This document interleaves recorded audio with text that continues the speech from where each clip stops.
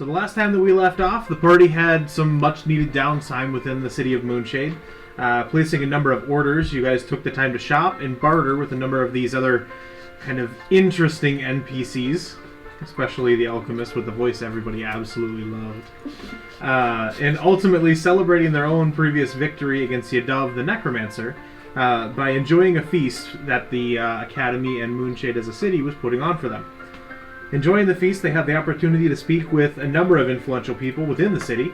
Leveraging their position as recent heroes of the town, they had kind of musicians and other people there for food.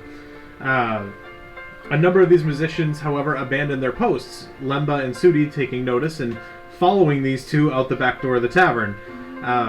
Once outside, the newly kind of growing winter storm whirled around them, cutting their visibility, but Lemba and Sudi were still able to make out the silhouettes of two figures standing at the edge of the cliff. A man and a woman that dropped their disguises to reveal themselves as their former party member Flawed, and the mysterious woman that had stolen the blade of the Red Veil. She pointed the blade at Sudi with a sinister smile before stepping backwards off the cliff face. As she and Flawed disappeared into the swirling snow below, she chuckled out a relatively simple but mysterious threat. Sweet dreams. So, that's where we're going to pick up. You guys are currently hands and knees leaning over the edge of this rocky cliff face around the back of this tavern that you guys are staying in, as the party continues inside, seemingly with nobody else to the wiser. What do you do? Well, fuck. Sudi? What do you want me to do about this? I don't know! They're mad at you! They're mad at you. Do we ignore this? Do we go inside and shout, bad guys? I don't know!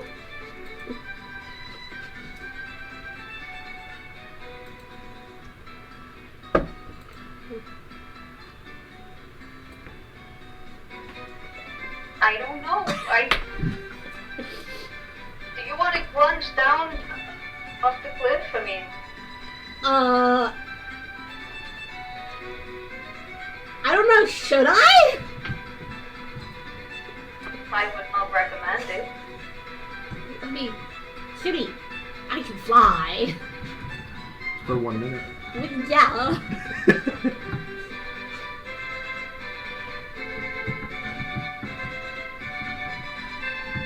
Alright, well, it's cold out here. Should we go back inside? It is relatively chilly just from this winter storm kind of picking its way up. You get the sense based on the last week that winter has slowly been arriving to Ravion.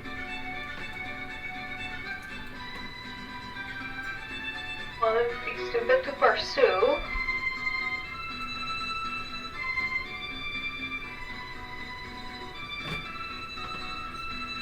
And Sudi's unnerved. She's gonna go back inside.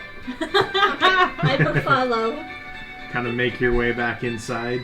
The party doesn't seem to have noticed, other than some of the musicians, which otherwise are playing and wondering where their compatriots have went and kind of looking around, but they're trying their best to do it on the slide because they have a job to do.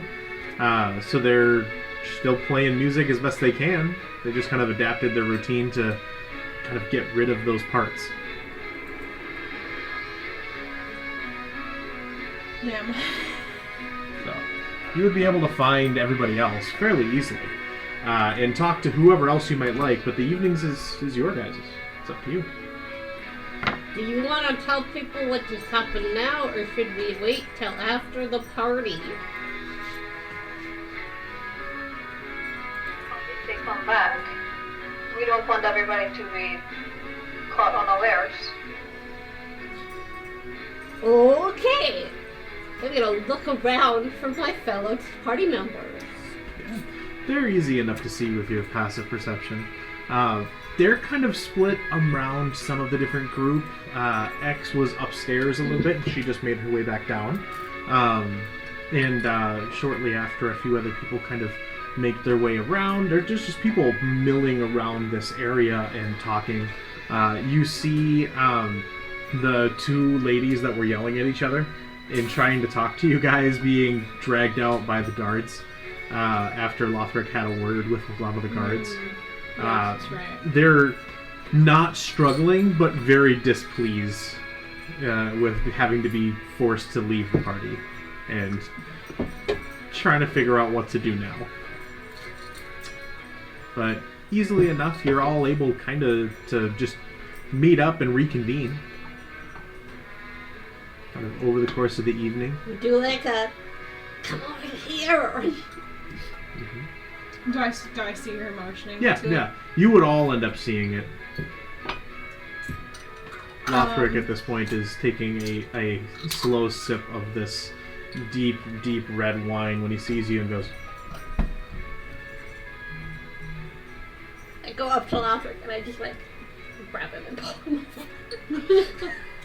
fine, and then kind of follows. I follow too. I assume we are all in a circle together. You're all kind of, we'll say, kind of by the bar, because you had to go back and around and through the bar to get to that back door. So you'd come back in around the bar where Arthas is trying to serve people, and you're able to quickly pull people off the side and kind of intervene X as she's coming down the stairs. Snag her, pull her in, get everybody else kind of around. It's easy enough to get a hold of the rest of your party. Cool. What's going on? Do you remember that lady who stole his spicy sword? Oh. Yeah? And the other guy? Well, you didn't know, but we do. And they were here.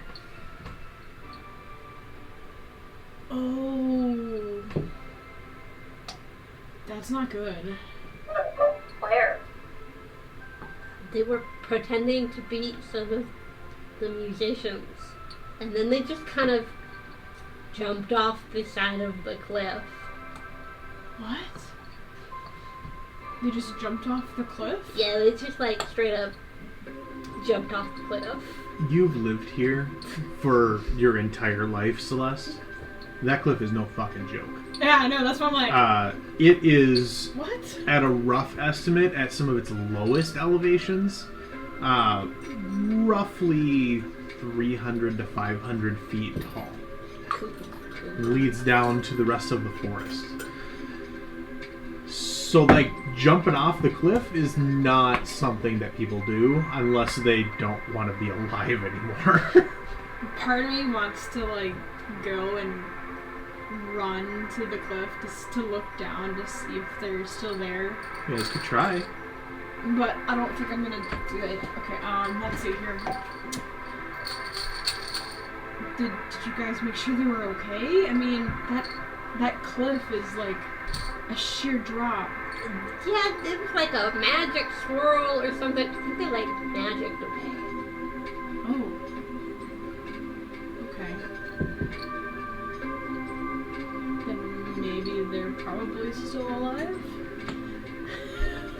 Which means that maybe we'll probably come back. Yep. Should we do anything about this? Or just like Trying to think. chill and watch out? Did I notice anything about them? About when? Just like, did I notice anything about those two characters specifically that I like them doing anything besides being on stage? Besides being, like, the performers? Yeah. The musicians? Mm-hmm. Yeah, I mean, the musicians kind of slowly, one in turn, or one or two at a time, were taking their proverbial lunch break, so to speak, for the event, and going to, like, go to the bathroom, get some water, especially for the singer, because she was singing, and you eventually just do need water. And so they would, every now and then, one or two of them between sets would kind of go and get a little bit of food, get a little bit of drink. But other than that, you don't notice anything out of the ordinary other than two very specific musicians were staring very closely at Sudi and make an insight check. Me? Yeah, just it's a retroactive insight check, but Retroactive. Ooh. because none of you insight checked the suspicious musicians either. So 12? I think I 12? noticed. Yeah, you do notice that they're watching Lumba also. Oh shit. Oh, fuck. Only one of them really cared about watching Lumba. The other one was focused on Suki. My bad. Oh, that was. I don't like that. That's terrible. Okay. So they're over by the bar, getting food and stuff. Every now and then, for no more than maybe 5 or 6 minutes at a time. And then they were allowed to use kind of a staff bathroom or privy around the back of the bar. Every now and then, Arthas would run out with stuff and let them back to the bathroom. Is it metagaming too much to think that maybe they could have like tried to poison us? I don't know. It's not necessarily metagaming versus I know there are suspicious people and they made their way behind the bar somehow. No, I know exactly. Yeah, okay. I don't know. I turn to the group and I go, guys, we all had drinks, right? Yeah. Sorry. She had some drinks. Said you had too many drinks. I look at you guys with a terrified look, and I go, it might be possible that they could have poisoned our drinks. Does anybody feel funky? Not really. Hmm. Notably, Do any of us feel weird? some of you, depending on how much you've drank, are feeling relatively numb to potentially kind of that, and there's really, that's what you feel. But those of you that have not been drinking nearly as much, kind of without that blanket of numbness over you, don't feel anything too different. X is maybe a little hungry, but that's just X, and that's relatively par for the course. Okay. Well, that's a good sign that no one's necessarily feeling bad. What do we do? Do we stay here? Do we leave? Like, I think it would be pretty weird if we left in the middle of our own party and you just like chill till the end of the party. And reconvene when everybody leaves. So everyone keep an eye out, I guess. Yeah, just like, Be on guard. yeah. Okay. All right. So, what are you guys gonna do for the rest of the evening? Just like, pretend like nothing happened so nobody gets weird. Yes. All right. That's probably Well, a good idea. Then why don't you all make performance checks for me, Oh, joy. or deception, your choice, to put on this veneer of everything's chill. Oh, well, I have the same Wow. thing in both, so. I rolled a 19, Okay, so 19. and that was deception. 26 in deception. 26, 19. Damn. What you got? I got that one. Oh! Okay. Well, Oh! Lemba is currently not okay. She is. She is at this moment struggling to kind of keep her composure. But given everybody else's relatively high rolls, it's enough that you guys are able to kind of notice and kind of steer her around the party where it isn't that big a problem. Oh boy, yeah. But Nat 1 we'll do wise, that. she's kind of, every now and then you have this moment where you hear Celeste's voice in your head and it goes, "Do you think they could have poisoned us?" And then you're like, Oh no, it's sorry. real, it's real not good. So Lumba's kind of struggling, but Oh boy. other than that, it's a relatively nice evening. You can talk to anybody else that you would want to, or anything else along those lines. It's up to you. Let's see. I'm good. Anybody else have a conversation at this party they need to do? I'm good. You're good? I think I might go outside and check the cliff. Okay. After all. Yeah. So you kind of find a time towards maybe just the end of the party, or do you want to go right now? Right now? Or No, at the end? Okay, End of so the party. the party Yeah. does kind of wind down a couple hours later at that point. It's, at this point, probably around midnight, right? The majority of the people have slowly kind of made their way home. They're done for the evening and going back to sleep at home. It was a comfortable experience. They had fun, you would assume. And as you kind of wave the rest of the people off, you kind of smile and turn past the hyperventilating Lemba and go and power walk quickly to the back to go back out the back door. Of course, I made sure to tell people where I was going, but yeah. Yep. Yeah. So yeah, I'm gonna go to the back door. Okay. And I look to the ground for footsteps. Yeah. Make a perception check or a survival check. Either one works. Stop that. She's biting my inner thigh. It's fucking weird. Okay. Which one? Which check? You can do perception or survival. Survival's to find and follow tracks. Perception is to even notice them in a snowstorm. Well, it's a 5 for both. It's a 5 for both? Yeah. Neat. You get out there, and as you push the door open, the rest of the wind catches it and blows it the rest of the way, slamming against the wall along the side. Damn it. It kind of cuts this doorway path in the snow, obliterating whatever snow footprints could have been at that front door. Mm-hmm. But then, even as you look forward and ahead, it's too blustery, windy. It's nothing that you're not used to in terms of weather in the area. Do you want the pencil?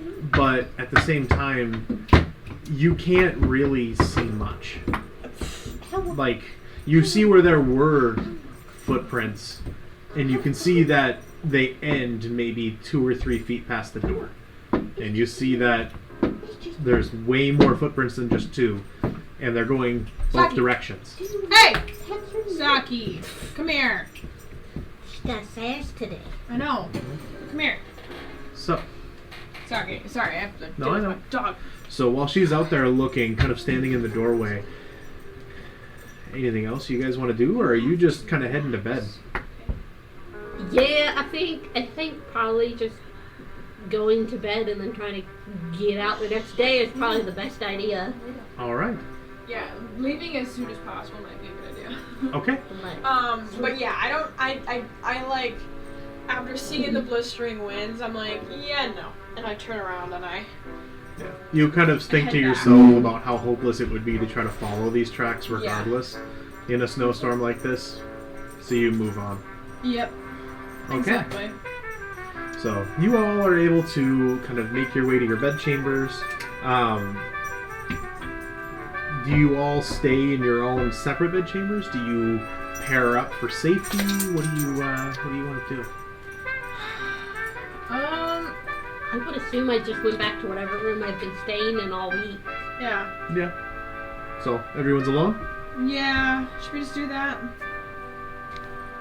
Do I smell good today or something? I mean, I know I have banana all over me. I'm sure that's it. Lothric Lothric ate a banana. kind I of got a walks. banana body here.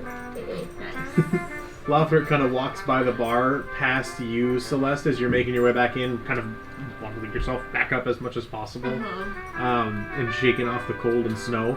And he kind of, with one fluid motion, grabs a bottle of wine and says, "Well, I will see you all in the morning. Sweet dreams. I know I will," and just kind of makes his way upstairs. And the bartender Arthas is like, "Yep," and kind of watches him go, and he just kind of disappears into his own room. So, You're all able to make your way to your rooms for the evening.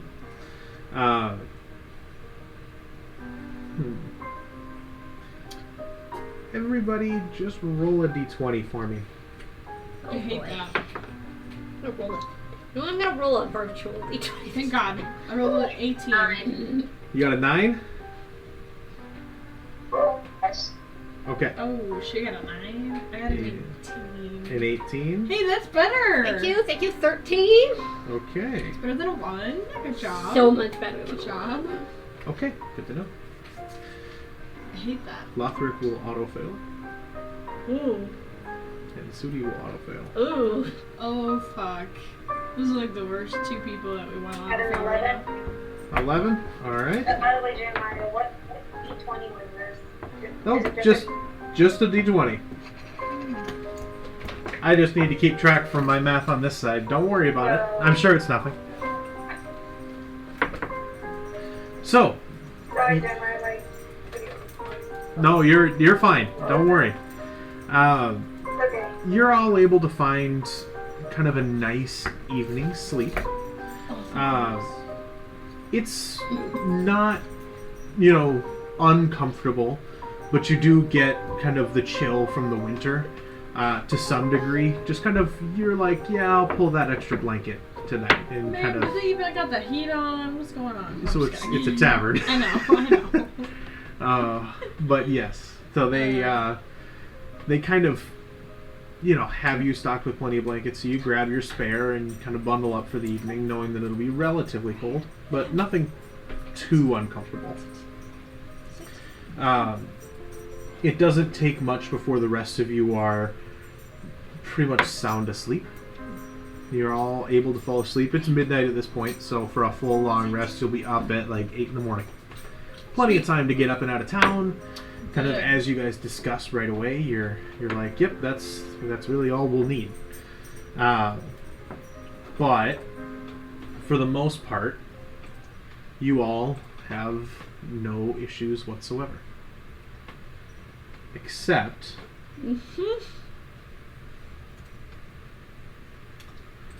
for Lemba. Oh, shit.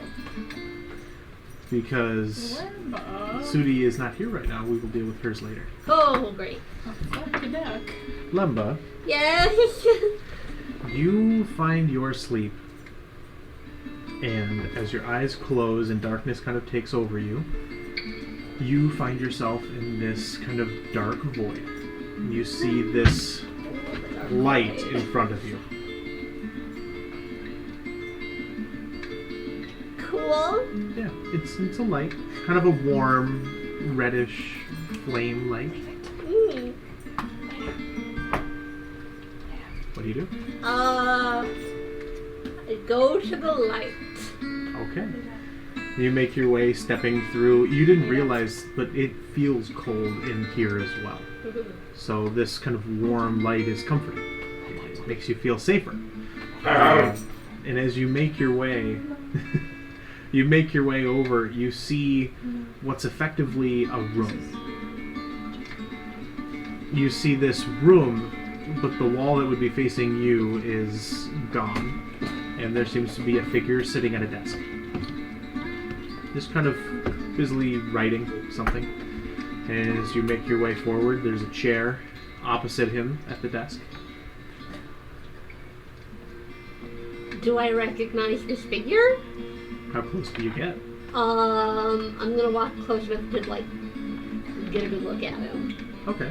So you would have to get close enough that you're probably 5 to 10 feet away. Flawed is sitting. Oh, shit. Like, I knew a Flawed, or like current dead Flawed. Current. Okay. But you recognize him as Flawed. All the same. Yeah. There's a chair open across from him as he's writing. Kind of ink and quill that he refreshes every now and then and continues writing. Oh, shit. I'm gonna go sit down in front of him. So you sit down in front of him and kind of sit down into the chair and scoot it forward. You hear this across the wood. And without looking up, he goes, "Good, I was hoping you would want to have a discussion. Give me just a moment." Kind of finishes. So, he kind of looks up at you. You can see he is gaunt and very different from the Flawed that you knew in life before his death and apparent return. It's like he kind of has slowly been drained to some extent. It's a little off-putting, but not too much. Kind of looks at you, kind of purple eyes staring at you from across the table. Kind of sets his quill down in the inkwell. So I was hoping that we could have a little bit of a chat, tiefling to tiefling, and maybe come to a little bit more of an understanding. Is that something that would interest you? What kind of understanding do you want, Flawed? Well, unfortunately, it would seem that my compatriots had business with you in the past, and I would hate for that to reflect negatively on me. But I must make a note. I don't know Flawed. My name's Lazarus.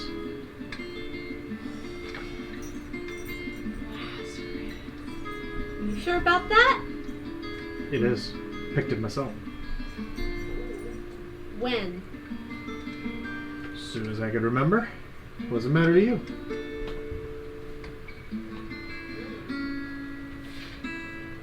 Because I know you. Do you? My companions thought that I might, and I suppose they were right. Well, it's worth having the discussion. And your name? I'm Lemba. Right, Lemba. It's very nice to meet you. Or I hope it will be. I'm Lazarus. I was born a little over a week or two ago. How long ago did Flawed die? Roughly a week or two ago. Okay. Was picked up off the side of the road by my now traveling companions, or one of my traveling companions, as you saw fit to turn one to ash. And now I'm in a little bit of a predicament. You see, I would hate for my companions stealing one of yours property to mean that you pursue and come to harm me. I have goals, as I'm sure you do as well. I was hoping to settle some things to rest, maybe make a deal, come up with some sort of mutually beneficial arrangement.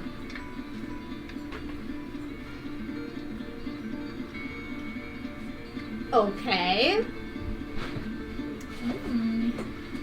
Spicy. But, first and foremost, what is it that you need? Damn! I didn't think he cared. Yeah. Since when did you ever care about what anyone else needed? Well, it would seem you knew a fragment from before, Ooh, as yes. it's been described. Frankly, sounds like a bit of a dick. Oh, you were a massive dick. Not me, not anymore. Guess not, until you ran into that freaking burning building. What? Oh yeah, your death. Totally No. not my fault. Okay, You ran into the burning building. okay. Not my I fault. don't understand why I would do that. Regardless, if we're to come to some sort of terms, what might be of interest to you or the rest of your group?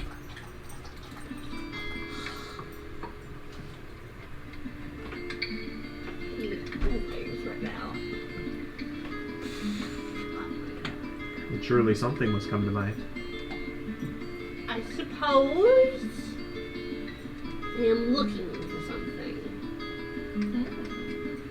And what might this be? Hold on. Looking for one of these. Similar to the one that burst from that dragonborn's chest Yeah. and split. There are a bunch of them, I guess. I'm looking for a very specific one. He kind of rubs his chin. And which one are you looking for? Well, they all look exactly the same, and I have no idea where it is, or where to find it, or how to find it. So you're seeking clarity, Yeah. information. Perhaps that's something that I can assist with. See, I am seeking the opportunity to go on my merry way, pursue my own dealings as I see fit, without the potential harassment from the rest of your group.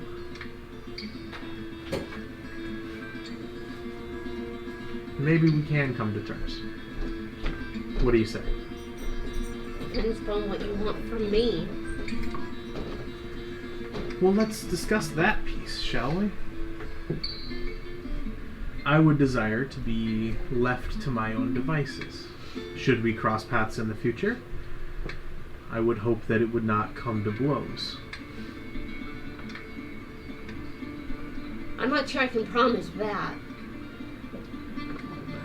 I'm not sure that I can promise any information. I know we have a deal, but you've never tried to convince any of those fools to do anything. Lothric doesn't listen to anyone. Exit Serenity might. Celeste, I don't really know that well yet. And Sudi, you can't tell anything to. If she wants to kill you, she will. Interesting. And she probably wants to kill you because you helped someone steal her most prized possession. Well, unfortunately. So I can promise to help, but I can't promise she won't overpower me and kill you instead. Would you say that you could speak on behalf of your group in this manner? I could try. Would you need to have a conversation? With them? Yes. Absolutely. Well,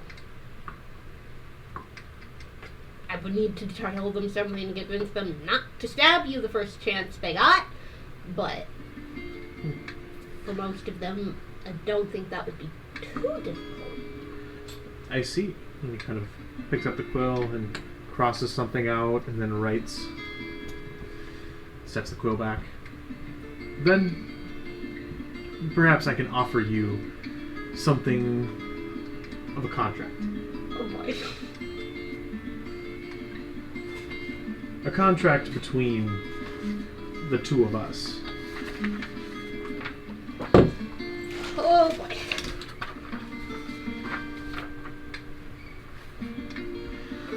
This contract gives you a number of options.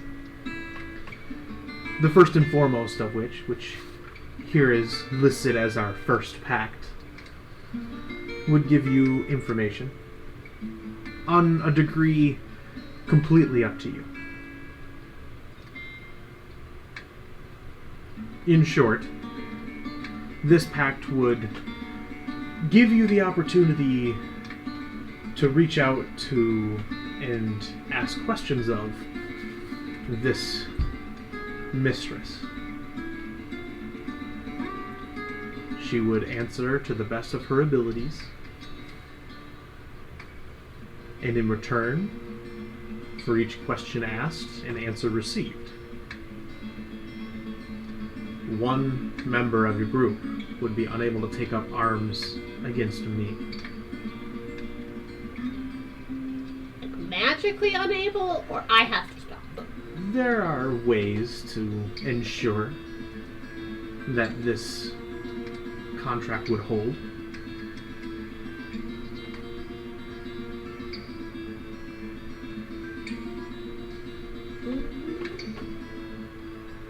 Additionally,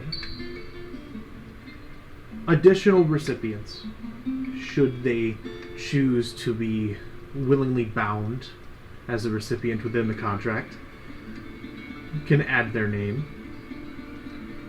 and become a potential benefactor of the additional pact boons.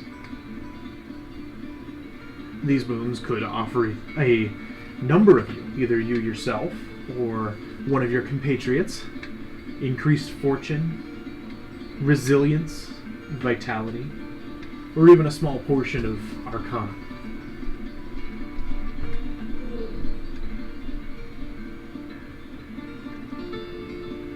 In return for these gifts, I would need to be somewhat assured that my life is no longer in danger.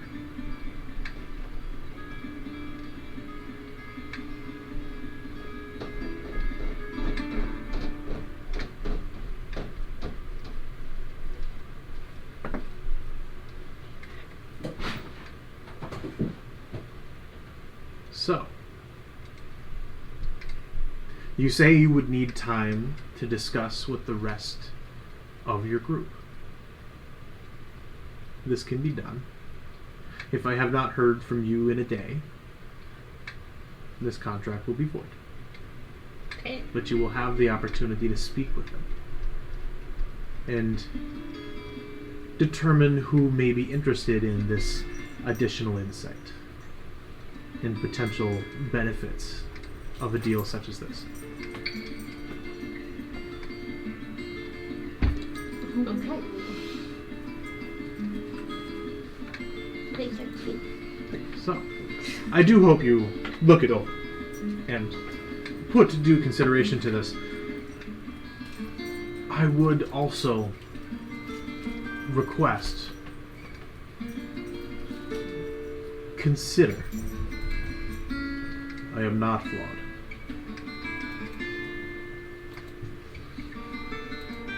I am Lazarus, someone entirely new. Be sure to share that. But, otherwise, I would bid you adieu. Okay. You have a good rest of your evening. Kind of pulls more papers out and picks up a quill and starts writing. It is just ignoring you from that. I take the contract and I walk away. Alright. You walk away, you turn around, and there's this void. The same void as before. Make just a general wisdom check. Wisdom.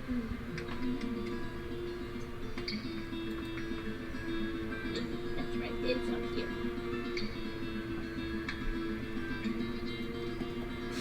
It's a 4. I rolled another now. Oh my goodness. You feel something almost tingling at your fingertips. Like there's some sort of energy at your disposal within the space. But you're unable to grasp anything more no matter what you do. And slowly your dream comes to an end. And you awake the morning after in the tavern.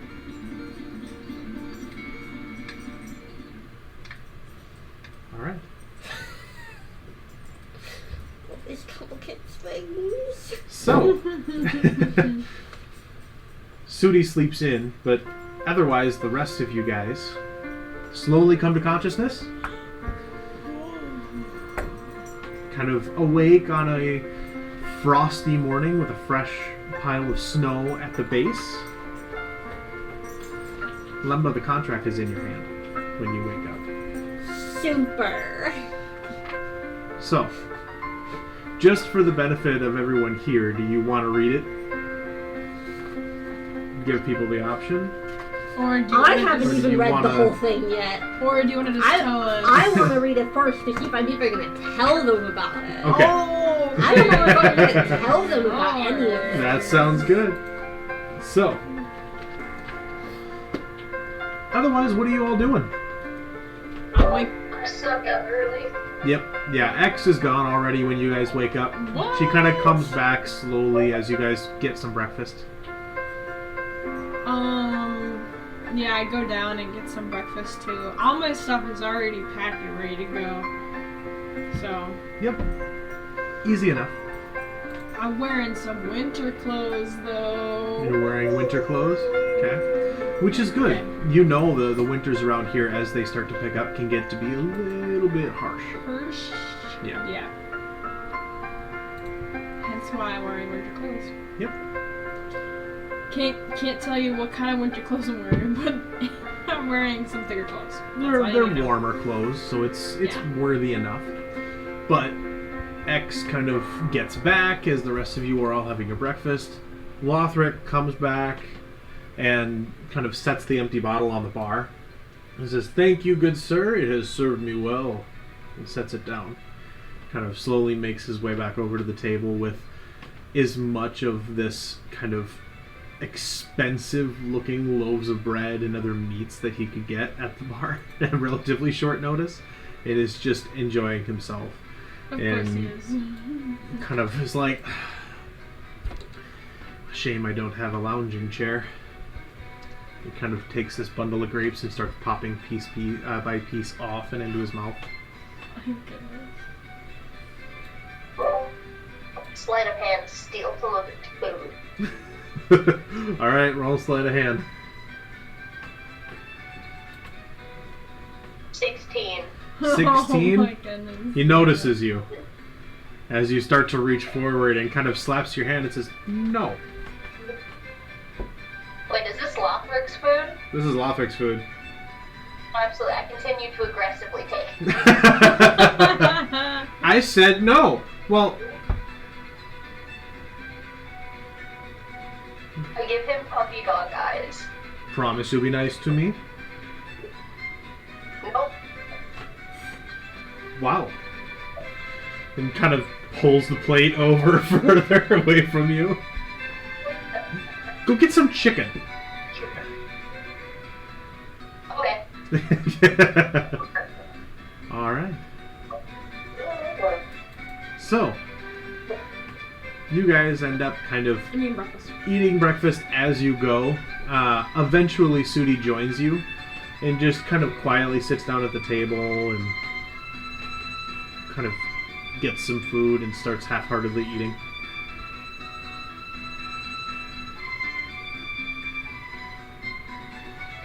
I'm trying to think of what else.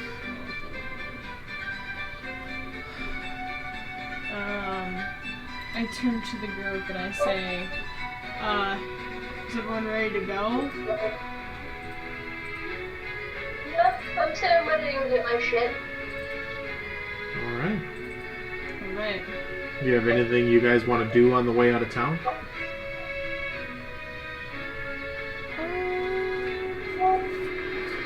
Oh. Yes. Yeah. What do you want to do? While you guys are packing up, I'll be right back, and I'm gonna go to the nearest farmer's market. Oh, yes, yeah, easy enough. You can kind of get a hold of, on the way out of town, even with the group. Fairly quickly, you're okay. able to kind of divert the group for the most part, as you're kind of making your way out and get pretty much anything you would want in terms of fruit and veggies, baked goods, dried meats, stuff like that. Kind of road food or any other ingredients you might want. What are you looking to purchase?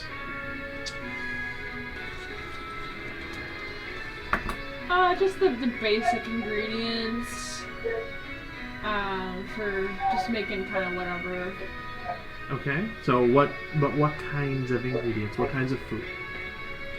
Like vegetables Okay, so and some meats of some sort.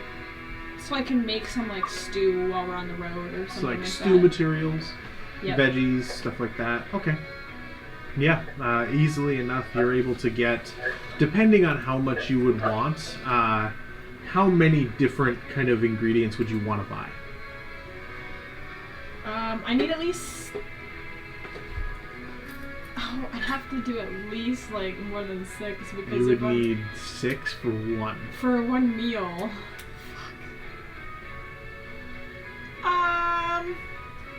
Now, ingredients can be like, I have 4 ears of corn, and each one would count as an ingredient technically. Okay. So you can get quite a bit of food in a relatively small amount of space. You just don't know how quickly it'll spoil. Oh fuck. Okay. All right. Just give me a list of what there are in the store. There is pretty much whatever you're looking for. That's the thing. So how many days would you want to be making meals for? How many days do you want to prep ahead now? I want to make at least like a meal per day. Okay. So how many days would that be? I don't know how long we're going to be. You would know, based on this, depending on where this group is headed, you could make your way to Fargard, you could make your way down to another city, where you could probably stock up again. I think I want enough meals to make it to Fargard at least. Okay. Yeah. So you would need like 2 or 3, maybe 4 days of travel in the winter. Okay. So I'll just do 3 for now. Able to get that, you can mark down 3 days, like 18 of the tier 1 ingredients, and you can come up with in your notes whatever those ingredients might be for like a meal planning. If you wanted to make your chicken and leek, you probably could. If you wanted to make something else, you can creatively decide whatever ingredients that you would want to use for it and have it, but you have 18 of them. Okay. So that'll last you for, those 3 days. Put whatever in here? Yeah, so add custom item and then call it tier 1 ingredient and then add a quantity of 18. Okay.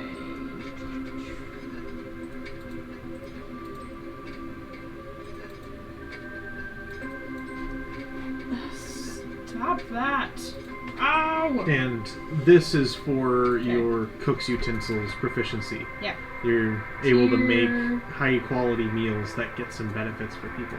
So Tier 1 food items. Yep. And I have 18. Yep. How much does that cost me? Over the course of that entire section, I would put it at probably 10 gold for those raw kind of things. Perfect. 10 gold. I hand it over to the person at the stall. All right. And the person kind of takes the gold happily and kind of gives you a sideways look on the way out. You're not a stranger to it. This is just kind of how they treat you. When you get too far from home and too far from the graveyard, they kind of just don't quite trust you based on what you look like. Right. I sigh and I pack my things into my backpack and head out back to the inn that we were in. Alright. Well, if you're on the way out of town, then the rest of the group would be with you at this point. So you're able to kind of get a bunch of stuff, pack them up, and then turn to the group and be like, alright, let's go. Oh, okay. So, I do that then. Alright. Keep track of the weight that you guys are all carrying, by the way. What? We have to keep track now? Yeah. To some degree, weight has an importance. It's variant, so I'm not going to count coin weight. But you can't be like, I'm going to pick up the statue outside of Helm's Deep and carry it in my back pocket. Like, that's just not going to work. That's why bags of holding exist. It's because you can put a lot of stuff in it and it only weighs the same amount no matter what. I should have got one. Then there's a bag man. That seems like a problem. Yeah. Yeah, the bagman exists, but once he's come through, you've established he doesn't come back through the same one twice. Yeah, okay. I thought of something and then never mind. It's fine. So, in theory, the one that you have is safe. You would be aware of that from the myth and folklore discussions you've had. Is the bagman comes, he looks for his home, and if he doesn't find it, he tries to take something. We don't have one anymore, though. A bag of holding? No. Oh, I figured you did. I don't have one. Did not, you? Not anymore. No, Jade had it. That's right. Jade had it and she left the group. Yep. Well, it's up to you guys. So we're You are in the magical town. If you really wanted, you could get another. Okay. Or you could try to get Jade to give it to you. I feel my backpack is becoming heavy all of a sudden. Yeah. As it's 61 pounds currently. Yep. With all this added food, I just, put in there. So are you encumbered? Oh, solidly, I'm encumbered. You're encumbered? Yep. You want to Yeah. find something to figure it out. So I go to a magic shop. I'm like, hey, guys, actually, there's one other thing I have to do. Just give me a second. And I find the nearest magic shop. Yeah, you're able to find the kind of normal. Not the same one. It's the same one? No, I want a different one. There isn't another one. Please. There's the academy. I'm trying to do a trade. There's the academy if you really wanted, but this one is otherwise really well associated with the academy. Okay, I go in. You head on in. Begrudgingly, I'll go in. All right. So you kind of make your way in. It's a cool morning, and there's like one or two students there, kind of bundled up in their like warmish clothes. And it's weird at first because you've been in here before, but it was kind of a sideways glance even then. But the two that are in there don't seem to pay you any mind. They are at this point far too busy putting an illusion on an existing painting within the shop of this extremely distinguished gentleman from what you would assume is the Academy's history, and just making his nose fucking way longer and then really short, and then now it's a dick, and then all of these other things that like high school students would do if they had the ability to graffiti with little to no consequence because it can just be dispelled. So you kind of make your way in, and the woman in charge behind the counter just kind of turns and is like, "Oh, how can I help?" Well, hello. How can I help you? I would like to propose a trade. What might you be trading? I pull out the Adam family's. Wait, no, hold on, I'm not gonna do that yet. Well, first of all, I would like to, receive a bag of holding from this trade. Oh, yes, of course. Oh man! Gold pieces. Please get rid of the bag, man. I know. Gold pieces value. They run for about $4.50. What would you have to trade? We can take these items and kind of evaluate them, and bring the cost down so that you can even it out, or what do you... I pull out the Adam family's gold bird cage. She sees it and her eyes widen. And she's like, no. Please. I told you already. The students tried to those students. Make them take it then. Make them take responsibility for their actions. I don't... They'll leave it here again. You see that they're... And the two students are like, ha! Yeah! And she's kind of laughing at her from way across the way. Then can you dispose of it? I don't want it anymore. How about this? I'll take 100 gold off of the price right now if you can destroy it. With what? Smash it, do something, kill it. It's a horrific item. I know, it won't stop singing. It's almost designed to drive someone mad. And the kids are like, yeah, it is! And you're just like, fucking kids. Damn it. Okay. Otherwise, what might otherwise you wish to trade? That was kind of it. Oh, unless you want these death heads. Some what? I pull out a death head. Oh! Those are the things that were flying up. it might possess some magical powers. If I may. She kind of motions yeah, for you to set it down on the table. You set it down, it's bent a little bit, and it's not in any preservation. It kind of, you set it down and it goes onto the table. Oh, and gross. and she's just kind of like, "Ugh," and she's looking at it. She kind of flips it over, and it's not like you lopped a head off of a body where there's like vertebrae and a neck and everything, so much as it's just the head is smooth all the way back around. And she's like, interesting.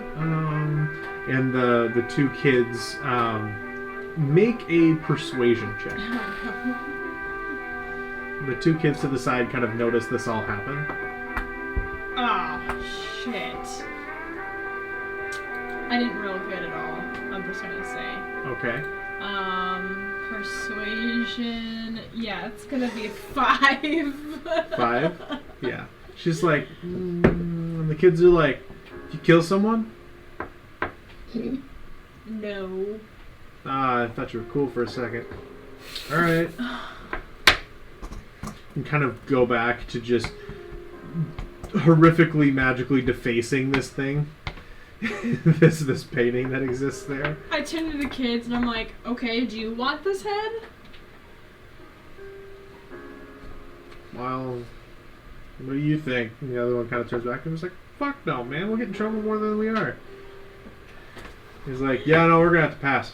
Nobody wants to take my shit, that's mean. Okay. Yeah. Nobody takes our shit, but we still give it to them. Fair. Okay, so I think that's about all that I have to give. So, yeah. Alright, so then 450, or if you can destroy the songbird, then I'll take it down 100, 350. Okay, deal. Alright, do it. Okay. I hand over 350 gold, and I'm back holding y'all. How are you gonna destroy it? Because she's not gonna give it to you until you destroy Oh, it. I have to destroy it in You have to front of her? destroy the songbird. Oh, okay. She wants to know that it's gone.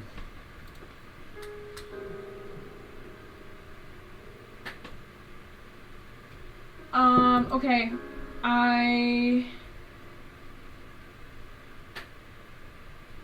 That's a good question. How am I going to destroy this thing?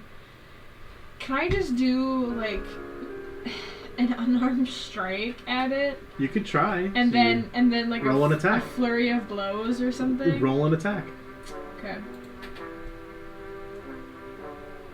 Hello? My D&D Beyond is Slow. That's okay. slow as frick frack. It's a 10 to hit. A 10 hits. Okay. A 10 hits. Roll for your damage. It's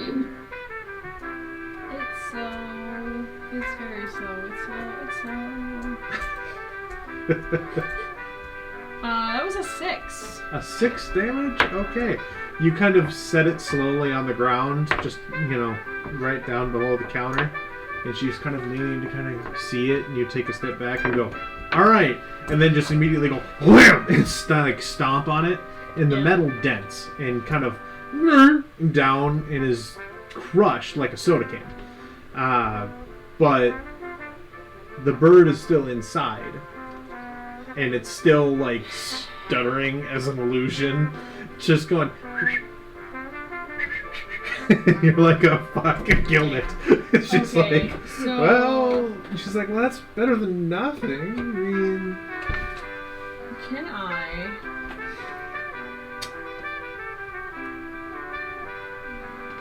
I'll do another unarmed strike. Hold Alright. on. okay. I'm gonna use this. You first. don't roll to hit again. You'll be fine. Oh, okay. So I got... You already hit it once, and you. Yeah, because mine is over 20, my hit Yep. DC. So you're just fine. Roll for damage. I was gonna make you roll the first time. It's Just- a 4. It's a 4. It was a 1. That's but- exactly what you needed. I gave it 10 hit points. Okay. You, with one kind of, you pause and look at her, and she's like, "Well, I mean, it was worth," and you're just like, "Goosh!" and just flatten the thing, and you see where the enchantment was held within it is just bent to shit. And you see the bird just kind of sit there and it stutters, and then just goes and is gone. And she's like, There we go. well, you did it. That's great. My bag of holding. Absolutely. And she kind of hands it off to you. Sweet. So you have a bag of holding now. Everyone, I will keep it locked down. Don't you worry. So I would know about the Bagman, right? roll a history or arcana check. Okay. And what you missed is keep track of how much you're carrying, because if you're encumbered, it does bad things to you. You said a wisdom or arcana? No, history or arcana. History. Okay. How do you tell if you're encumbered? It'll tell you at the top. It was a 5. And you have to have all of your items clicked. Like if you have a backpack, you have to make sure it's equipped. Otherwise, you just left your backpack somewhere. It's a 5. It's a 5. I don't think I know anything about it. Man, bag, Yep. bag man. Yeah. Yeah. You're like, I don't know. Oh, I don't know. Okay. Unencumbered. Cool. Yep. Cool. So you also have a problem? No. So, Oh wait, I'm unencumbered too.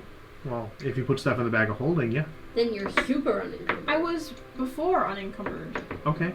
Now you're super unencumbered. Damn, so I didn't even need a bag of holding. She probably will. Okay, well, I have a bag of holding.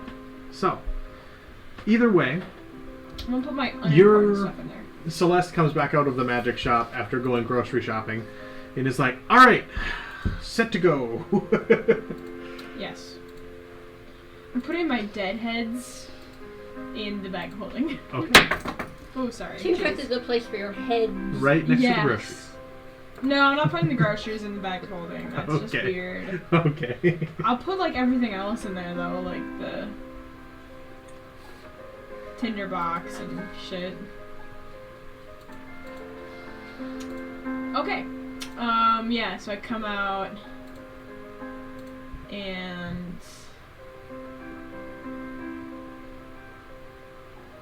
potion of healing is 200 pounds? I'm sorry? Oh, sorry. Jeez. Okay.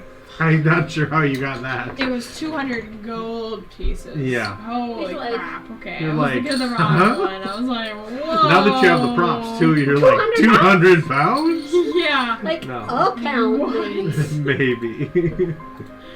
I was very confused So- there for a second. You guys have to decide where to go.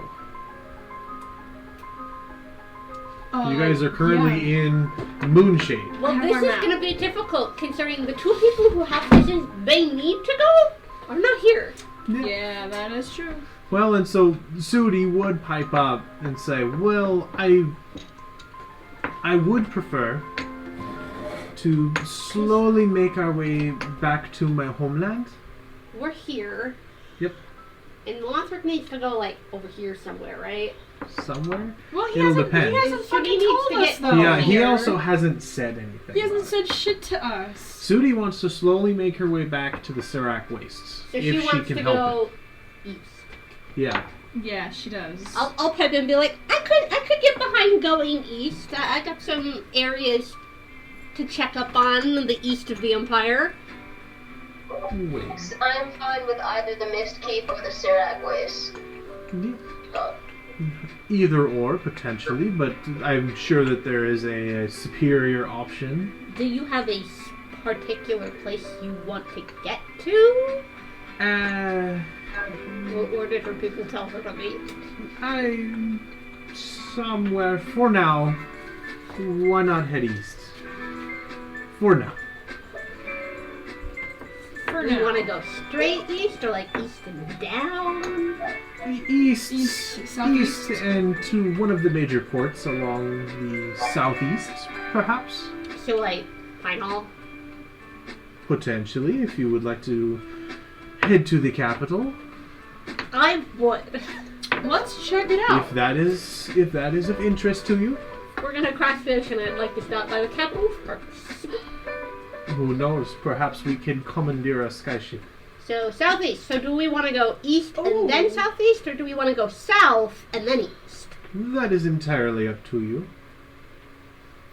You're the druid. Damn it, where's fucking Lothric when you need him, man? So we can figure out where he needs to go. He is standing there, leaning against the wall. And he's Not just, fucking saying anything. just like, Saying absolute shit. Well, East works for me. I mean, I'm just trying to find some things. we and explore. came from here, right? We Yes. went up and around. Wait, I think we're gonna have to go back up and around. We could go go back the way we came, or we could explore a new area and go down and across. It is entirely up to you guys. Yeah, I'm trying to avoid that person. I will hold on to it if that person finds me. I am not willingly going back there. Okay, let's go wherever then. Well, it's winter, so this should probably be... Well, no, it wouldn't be cold, because this area is warm. Mm-hmm. Would we have any reason to tell us which way would be best to go? So, if you head south and around the kind of inland seas that are there, Yeah. you would know, because you've been kind of around the area, Yeah. it's mostly more of this kind of pine temperate forest in terms of kind of a biome, and then it slowly turns into a hot and muggy swamp. If you were to head Great. back up and around, that's similar to your redwood forest type home for the most part, until it turns into a much warmer, almost savanna. And it does still get cold in some of those areas, like overnight, but not enough that it's that big of a problem. Like, when you get further away from the Snow Watch region, you'll eventually get to the point where it's warmer. Okay. Winter-wise, you would know that where you are right now, it's cold. And as you make your way further south, it'll be warmer, but the cold as you travel is going to be kind of a problem. X, Serenity, opinions? I mean, I like the cold. Want chill. I'm not. I'm all outfitted for the cold, so. Oh, you can't see that, can you?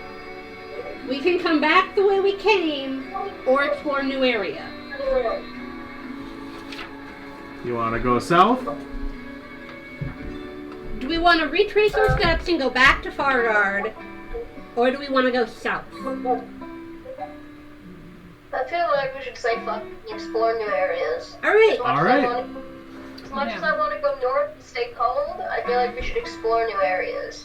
Okay. I'm gonna say we should head south. It'll be a little warmer down there. We should go down around the sea and then across to the capital. Alright.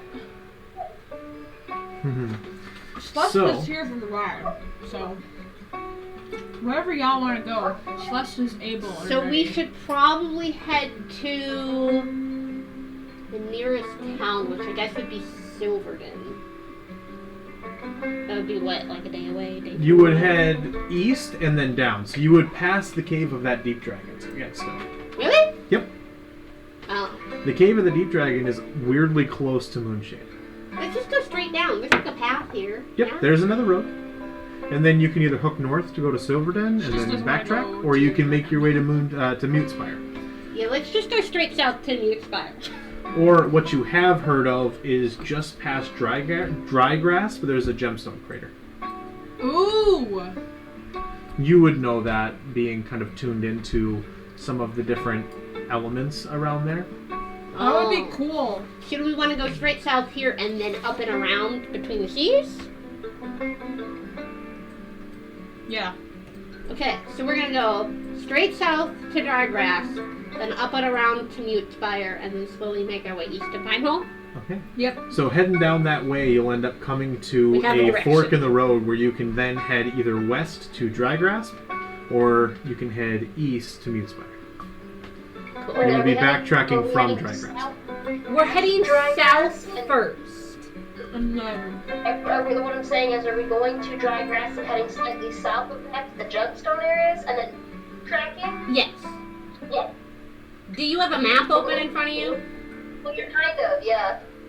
Okay. Yeah, so you would have to backtrack, or you could try to go further and make your way into the Doke Kingdom for Waste Ridge.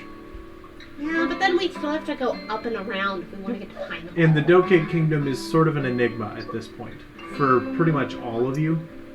The Doke Kingdom is really quiet and really kind of laying low in terms of a political presence. You do know that there are lots and lots of different people that are slowly making their way out of the Doke Kingdom. Yeah, I'm gonna say I don't want to go there. Okay. I think we should go down to Treacherous, then up and around to Amidst, and then across. Well, if we go up and around, though, we're going to take extra time for traveling. If we go down past Treacherous and cut east across the Doke Kingdom, we might be able to blend in with those in the country. Well, pretty uneventful territories. Our ultimate goal before we cross the ocean is to get to Pine Hall. Going down and around into the Doke Kingdom would not get us anywhere near Pine Hall. Hold on. I'm sorry, I'm scrolling between the maps. So, where are we trying to get? The capital, Pine Hall. Oh, I see. You would know you can probably make it to Silverdenn and take a boat across the Wellock Sea to, like, Timber We Falls. could also go down the dry grass and take a over the... I can't fucking see what that sea is. The Wellock Sea. No, the other one. Or the other one? That is the Tanglebark. Could we take a boat across this ocean? This sea? Potentially. How much do we care about going to these gem mines? Well, I figured a bunch of people would want to go to gem areas. That's true. I mean, we don't have to. What you do know is, and Lembo would know this from being around the area and associated with a lot of the thieves guilds more prominent in the Remont Empire. Yeah. This gemstone crater is a research outpost. It's a crater. It's not a mine. Okay. It is effectively this highly geoactive geode that is extremely dangerous, and people are trying to figure out as much as possible. You see, for example, this dust pot sea just off to the side of it? Yeah. That's the crater. Oh, this is the crater. Yes. Oh. That's the crater. The research outpost is in Treacherous. The crater is huge. The crater is massive and periodically filled with water. Oh, okay. I didn't know it was that far down. I thought it was like a on the way kind of thing. That's not Yeah, really. it's kind of a lot to make it there, but you could do it. I'm gonna go see it too.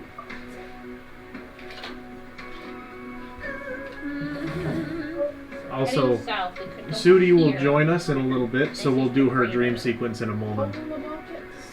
But then we'd have to go back up here. 'Cause I don't want to go this way. Should we just... Yeah. We're just gonna cut across. I kind of want to go to this one right here though. Here. Or do we want to go across?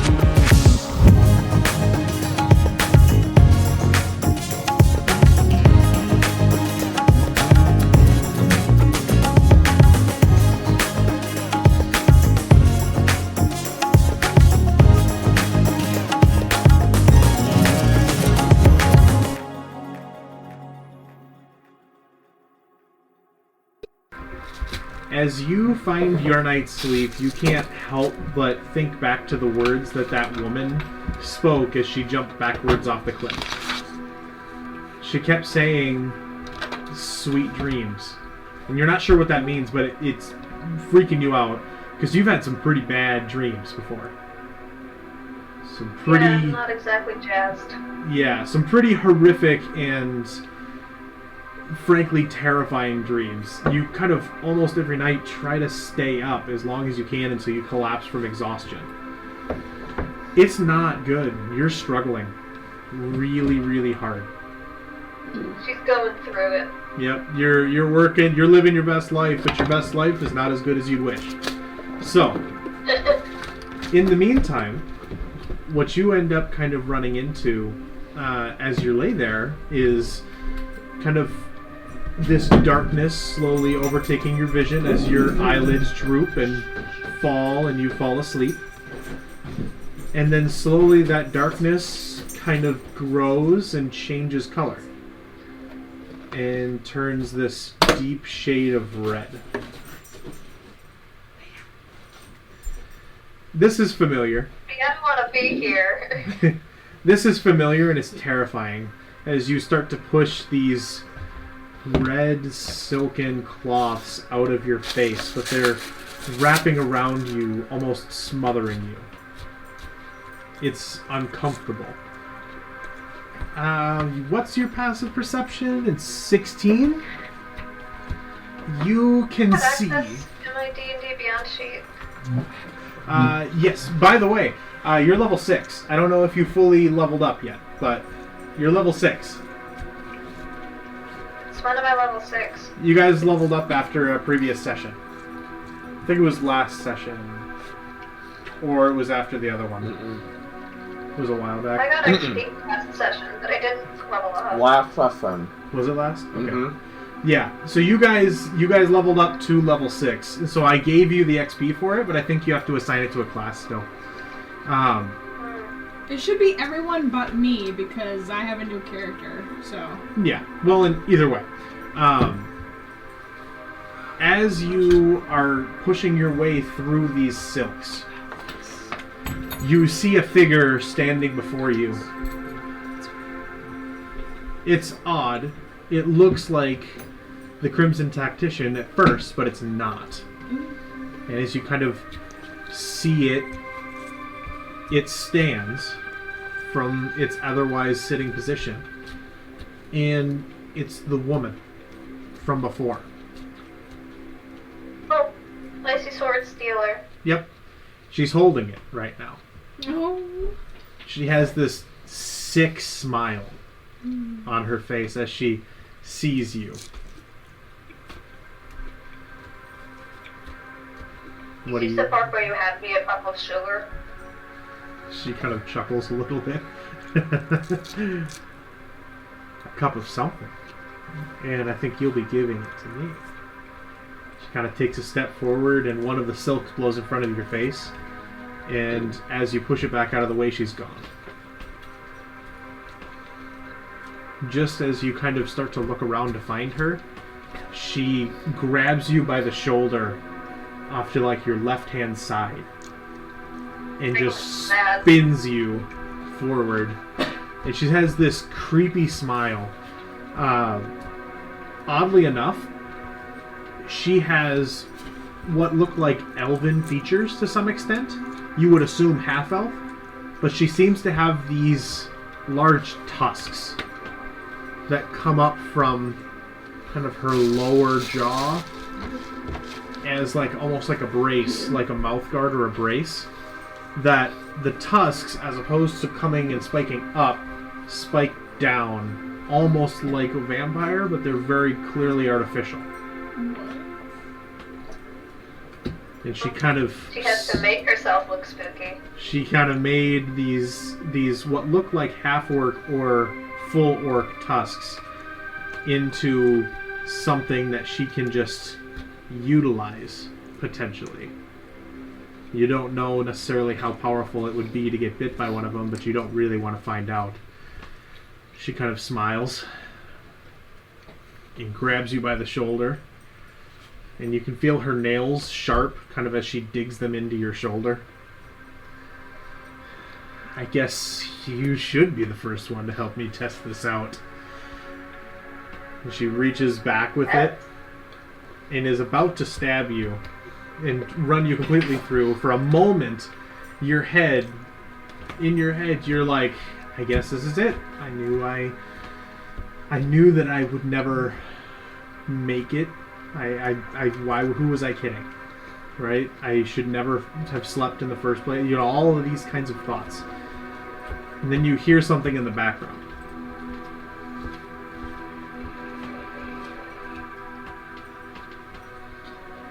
And there's this kind of pause. She kind of looks around, and the silks are still whipping around. And kind of then from behind you,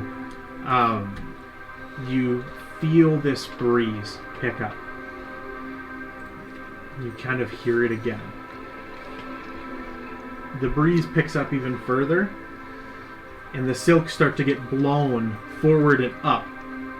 And you're in this kind of white void, almost like in the Matrix, with just her and these dangling red silks blowing above your head. And she kind of looks around before suddenly you hear a massive roar kind of come through as what you then recognize as the beating of wings comes through. And Vasilia, the dream speaker, steps forward through the silks and lands, throwing this woman off of her crescent moon-shaped horn and throwing her off and through the silks, and kind of stands there, kind of that low growl, even still frustrated, before she turns her head back around to you. This is her in her full dragon form. I didn't see her in her full dragon form before, did we? You did. You did before, when she was in her cave. Yeah. So, what you do see is her. It's almost intimidating at first, so you kind of take a step back. But then her expression kind of softens. She looks at you with this kind of almost pitiful look, but understanding, and just kind of softly smiles of what you would imagine a dragon's smile to look like, and just kind of says, I think it's time for a different dream now, huh? And slowly lumbers forward in the direction of the woman. As she does, I would certainly like to change the tempo, yes. As she does, and you say that, her tail grips something, and this void in the dangling red silks, kind of almost like she's tearing a piece of paper, except for that it's the world around you, tears and follows along with her like she's rolling a scroll. And she's rolling it back up. And what's left in its wake is this dark void. And in your head you can hear her voice. Now you can have sweet dreams. And Can you teach me how to do that? Can you teach me how to do there's that? no response, but from here, Sudi, tell us what kind of dream you have. You are otherwise able to make whatever you want at this point for this dream. So we made a friend. There is a beach. It's sandy white sand. Water is crisp and blue. And there's rustling pine trees on the shore. And you can see a tiny little kitten running across the sand dunes at full blast, just beating along the coastline as fast as that little kitten can go. Runs around in circles, falls on its back, gets sand all over its fur, runs into the tide, runs away from the water as it chases her. And she catches a crab, and it snips her. in the nose. And it's not very happy. It's very, very painful. But then she kills the crab. All right. And the dream ends before she can eat those crab legs. A damn travesty. No doubt. So, otherwise, Sudi wakes up a little bit later than the rest of you guys that morning, kind of like we were discussing earlier. And she just kind of slowly comes down and otherwise has breakfast, follows you around as Celeste goes shopping for groceries and gets a bag of holding. It's, you know, it's a morning. Yes. Did we get any seafood? You can get Got seafood. a bag. Did we not learn anything from the last time one of our party members had a bag of holding? Celeste was not there when it happened. I know, but But the second we find out, it's gonna I was gonna say. he already bought the bag, man. What? it's gonna be fun. I will take Anyway. a better care of it. As That's not in character. I was just. No, I know. So, the rest of you have been deciding where to go for the next leg of your journey. Yes. So far, standing outside the magic shop looking at a map, you've been kind of discussing heading down to Silverdenn, where Lothric's Blood Hunter Order is located out of, and then catching a boat across the Wellick Sea to Timber Falls before eventually making your way to Pine Hall. That sounds like a good plan so far. Yes. I'm just like, guys, do we really have to stop in Silverdenn? Like, It's the fastest route to Pine Hall. Yeah. Yeah. okay. You have objections to that? What's up with that? Care to elaborate? I don't know what my objections may or may not be. I don't know.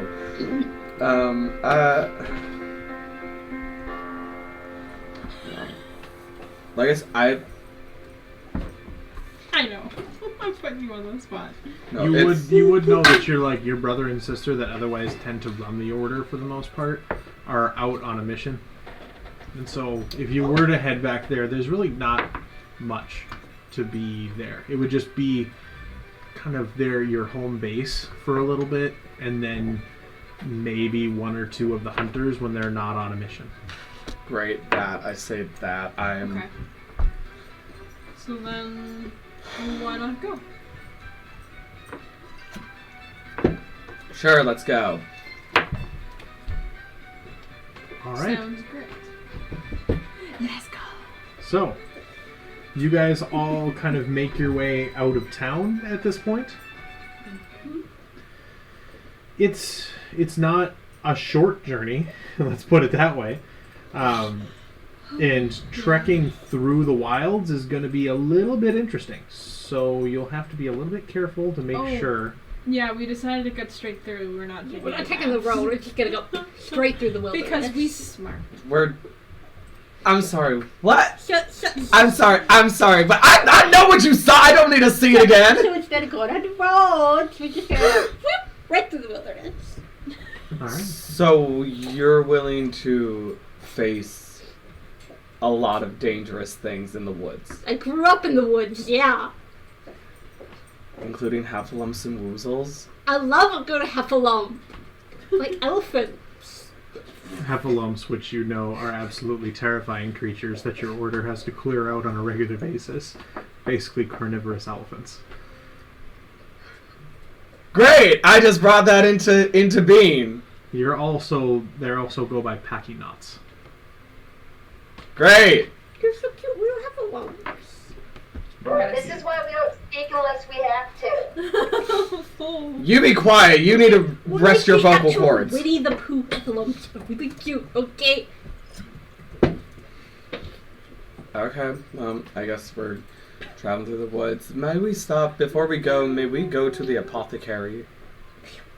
Yeah, I mean, if you want to. They've already kind of been doing stuff. So yeah, if you want to go there. One does just not pop in on the apothecary. Well, this bitch does, so I'm popping in. Oh, great. I want to pop in and I want to get some things because I can do things now for a lot cheaper. Congratulations. By the way, for those of you that are remote otherwise, I made you guys additional rule systems for your tools and things. So like Sudi has proficiency with an herbalist kit, so you can make different things with that rule set, following that rule set. X, you have proficiency with a disguise kit and a poisoner's kit and all of the other things that I know Sudi's very interested in you doing. So you can make disguises and other things following that rule set. Kind of that kind of a thing. I didn't make stuff for literally everything because some of them, like musical instruments and game sets, kind of have their own niche use, and I'm still figuring it out. But for now, that's kind of where we're at. So I pop over to the apothecary and I want to know what they have. You were there just recently, actually, earlier this week. Really? Yes. When you guys were trying to get a few different potions. It was a very interesting shop. place. Yeah. I remember now. It was before I had this, so... Yeah, that changes things. You make your way to the Crystal Stag. Great. Is what it's called. So before you end up hitting the road there. The Crystal Stag, it has the same kind of human man with the short scruffy beard, the long brown hair. And he kind of sees you come in, he goes, "Hey, you're back. Yeah, I am. What can I do for you?" What kind of ingredients do you have for Well, potion making? I mean, I got a few different ingredients. What kind of ingredients are you looking for? What kind of ingredients do I need? Because you didn't say. I mean, I make them a few different things. Basically, if you find stuff or purchase stuff, if you were to purchase stuff here, unless it's exceedingly rare, you would have probably a tier 1 ingredient. Kind of like Celeste has cook's utensils. She just went grocery shopping and got a bunch of tier 1 ingredients. But if you were to like kill a dragon and have their like fresh scales or blood, then that counts as a higher tiered ingredient.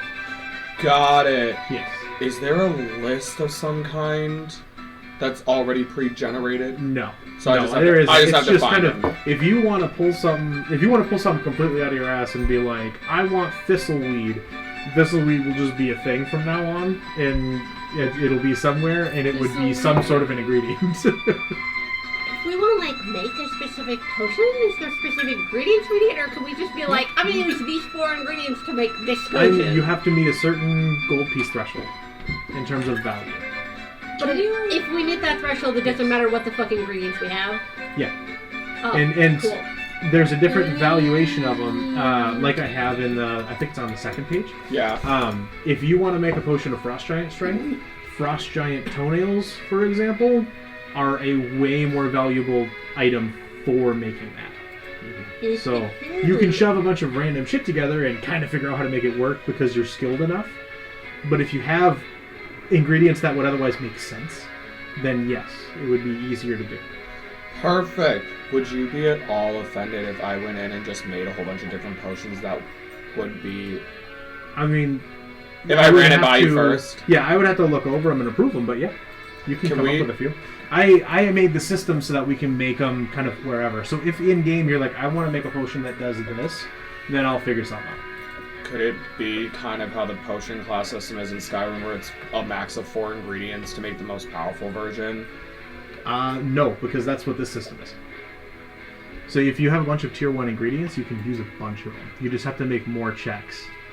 Oh! Okay, well, okay, now I get it. So this rule system allows you to make them that way. Great, okay, wonderful. What do you have? Well, I mean, we got some of the raw stuff, but I guess I'm not sure what you're looking for. Do you have any giant's toes? Giant's toes? I mean, give me a minute. And he kind of hops off of this stool, and he's a lot shorter than you thought, where you were like, oh god, is he a dwarf? But he's not. He's just human. He's just tiny. And he just kind of goes down, and you see his head below the counter, and he slowly makes his way around into this back room area.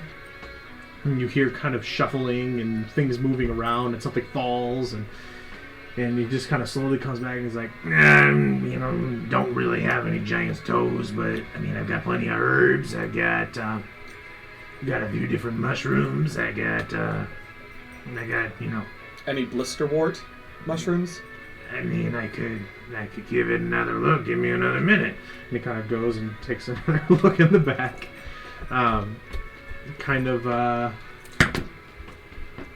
Yeah. He's like, all right, I got 2 of them for you if you want. I'm just gonna grab a tiny little notebook for my alchemy thing, but I'll just transfer it over later, I guess. Just put them in the back. All right. Great. That's not gonna work out.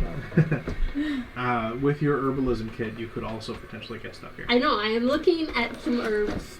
I'm looking up herbs. Great, I'll take the 2 blisterwort.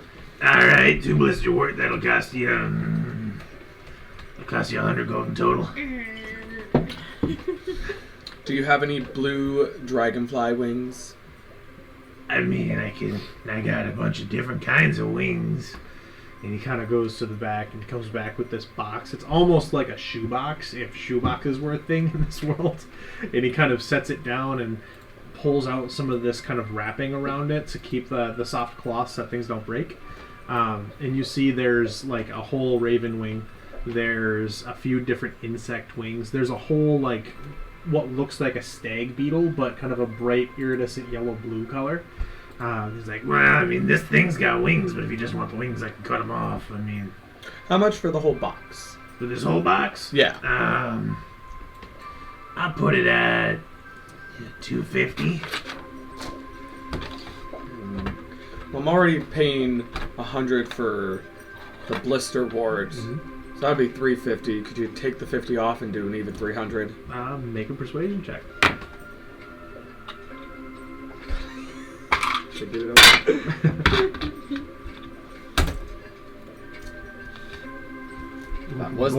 That was not my roll. No, I know. I was like bold move rolling a metal dice on your computer. Yeah.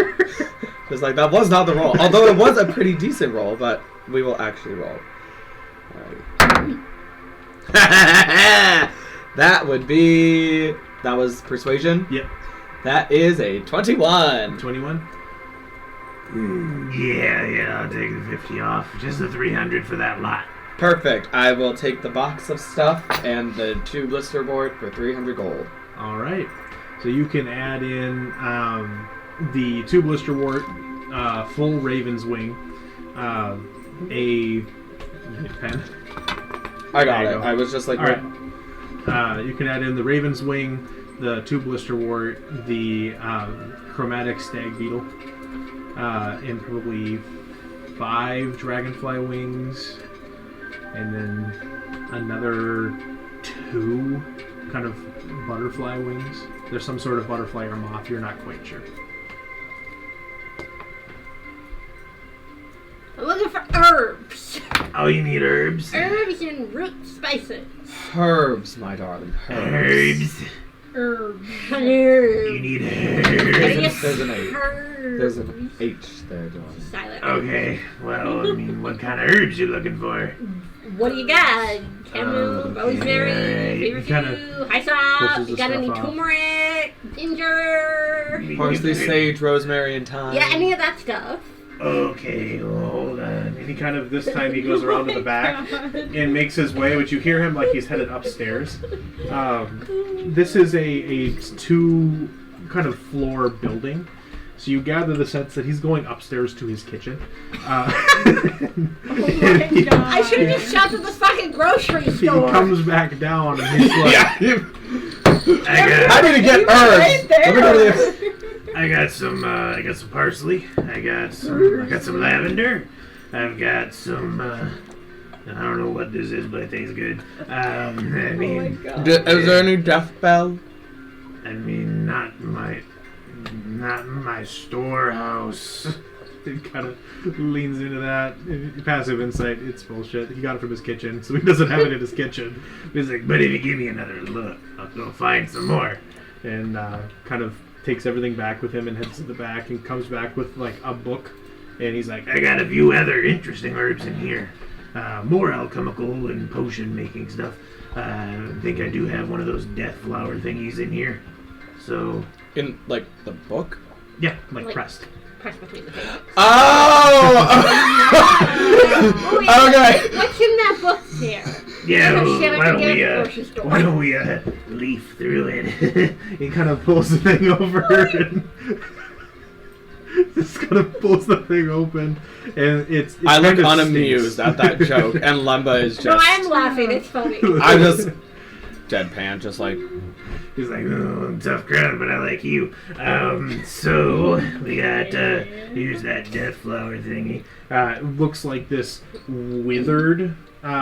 It's been pressed and kind of withered, but already withered looking, like it was already dead beforehand. This black stem with kind of black to purplish outside leaf like petal tips. And he's like, there's that death flower one. I'll give you 10 gold for it.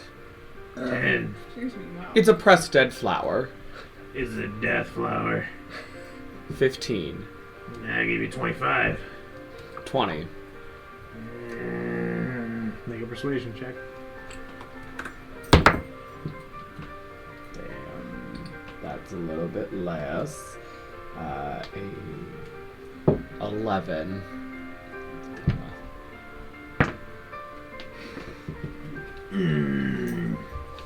As long as she buys something, you can have it for 20. Well, let's see if she buys something.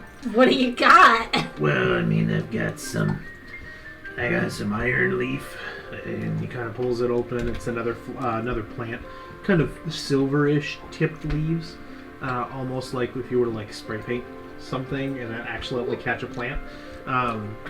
He's like, I got some of those. There's like 4 or 5 of those.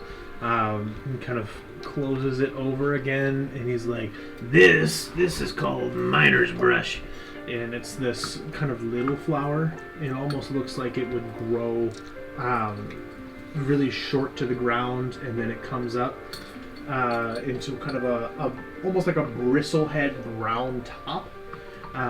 It's like, and then I've got some of this bramble thorn. And he pulls it over, and there's this kind of bunch of things. This is the thing that was holding most of the book open. It's almost like a thorny-ish vine, but it's been dried. He said, just got this, maybe a couple days ago before the snowfall. So, make a perception check, the both of you.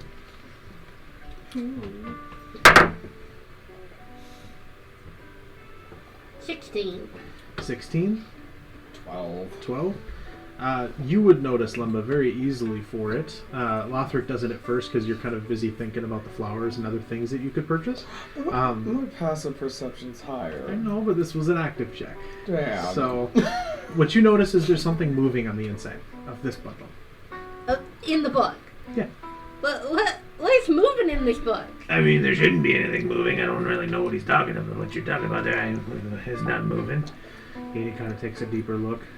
And it isn't moving when he gets really close to it. Because he's like, let me see. It's right up to like here. And when he does that, it stops. Huh. So, I didn't see anything moving. yeah, what do you think? You want to buy some of these? Get your friend a discount?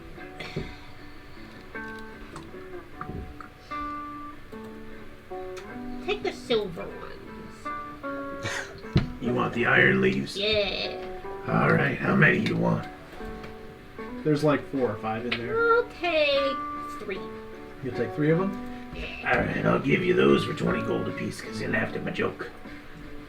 Sweet.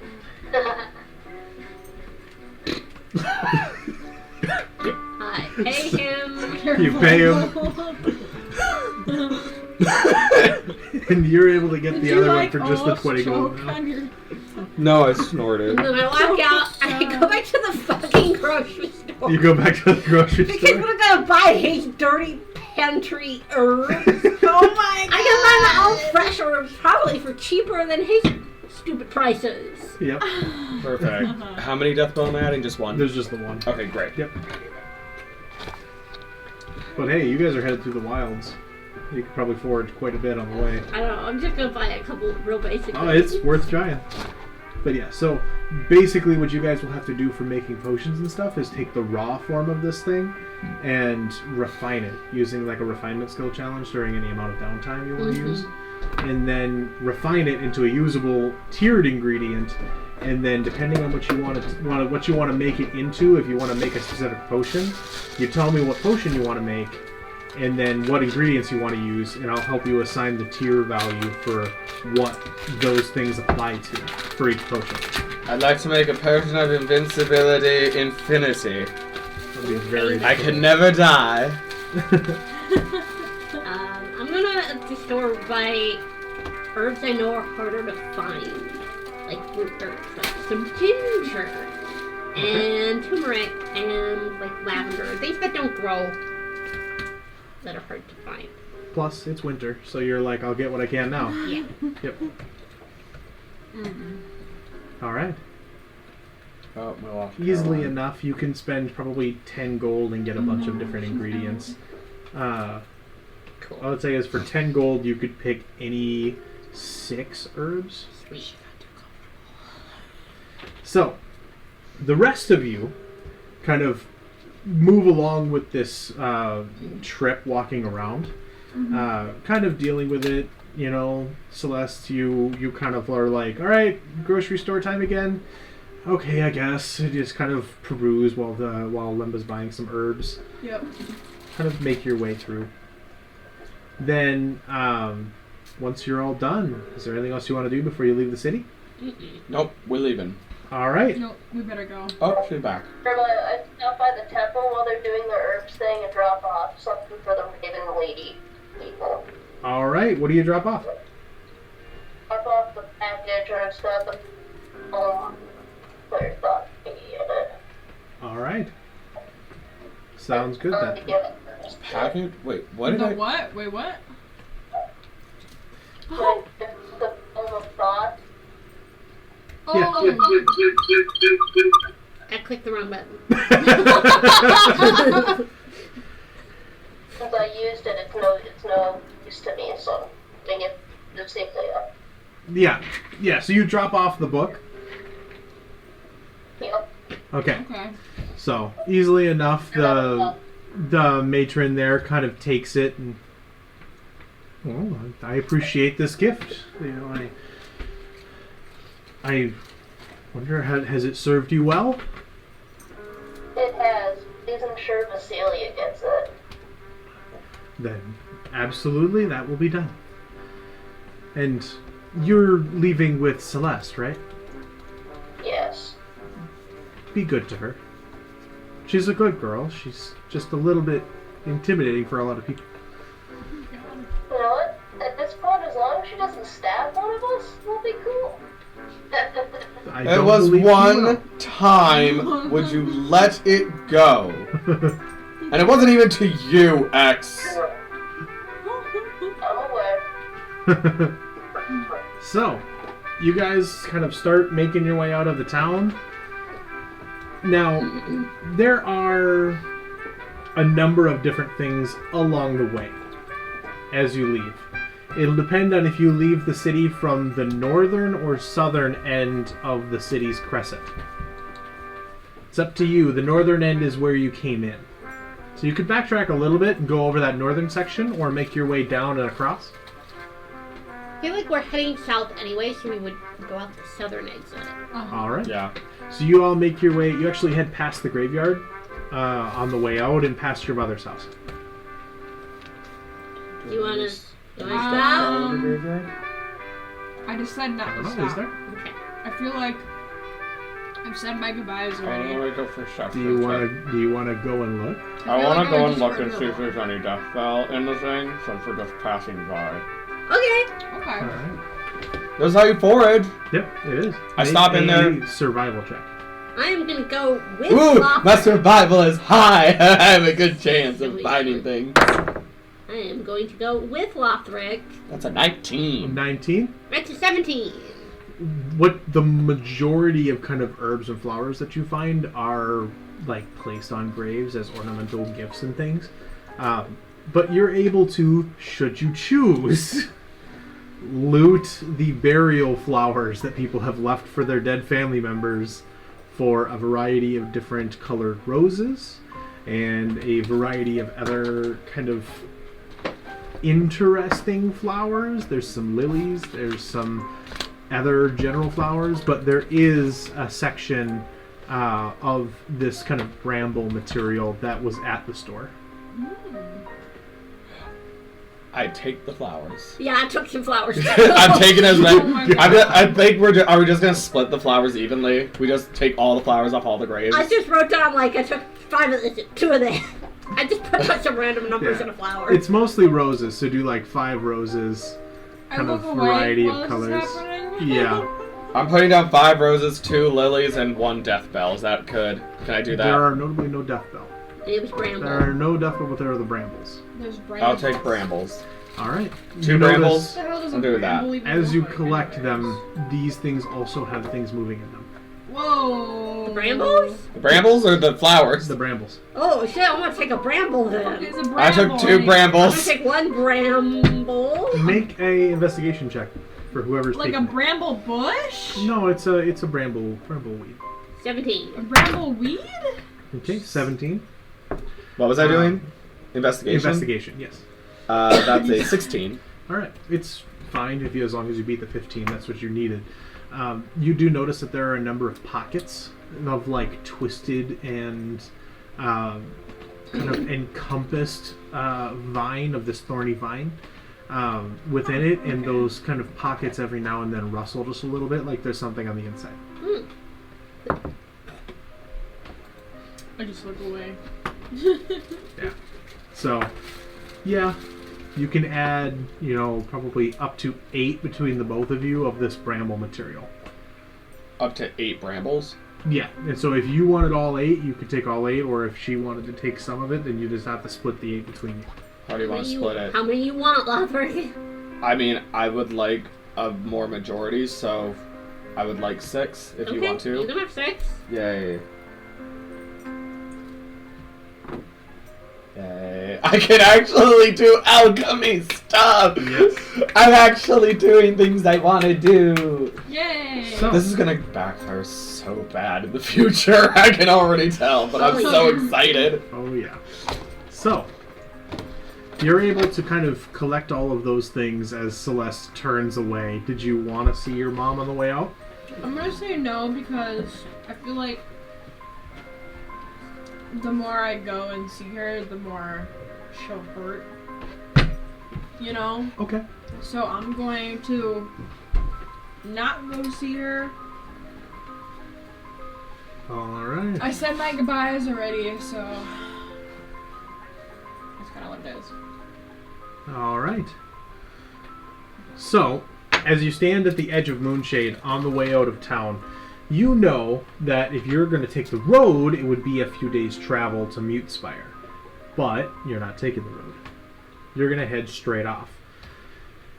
Who wants to lead the party in a survival check to try to stay on track through the course of the day? You're leaving at this point at about 10 o'clock, given all the shopping and everything and when you got up. I do. This is What's my your, shit. what's your survival? Alright. Plus 6. Oh, same. This is my shit. I'll go This is second. how I was right. Yeah, it's like Lothric and me, like, We'll just I'm go looking into... one way and he's looking the other way and we're like, Okay. So, who is going to lead that? Is it Lemba? Lemma's Lothric? leading. I'm just the second lookout I'm right staying behind in the her. middle of the So pack then- because I well, don't it was really British, know but where it to wasn't go. horrible. Just a So then- 15. That's pretty Why good. don't we do this? Give me a marching order for now. It is Lemba Lothric. Do you want to be behind me or do you want to be left? I guess Like looking out our back. I should be at the back. One of us should be at the front, one of us Yeah. should be at the I'll be back. at the front. Lothric is at the back. Yeah, Okay. because we have the highest survival So- out of everyone. I am in the middle. Lemba, and then who wants to follow Lemba? Zudi, Judy or X? Who wants to be second? For walking in? Or? Just for walking walking through the forest. I'll be second. Great. Second? I say okay. it's me, Judy, X. Celeste, Oh, select. Serenity, X, X, Lothric. Yep, There we go, That's good. yeah. I like it. Okay. Sorry, can you say that again? You're You cut second out. to Are you last. in order? It's me, Judy, Celeste, Serenity, you, Lothric. Okay, thank you. You're welcome. So, you would know, for the most part. It's going to be a couple days by road, but it'll be a little over a day to get to Silverdenn if you do cut across. See, that's why we cut across. Exactly. As long as you don't get lost. We're not gonna get lost. We're not gonna get lost. I know That's how the to. challenge. Oh, wait. I Wait, know how I to just realized navigate. I would know the forest more than... You would know quite a bit of this. I should probably lead and you should be in back because I would know the forest more, so I'd have an advantage. What do you mean? Going to Silverdenn, I know the forest leading to Silverdenn, so I probably should lead because I might have a better advantage getting us there through a direct route versus getting lost in the forest. I guess I really don't care. Would I get advantage on the rolls? Yes. I probably should be in Lothric front. is first, I am last. There we go. I'm just like, would I get advantage? Because if I don't get advantage, it doesn't matter. There. Okay. So, Just swap left and left, right? Yeah, Yep. that's what we did. so they're swapped. What I will have you do, Lothric, is roll me a survival check. With advantage or just... Yes, with advantage. That's 17 or... Oh, yeah, we're going with this. That is a...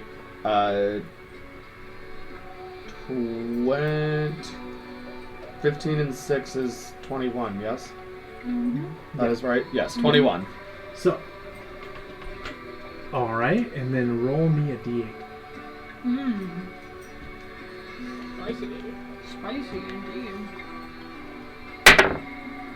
4? 4? Okay. You all, as you kind of make your way through, the first two people in line may make a perception check. That is Lothric and Soup. What's I that? still can't get access to my character sheet. Oh, really? Let's see. Yeah, I don't know what's going on with it. I've been like periodically refreshing it. Okay, let me see. Do you have a physical d20 or? I can just roll on a I don't know, like website. site, but I don't remember her like. I'll try to pull up the bonus and then I can tell you. And then I'll leave this copy of the Oh, never character sheet mind. up. It doesn't even matter. I got a nat 20. Hey, sweet. Do I, Here, Yes, I'll what you do pull I up have the advantage picture as well here. in perception? Not on that. No, but- okay, that is a...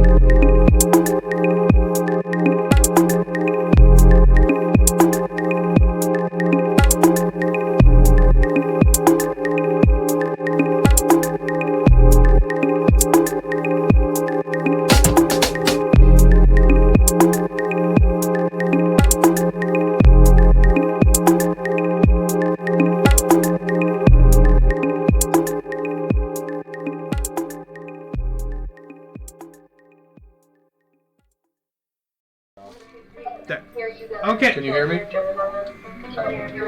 How's that? Now I can hear you. Okay. Why does it turn off? I don't know. Wonder if we bump Your the table too microphone is much, if that's a working. thing.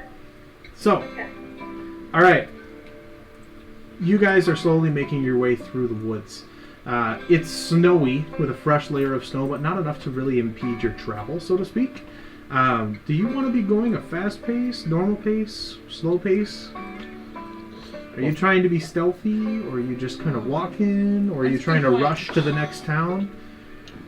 Fast pace, we'd be really loud, but we'd get there in half the time, roughly. You'd get there relatively quickly, comparatively. Effectively, you can travel 3-ish miles an hour at a normal pace. And so, roughly at a fast pace, you'd be able to do 4. So you'd be able to cover way more ground over the course of like an 8-hour day, before which you'd have to be really careful to not exhaust yourselves. Right. But if you were to try to do a fast pace, you could probably push it and get there in enough time in a day. Or, if you tried to do a normal pace, if you pushed it a few hours longer and risked some exhaustion, you could probably then also get there in a day. Normal pace it is. Yeah, good. that's probably for the best. Right, we go at a normal pace. They walk Okay. through the woods. As you do, it's kind of a pine forest. Nice area. For the most part, it's peaceful. You do see that in most of the birds have left. And Sudi, with your nat 20 check, you see a number of kind of forest creatures. Like a rabbit that has kind of started to finish its transition from its brown to white coat, make its way across the path in front of you before it gets startled and runs off. You see... What kind of plants do I see? What kind of what? Plants. Plants. What Plants. plants do I see? What you do see with a number of these different plants are more of the hardier vines and other kind of shrubs and bushes that are covered in snow. It's hard to tell necessarily what they are, given that they've lost most of their leaves. But there are a number of these pine trees that have the green still. They're just covered in snow. Some of them are relatively close to the ground. Some are relatively tall, and the branches don't start from maybe 10 feet. But there's plenty of life underneath the snow. You just have to go and kind of figure out what might be around.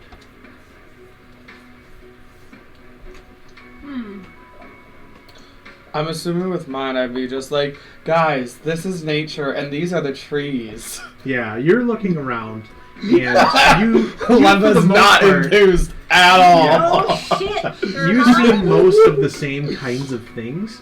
What you don't see, however, is, well, let's start with this. About an hour into this travel, as it is winter, those of you without cold resistance, make me a saving throw, a con save. Hold on. Is that basically everybody? That's all of us. Except for X. Except for X. Hold on now. Yeah, And X except has for- cold resistance. Okay. And except for Serenity. Give a girl a Jesus hot Christ. second. I'm not counting that. Are you sure? Yes. Yeah. You sure? It was a nat 20. Was it really? It was an 11. Oh, okay. No, You said con Yes, saving? a con save. I'm gonna do my online and see what that does for me. 16. 12. Okay.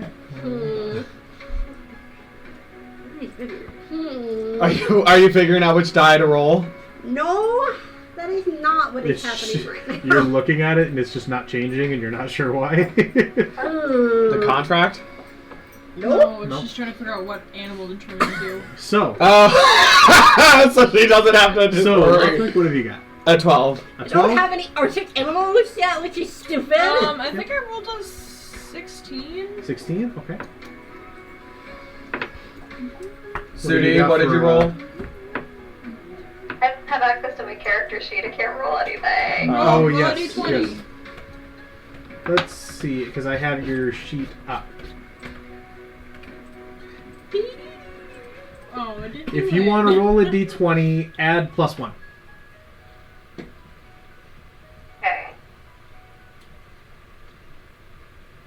I'm looking at Sudi's character sheet, and holy crap, that I feel so bad for Sudi now. For what? Yeah, I have. For her stats! She's got great stats for like 3 of them, and then she has a -1 to dexterity. I'm so sorry, Abby. I'm the least coordinated cat around. Oh my gosh, you are a cat! You got a 10? That is Okay. hilarious. All right. That's so funny. Damn. The cold does not set in within the first hour. Lemma, what did you get for your roll? I have not rolled yet. Oh, you should do that. I am now a deer. Okay. All right.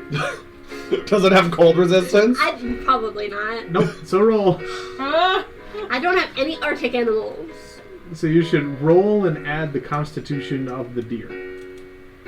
Oh, like I know what the deer's constitution is. Oh my gosh. You didn't put con on the card. No, I did not. Alright. Let me look up Deer D&D constitution is deer. +0. Oh, are you sure you want to be a deer? I mean, I don't think I have constitution either. Oh, I do. You do, but what is that? Whatever, I'm a deer now. Okay.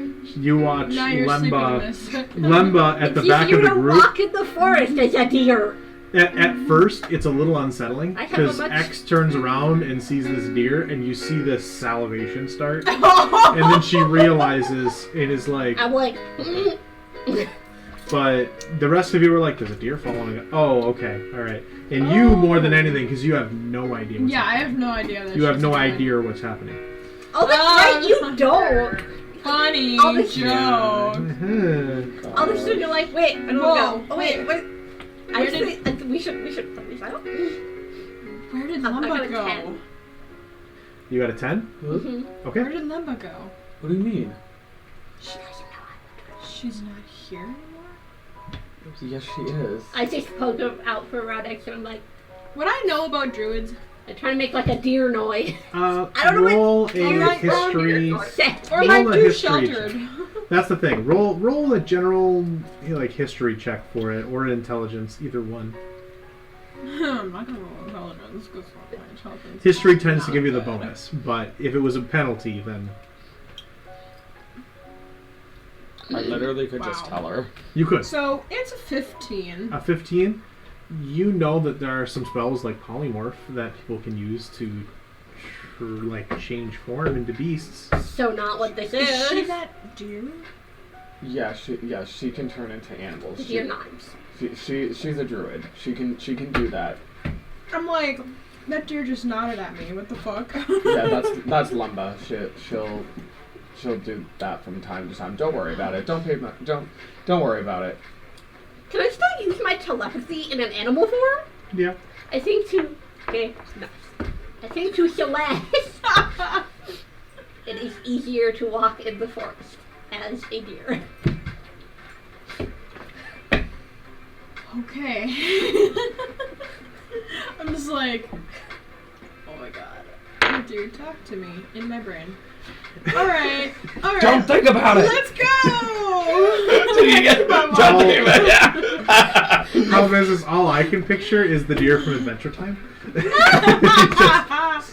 Like, oh my God. It's so not what I was thinking. God. but Okay. Anyway, I feel like as we walk and I just get more and more bored, I just start thinking Oh, things. fuck, yes! The deer from Adventure Yes, Time. I think as we get bored, I just keep thinking things to Celeste, like, I am a magical talking deer! Just to freak her out.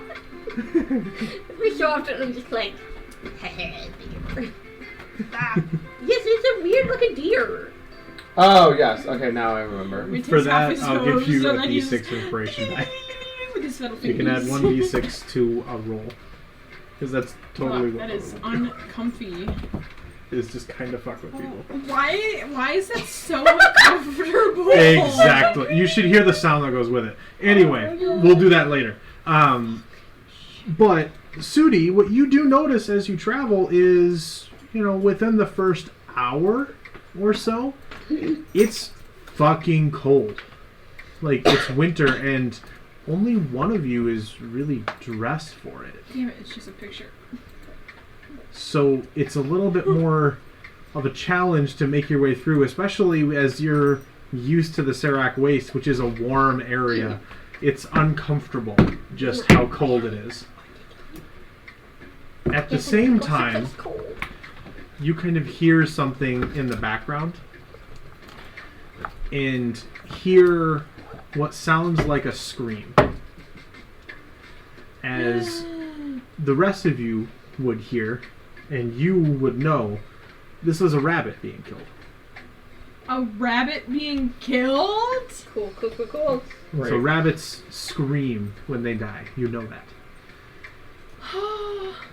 And Of course, haven't everybody seen Watership If not, Down? so thank you for the bit of information. so they Why do they scream? they scream, and it's blood curdling, and just as this one is, and it echoes a little bit over now the snowy forest, and you kind of stop in place,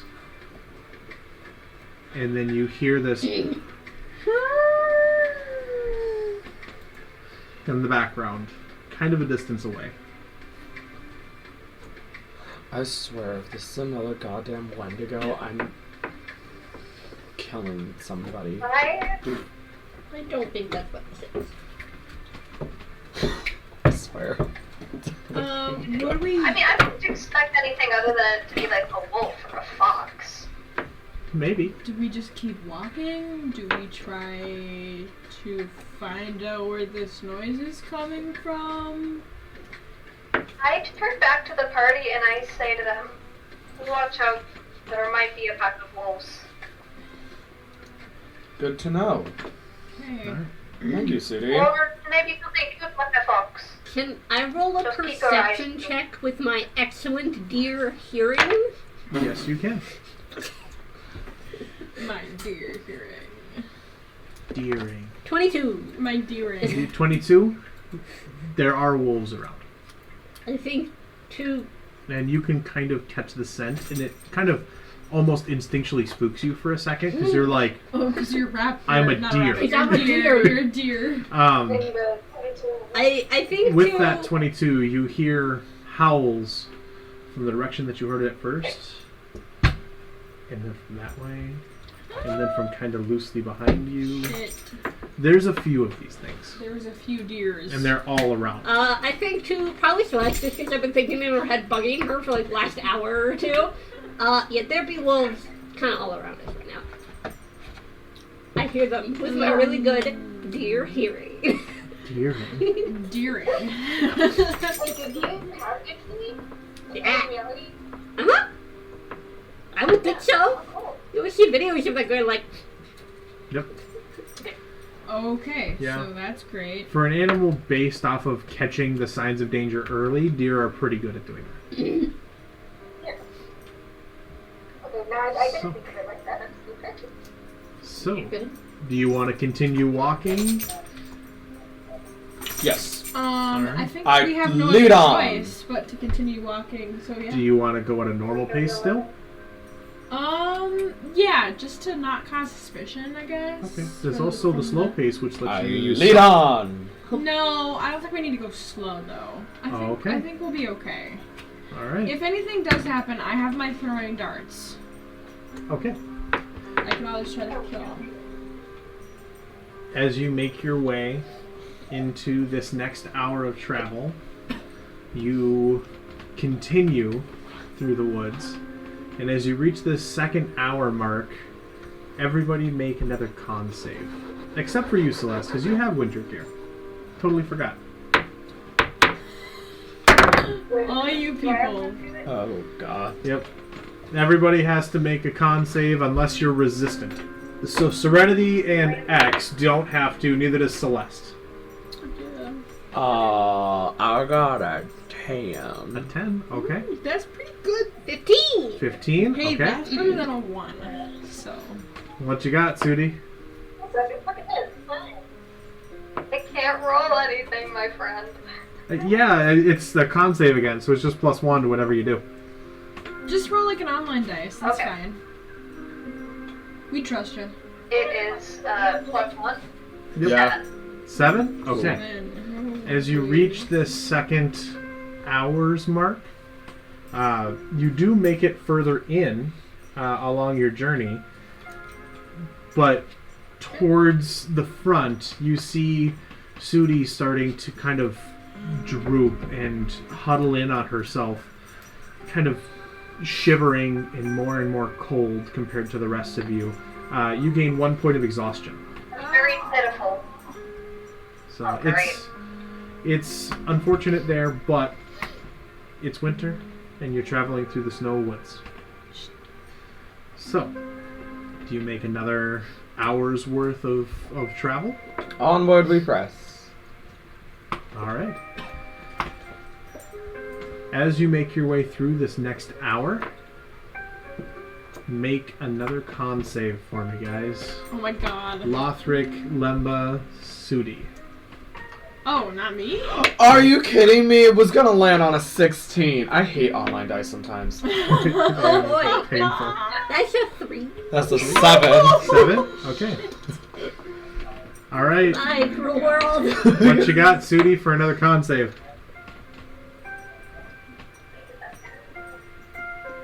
For another con save, Yeah. it is 9. 9? You begin to slow down. It is cold. It is the same cold that you've known before, so you gain a level of exhaustion. So does Lemba. Sudi, you gain a second level of exhaustion. Oh, fuck. Fuck tits. This cold is just biting into you guys slowly over time. How far? Who's got the map? I think Jade had the map. Oh shit, do we not have a map? I'm pretty sure we don't have a map. We don't? You had a map in town, but My ears are frozen. that was my on a toes are board. frozen. You could attempt a survival check to try to get a sense of where I'm you going are. to do survival and I get advantage. Okay. That's. Love advantage. That would be a 23. All right. You know you probably have, at the shortest route, 30 more miles to travel. So you will have to find a way to spend the night. Guys, we got 30 more miles. I say we need to set up camp. We could go 3 more miles and then set up camp, or we could set up camp now. Ooh. I mean, Sudi, you're looking pretty frostbitten by now. You may want to rest. Would you say that's correct? My vote is camp. Mm-hmm. Camp. Camp. Great. Let's do it. Lemba, you want to change out of that ridiculous form and to give us some fire, since you're good with fire? Don't give me that look. I do it. I come out. All right. I come out and I'm like, Guys, she came out! Yes! I'm so happy for you. It was Oh my only a matter of God. time, buddy. Jesus. Okay. You love me. You I'll- know it. I'll make some soup for you guys. I think That should warm us up, right? Yeah, but first serving should go to Sudi. She's not looking very hot. Oh, yeah, of course. I dig a little hole in the ground and I get some sticks. She's not looking very hot. Make a survival check. Yes. Yes, I Make like a little understand. fire pit, Joke start a is funny. We're fire. so full of puns tonight. I know, right? We're so Nat 20. Nat 20? Which makes this a 26. I built this fire in like 2 seconds. We got a fire pit with stones Not around it, only- little We are TP so logs. funny. Not only do you I guys... built like a little Fine. thing for Celeste to put the pot on over the fire. Not only is the fire made quickly, but you know, given the prevalence of apparently wolves in the area, that you should dig it into a pit in the ground so that nobody can see the flames from a distance. And that wolves, even with their keen sense of smell, may not be willing to come near it. Or, should you choose, you can go for the more blatant option and set up a massive bonfire that potentially the wolves may be too afraid to approach. If you want to be stealthy or if you want to be intimidating, is your option. What would Lemba do? She would build the big fire. Yeah. All right. It takes you about an hour Hey, knock it to off. gain the materials for a really big fire. but you effectively have this massive fire. I believe one of your cantrips is Druidcraft, right? Yeah. Yeah? Sure. So, I think it is, but I don't know. If you do have it, it's easy enough where you're able to kind of grow whatever kindling you really need. Because it's hard to kind of scavenge at this point, given the winter's prevalence. But you're able to make it work. So, in roughly an hour, there's a fire ready, and you are able to spend the evening for however long you would prefer, cooking whatever stew you would like to prefer. Yeah, I take 6 of my things, my items, my tier 1s. What kind of a stew are you making? Just describe it up. I got some carrots, I got some potatoes, I got some some celery. I'm just making like a veggie stew. Alright. Something or other, yeah. That's what I'm gonna do. You're the perfect. Yeah. Maybe I'll like put some rice or something in there so there's like a starch of some sort, but that's what I'm doing. What do I do? I have to roll? How does this work again? To double check on my side here. You are able to use them, and you can roll a d20 and add your proficiency bonus just to give a general sense of the quality, but because you procured them, you're just able to do this. Proficiency bonus? What would that be? So it's a +3. It's your proficiency bonus at the top. Because you're proficient with these tools. Oh, you mean my initiative? Oh no, it does say... Okay, sorry. Wow. It's a 5. A 5? Okay. Yeah. So it's not the best stew that you've ever had, but it is still a stew. You are still able to pick one of the benefits. Yes. Give me a second. I have to... 1, 2, 3, 4, 5, 6. No. I would like to do the heroism. Heroism? Heroism, yes. Okay. So, as you all eat, it does take a little bit of time. That's the challenge here. It takes her roughly an hour to cook and an hour for you guys to eat it, but you know you can't take a long rest yet anyway. You have to wait until kind of at the very least 8 to 12 hour mark to be able to take another long rest given your last one. So you're able to kind of slowly have an early afternoon kind of dinner or a late lunch effectively with this stew and settle down. You can treat this as a short rest. Ooh, a short rest? Yes. Okay. I have to use my sword while we're resting. You what? I have tuned to my sword while we're resting. Yes. Which sword? I'd like to start with the fire sword. Okay. Can I refine my roses? I am also going to refine. Yes. You guys can attempt to refine. So for the alchemist supplies, what you need to do is take them, make 3 rolls.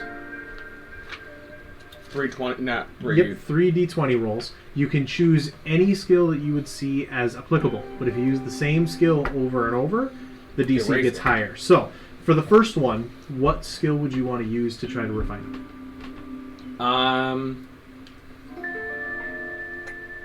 I'm going to use survival. Okay.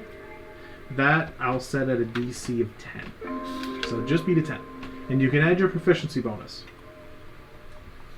Yay, I get my proficiency Because bonus. you're proficient with the tools. Yay, which is +3. Okay, so the first one is 7. 7? Okay. Then you can roll another one. 15.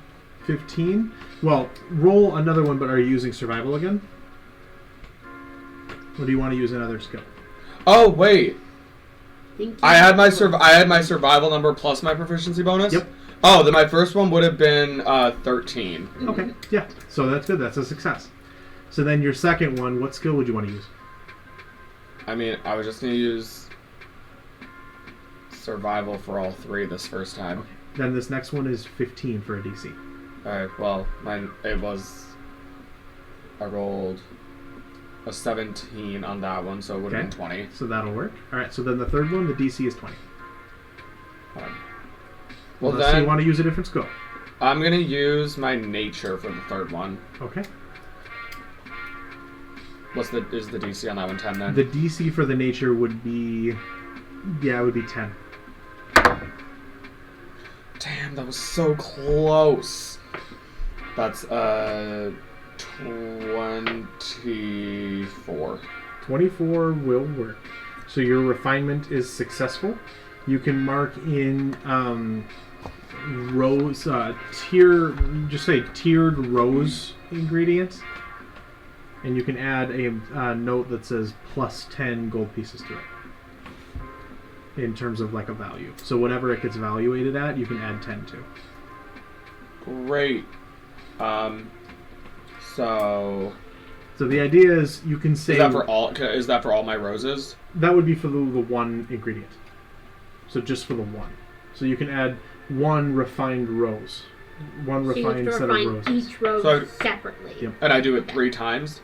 I roll 3 times for one? 3 times to make sure that it works. Because then if you're very successful, it goes up by quite a bit. And if you are very unsuccessful, then you have a chance of bad things happening. And that's you said plus 5?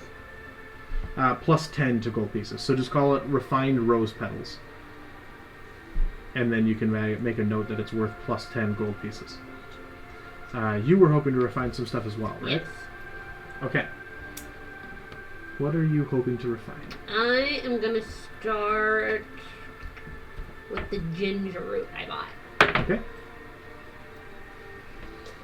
Alright, we're gonna start with survival. Okay. So the DC for the ginger root there will be 10. I rolled a 16 without adding 16? anything. Yeah, so no problem. Then we're gonna do perception. Perception, If that work. that you can use it. Here's the thing. It will It's be not the difficult. best It will be idea. a 20 for a DC. Let's do nature. Because it's like, I'm going to refine this with acrobatics. And it's, that's really tough. We're gonna do nature. Nature, that will be a 10. 17. 17, no problem. And Arcana. Arcana, I give you 15. Yeah, I'll take it. Ooh. What if I did medicine? Medicine, I would give you a 12. This is like a healing.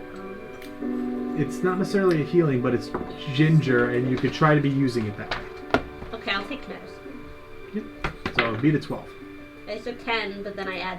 Add the stuff. So 6 yeah, to it. you're So still good. 16. So you can add refined ginger plus 10 gold pieces. Woo woo.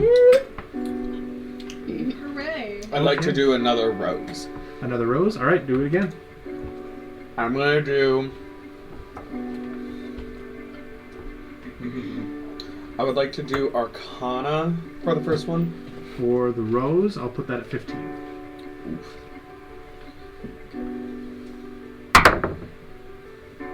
I rolled a 15 and I had my stuff too, Yep. so Okay, so you're good. I'm gonna do. I'll do survival for the next one. Okay. That one will be... I'll make it a 10.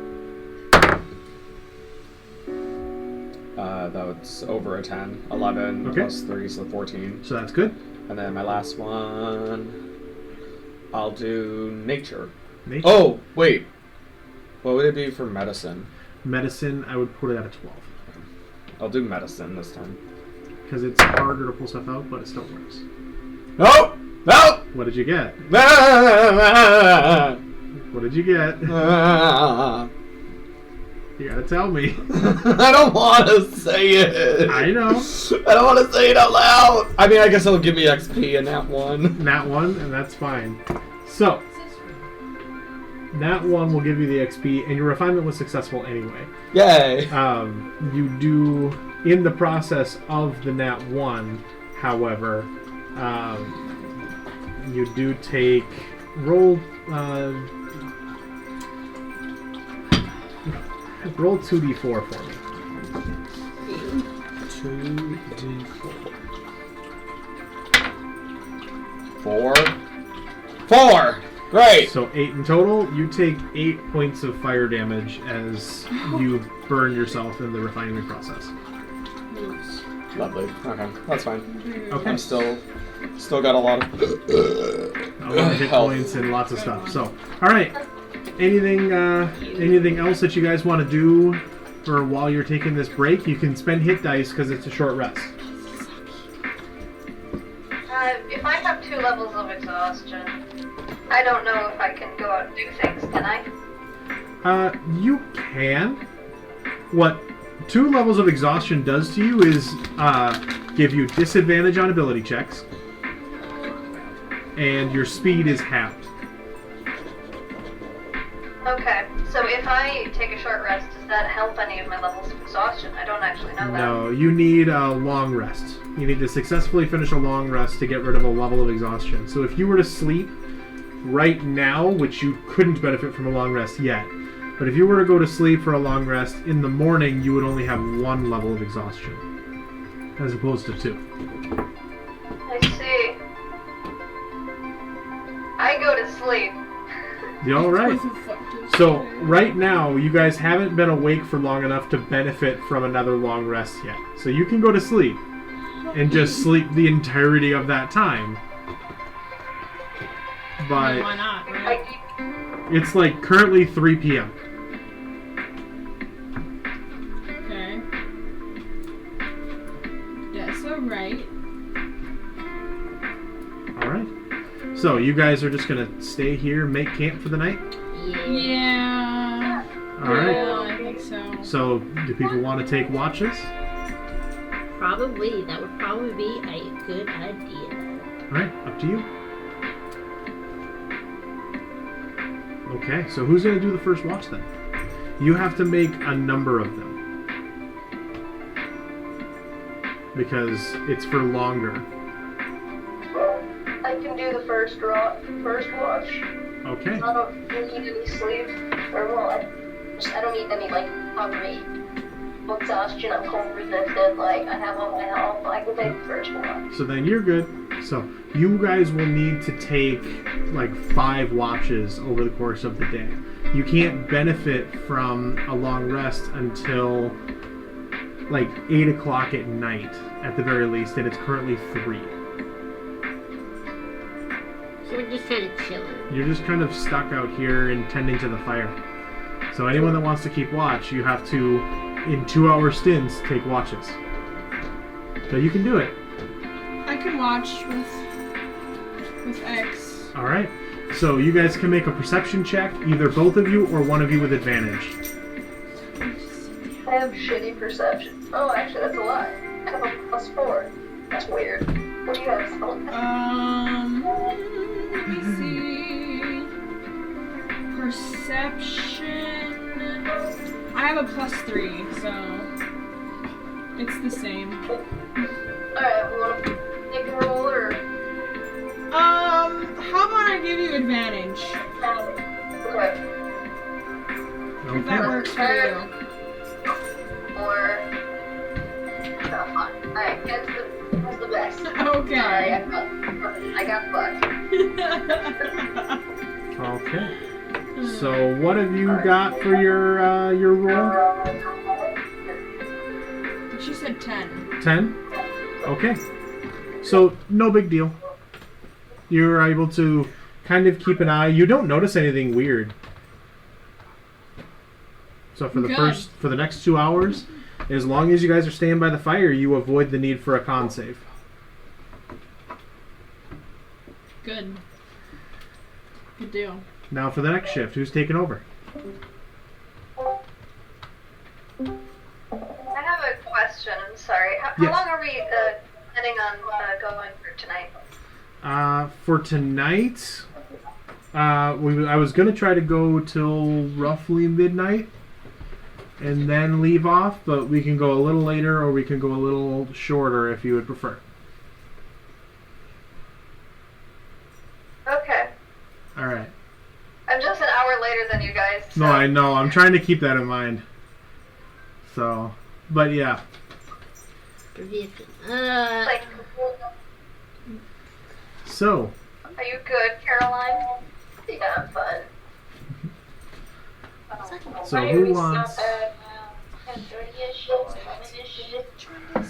So who wants to do the next watch? She's just a big baby. I will. You will. All right. Do you want to do it with anybody? Does anybody want to watch with me? I will. Great. And one of us has to roll perception. What's your perception? It's one or both. You can both 6. roll, or you I'll can have 6. give someone advantage. I'll give you advantage. Okay. That's a nat 20, Nice. which makes Hey. it a 26. All right. Let me record I your nat see 20 then. everything. You do. More importantly, you hear other things. Oh, Fun. that's not necessarily good though. What kind of fun stuff do I hear? In kind of between the trees, you hear a woman scream, Ooh. and kind of echoing over the snow, you hear the kind of twang of a crossbow. Ooh. And this metal clanging sound, and what sounds like this big crash. In the middle of the forest? You aren't all that far off from the road yet. You guys are maybe 6 miles off of the road, but you had to travel kind of parallel to the road for the first part of your journey. So you're relatively close. Close enough that if somebody was trying to take a break from the cold and pulled their stuff off the road to not be an easy target, then they would pull themselves off the road by like a little bit.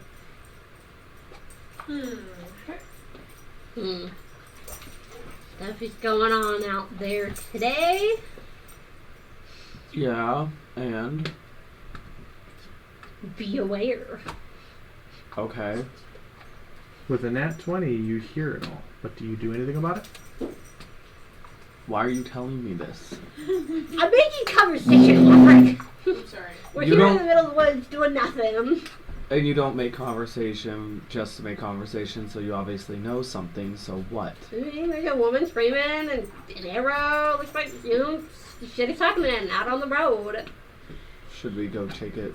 Should we go look? And I don't know. see? Do you want to go look? I'm curious. All right, we're gonna try to sneaky speak. Oh my god. Okay. Roll a stealth check for me. No. Here we go. You know what? These guys got it today. Here we go. Stealth. Nat 20. 15. Nat 20 and a 15. But I have disadvantage. You do. Actually, you both do. Why? You're exhausted. Ah, damn. Ah, fuck. It's an 8. It's a 6. You guys We're are so so close. stealthy, you don't even know. We're so Sorry, close. guys. Fucked. You travel in the direction of the sound of the scream, and you hear this kind of sound of what sounds like a fight in the distance. And then you kind of see it in between the trees, an overturned cart. And 2 men kind of around it. As you kind of take a step forward and try to step behind a tree, you kind of step into what looks like a spray of blood. And Lemba, your kind of first notion is to go, ugh! And as you do that, these 2 men turn and see you. Shit. Oh god. I cover her mouth. I'm just like, shh, be quiet. Really loudly. That's a lot of work. Roll initiative. Oh, fucking A. What about the people who are still back by the camp? You're at the You camp. guys aren't even there. Oh fuck. fuck, you guys. Is it obvious that these are bad guys who have attacked this cart? You don't know. No. What's the gun TVs? Oh. 11. It's a 1. Oh, God! A natural one? Yes! We fucked. Shit, y'all. Wow. Charlene is still there. She's Eh. sleeping. If she falls asleep, it's no big deal. She's gonna So- read this way anyway. 1. And you got a what? I got an 11. 11. Is your initiative still 0? Yes! I don't think you could make that higher. I think you stuck with whatever initiative you got. No, your Nope, it's initiative your is based dexterity. off your dexterity. Oh. So you can Yeah, my increase your... dexterity is not good. Okay. Clearly. So, as this happens, one of these bandits kind of turns and goes, "Shit!" They're And just two just bandits. We should be able to kill them. Seeing you makes an immediate attack with his crossbow, lifting it to his shoulder and just shoots it off straight at you. Wow. Does a 17 hit you? Yes. Let's see. I gotta roll the right one. You take 4 piercing damage as a bolt slams into your shoulder. Yeah, it's not that bad. I got crushed by a meteor a week ago. Lothric, it is your turn.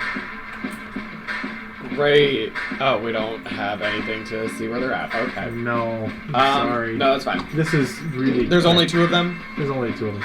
Great. These 2 dudes. I am going to... Oh, I can do this. I'm gonna do my Witch Bolt. Okay. A beam of crackling blue energy lances out towards a creature within range, forming a sustained arc of lightning between you and the target. Make a ranged spell attack against that creature. On a hit, the target takes 1d12 lightning damage, and on each of your turns for the duration, you can use your action to deal 1d12 lightning damage to the target automatically. The spell ends if you use your action to do anything else. The spell also ends if the target is ever outside the spell range, or if it has total cover from you. Yep. Yada, increases on this other normal. Great. It is 30 feet. Yep. They are within 30 feet. You guys are probably 20 feet from them. Oh, fuck! I can't use that. Yeah? Material, a twig from a tree that has been struck by lightning now. Oh, yeah, you would need to have that. Damn, okay, so I can't use that. I'll just use my Eldritch Blast then. Okay. And I go, Sounds good. pew pew! Alright, you get the Just 2 like that. attacks. Yeah, You pew attacking pew! I like that for materials themselves. Yeah, you need material components for them. Okay, does a 9 hit? I have been loosely. And so, like, anything that you needed to get is kind of something that we gotta work on. But we'll get there. Does a 9 hit? A 9 does not hit. Damn. Which one are you attacking? The one that attacked Lumba. Okay. Does a 14 A hit? 14 does hit. Great. He takes 9 damage. Alright. You can see the guy with the crossbow that shot at Lumba seems to be a human man. Kind of grizzled and kind of bundled up with this heavy fur. Heavy furs, and seems to be kind of yellowed teeth, broken, almost looks like a healed nose, and kind of a red bandana otherwise around his neck.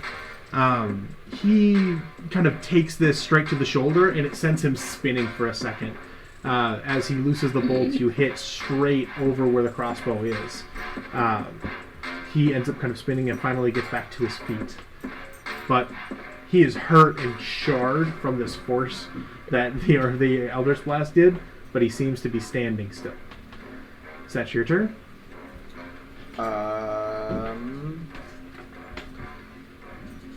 I guess. Yeah, that's That'll be it? Yeah. Alright. It is the other bandit's turn. Seeing this, does a 9 hit you, Lothric? No.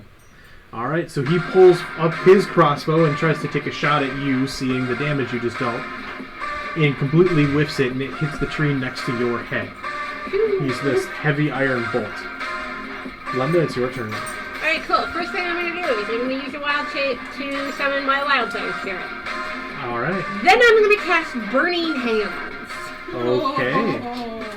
Hands and thumbs touching your finger spread, thin sheet of flame, shoot forth, and an expansion. Each creature in a 15-foot cone must make a dexterity saving throw. Okay. So, both of them. Let's see. The first one is an 18. That will save. And the second one is a 16. Allows for save. But they're still going to take half damage. Okay. So it's 3d6. So because I have my wildfire spirit out, and now I have enhanced bond, I get an extra d8 anytime I do fire or healing damage. Yes. With my fire spirit out. Alright, what you got for damage? 7, 6, 3, 4, 6. Okay, so 12, So let's do the math. 19 points of damage. Sure. Then half. Half. 6 plus 3 plus 4 plus 6. So Yeah, 19. So that's 9.5. Yeah. So I'll give you 10. The one that already got hit by the Eldritch Blast just turns to fucking ash. Pretty much just his boots left smoldering there in the snow. The other one kind of ducks out of the way behind the cart, and you hear him scream. And then you see him standing back up, arm leaning on the cart as he's breathing heavy. He's alive. Fucking barely. So, Bandit A is dead. Lothric, it's your turn. great. I'm going to use my Umbra Lash because I'm attuned to it. Be aware, he has 3/4 cover because he's behind the cart. Oh shoot!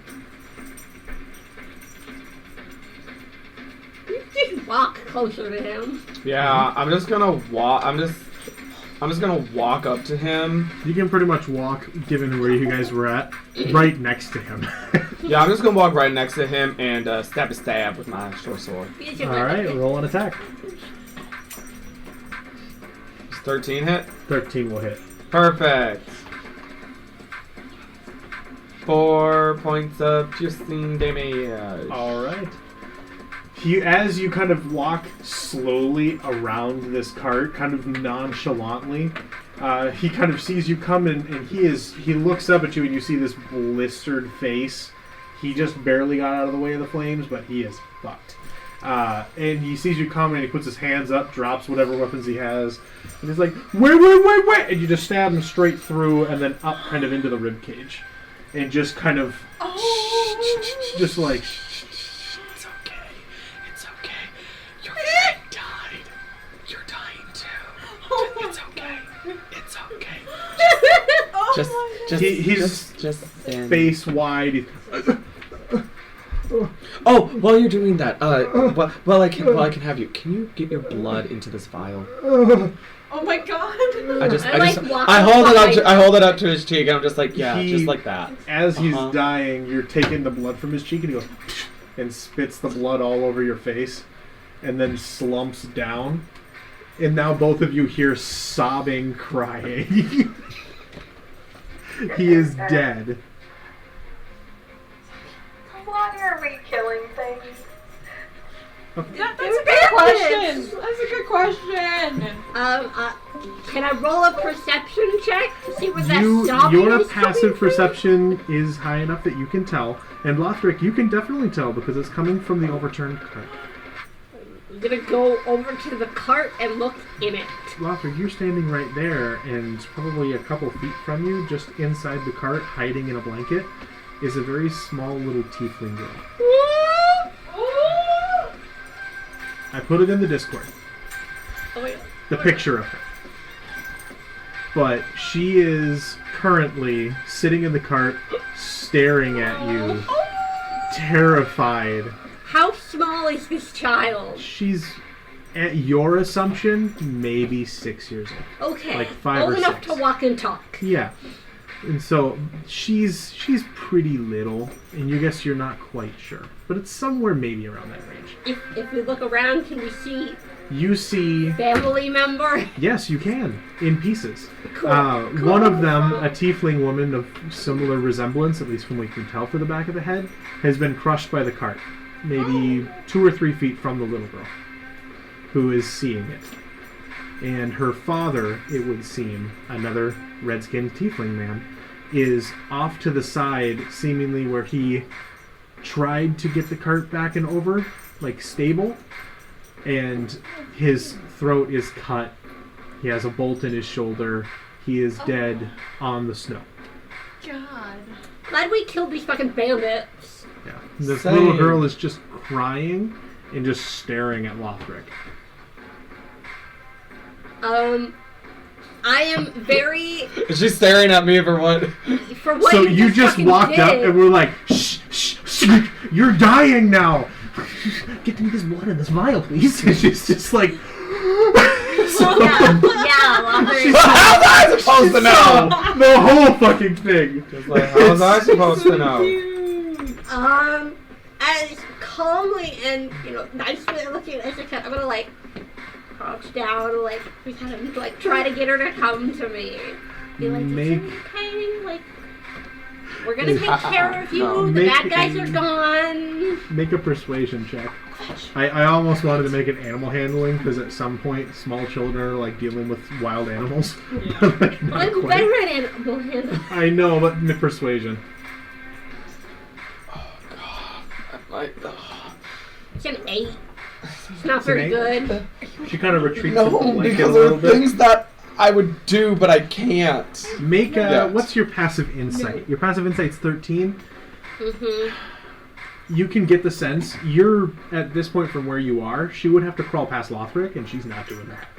Oh my god. I think in my mind till Lothric said, Lothric, walk back into the woods towards the camp. I'll meet you in the woods in a second. But I need to do something. What do you need to do, Lothric? I can't tell you. Can you walk into the edge of the forest and come back and do it after I get this girl away from here? Lothric! Not. I don't know what to say, because if I say the wrong thing, it's going to end badly for me. It's in our heads, so she can't hear what you say. No, because if I say it to you, it's going to be terrible, and everyone else is going to know, and then they're going to want to metagame, but they can't metagame because it's going to be a terrible thing for me. They Send it can't, to they me can't privately. metagame, so... I think he wants to kill the kid. No? Either send it to me privately or just do as I say. I'll force a man into suicide, but I draw the line at killing children.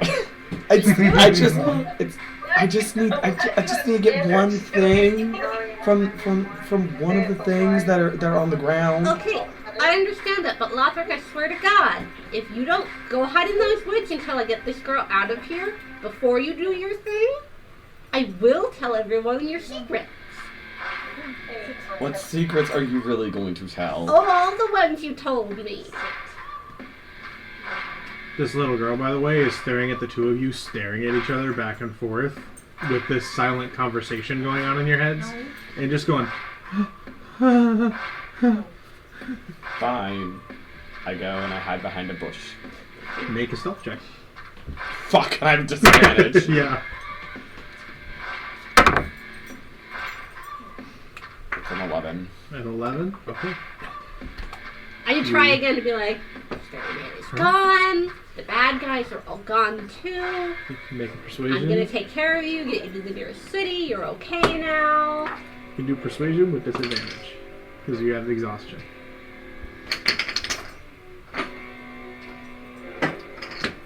That was only a 6. A 6.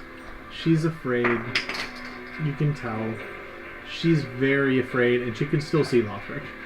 Oh my god. You stared at him until he went off into the woods, and they were just attacked by bandits, and she can still see, he's like hiding behind a tree, but his ass is still sticking out. Like that level of hiding, where it's not quite, like if she's afraid of him, she's watching him Got this that whole time. Big old ball. Alright. Cool girl, I didn't want to do this, but I want to make sure you're safe, and I don't want to leave you here. I'm going to cast Charm Person on this little girl. Okay. Does she get a save? I mean, yeah, she gets a save. How great can a little girl's save be? Oh my Okay. god. Can a little Wisdom girl saving save me? throw. What's the wisdom? Wisdom saving throw. Nope. That's a 2. So she is charmed. Regards me as a friendly acquaintance. Perfect. With that enough, she kind of keeps huddled in the blanket because she's cold. Yeah. But then kind of crawls towards you and takes a wide berth around her mom, who is dead. Right in front of her. Mm-hmm. And she's like, "Where'd that go?" Don't worry about it. You're gonna be okay. And I pick her up and I start to walk back to camp. And I stare in Lothbric's direction and I think to him, now you can do your thing. I'll see you back at camp. And I walk off. Alright. Alright, Lothbric, do your thing. I mean, I kind of need the heart of an innocence. Oh, you're gonna take the heart of one of her parents. Yeah, that's why I'm glad I got this little girl. Make a medicine away. check. No, not that kind of innocence. Good to know. Oh, you want the little girl's heart. Yeah. Yeah, no, you're not killing this girl, dude. Told you wanted to kill the kid. I have done a lot of horrible things in my life. I will not kill this child. Lothrix? Lothric's alignment is now, at the very least, lawful evil. I don't even know what I am anymore. It changes too often. You're, I think, chaotic neutral at this point. I think I went up. Yeah, you went up from, specifically saving people on the way I through the was fight. chaotic. And from this, if you weren't regular neutral before, you're regular neutral now. I thought I already was regular neutral. Let me look features and traits. If not, you are because you saved the little girl. I settle for the heart out of the man because he's the least chopped up, I think. Well, the woman is crushed. Her lower body has been crushed beneath the cart. But her heart would still be accessible. Yeah, my alignment was already neutral. I go for both their hearts. And you're, chaotic good at this point. If it was already neutral. Okay, so... You're off hook. I've decided we need to watch Lothbric more than you at this point. Good. I have the leash off now. Yeah, no leash for you right now. But you don't know any of this, so you wouldn't be able to. We don't know this in actual character. Yeah. Make a medicine check, but it's disadvantage because you have the exhaustion. Damn. Medicine. The rest of you guys, Lemba comes back carrying a little girl. 16. 16? Okay.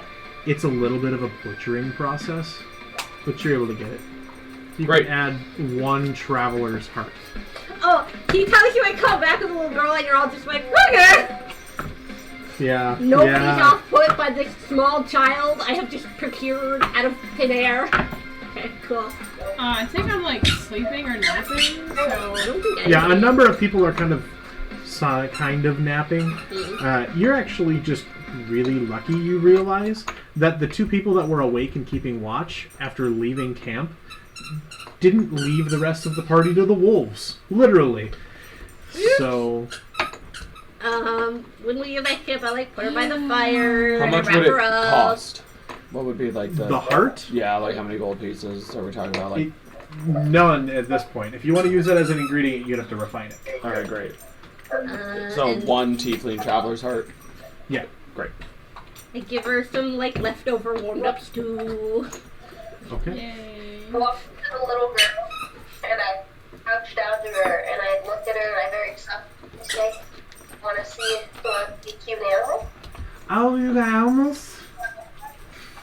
I tapped my chest and out popped Biscuit into my hands. I'm You assuming- got a turtle! I said, Assuming here, I you got want the to bottle hold of her? blood. Her name's Yeah, Biscuit. Biscuit? Oh, she's so And I let Biscuit, I hold my hand out with Biscuit and offer Biscuit. Biscuit's made of snow! Kind of. Biscuit's made of rock. She looks kind of like snow. This little girl looks very confused at this point, but is I like it. And so a little red hand, kind of where they're little and they still have kind of those chubby fingers, just kind of pats the tortoise shell. Biscuit is cold, but other Like than her that, friends. she's like in awe with this small little tortoise. I'm The gonna. little girl is just get a little closer to the fire, so they both stay kind of warm. Yep. I'd like to make a perception check on the card and see if there's anything that they were specifically looking for. It would be investigation, but then yes. I'm gonna lean down next to the girl, and I'm gonna ask her what her name is. It's a nat 20. Nat 20. And it'll be like, They "What's seem your But to be. do I still have disadvantage? It's disadvantage. You're right. Damn. I won't even make you because you have the friendly I'm acquaintance. her best friend. She Yeah, loves me. you're her friend right now. 15. 15. You're able to see this I rolled two seems to nat be 20s. I a can't cart. take them. Oh my god. This seems to be just a normal, like, average run-of-the-mill cart. Like, this family was going from like, another town, probably on their way up to MooNshade. It has pretty much their belongings. It has, like, a cabinet drawer of all of their, like, dishware and other things that they were going to use to set up their home. It has a number of other different objects that seem to be personal in origin. Some minor rations. So, like, if you wanted, you could collect those and add, like, 3 days worth of rations. I grab those. Yeah. Other than that, there's not much other than some blankets, some, like, traveling gear.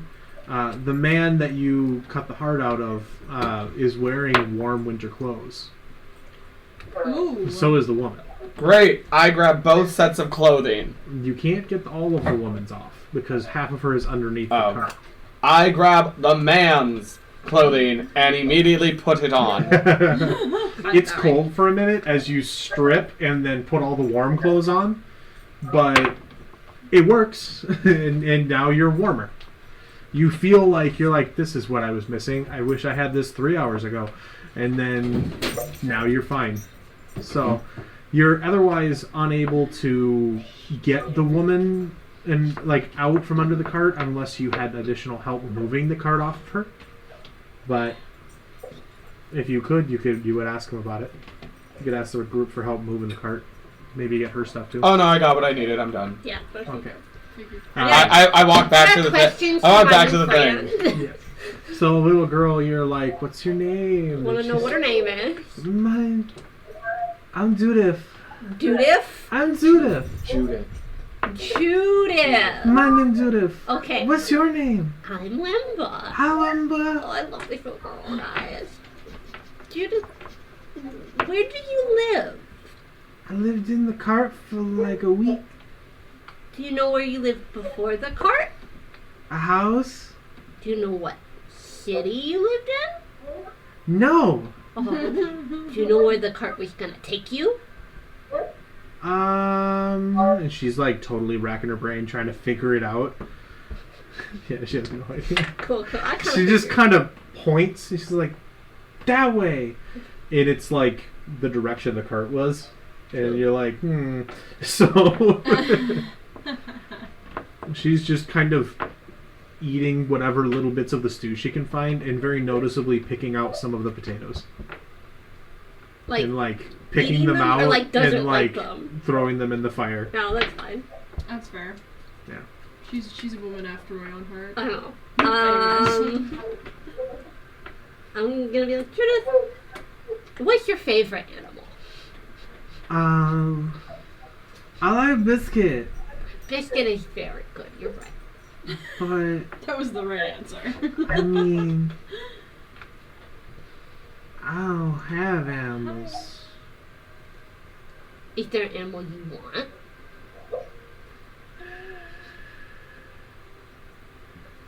What kind of animals? Can I have a bird? You give me a bird? Oh, damn, I can't be a. I know. I don't know about a bird. Based on where she's from, that's what she's seen the most of. Oh. Do you want to see my favorite animal? You got animals too? I don't have animal, but I can do a special magic trick. You could do magic? I can do a magic trick. Magic tricks? Yeah. You want to see a magic trick? I like magic tricks. I am now a elephant. Oh my god, it's so She watches you like shrink and just turn into this tiny little elephant. And she's pretty much like twice your size at this point. It's like if a little kid were to sit down with a cat. Right? So like, she's like, whoa. Elephants! I like the elephants. Man, this girl. I like you. Hi, elephant! And she just kind of grabs you and hugs you. Oh. Little elephant. There. I just want to say, it is so funny you acting out this little girl while your hair is going like... Yeah. Because you said she's 6, I'm just imagining the kindergartners Yeah. at my school. Kind of. Oh, yeah. They're so cute. But she's little.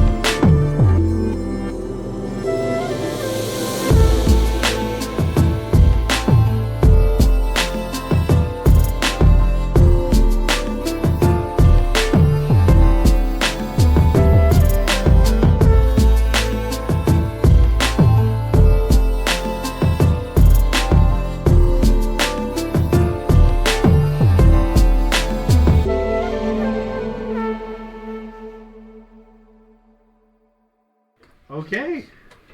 More Judith it is then. I'm just gonna hold this. Little elephant. So basically, at this point, Hey, little gosh! Judith is sitting there, kind of with the W sit, where she's sitting and her knees are forward and her legs are bent backwards, in these very cute little brown boots, because she had winter's clothes, so she's moderately okay.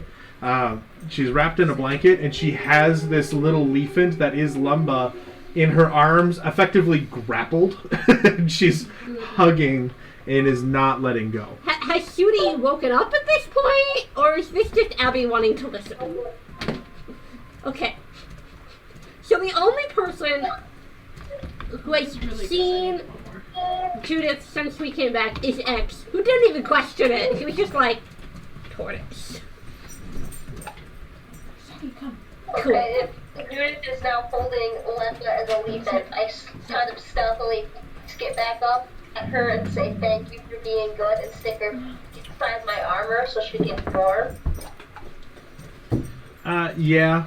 I mean, you could do that if you wanted. She's kind of focused on the elephant at this point and isn't as concerned with Biscuit anymore. Like, it was neat.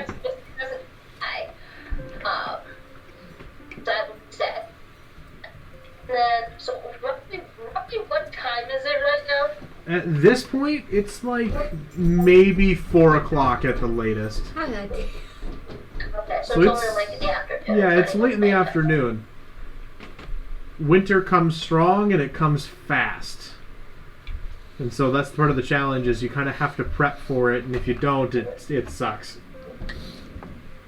Well, in the next town we can prep for it. Everything that you just said was so dirty. It was. And of course you were the one who thought about that. You said that was so dirty, and then take a sip of what's a tiny gallon of milk. A tiny gallon of milk. This is what I'm drinking, guys. A tiny gallon of milk. So, what are you all doing? You're currently a leafant. I'm just a leafant at And this just point. at this point existing. Oh, I'm walking back in her dead dad's clothes with some blood still on my face.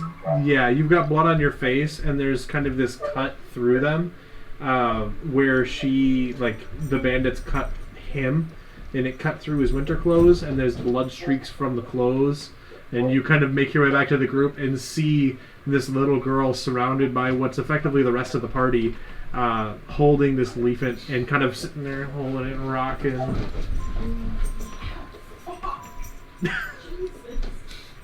Celeste trips on a log as she makes her way over. Is Celeste awake? I thought Celeste was asleep. fucking see that shit. I did, but come on. Oh my god.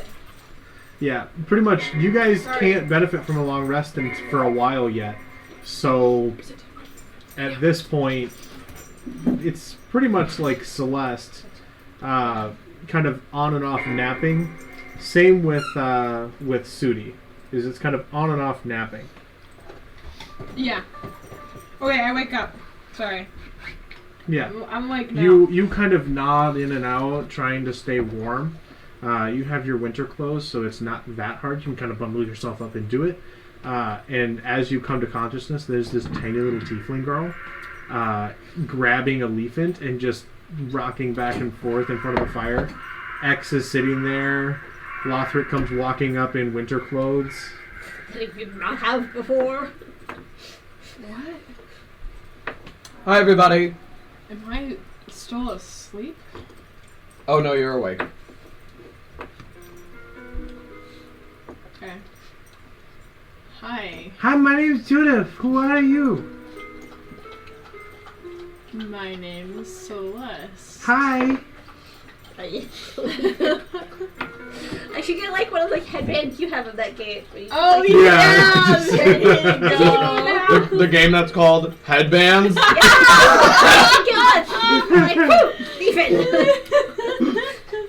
That's funny, it's spelled just like the word escape. So, she's kind of sitting there. She's like, I got an elephant. Yeah, It's an elephant. Yeah. In the snow. That's Lemba, by Celeste the probably way. has no I idea. figured as much, I guess. Where did you come from? That way. I turned to see where she's pointing. Do I see anything? It's off through the trees. It's where Lothric came back from. But do I see anything from that far? It's too far to be able to see from a distance. They had to travel a little bit. You could ask. We were. What happened? You're covered in blood. Oh, yeah, we were on watch. We heard something. We went over, we killed 2 people, and found this girl. And Lemba decided it would be great to become mother and take in this child. But when Lothric raises his voice, she squeezes you tighter, and she's kind of holding and a little bit more worried and afraid of Lothric, and just kind of holds you tighter instinctually. Alright. Yeah. Growls at Lothric and tells him to back the fuck off.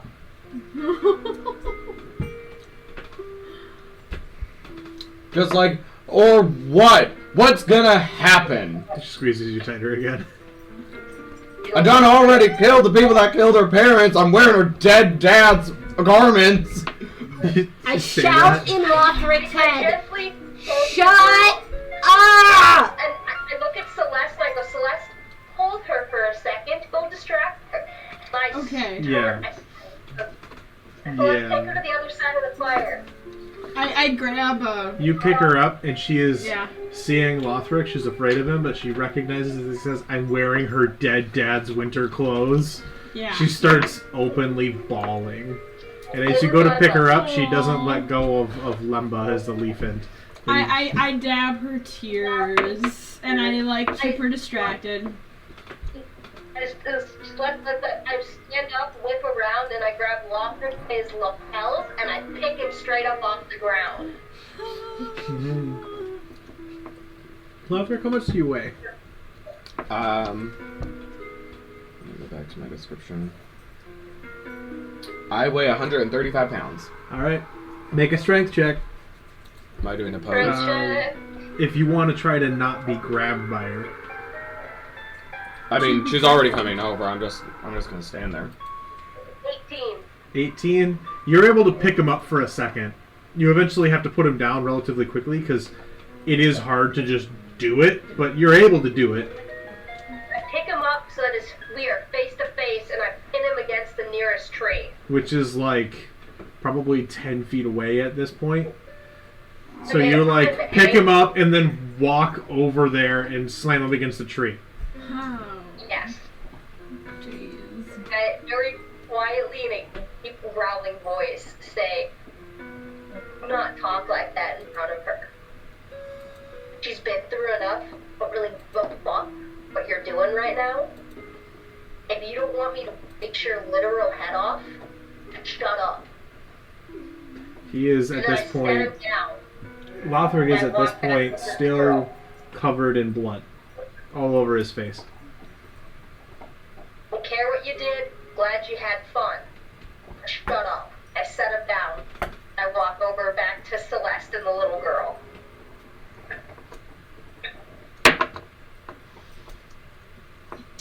So I'm dabbing her tears Yeah. and everything, and The little girl is still crying as I X pat her approaches. hair. Lothric, you kind of settle back down onto the ground and standing in front of the tree, and as you watch X head back towards the fire. See, I don't want to do it, but Lothric would. Hey, you can do what you want. I know. Do what your character would do. I know. And at this point, where he's going, Don't be a dick, Lothric.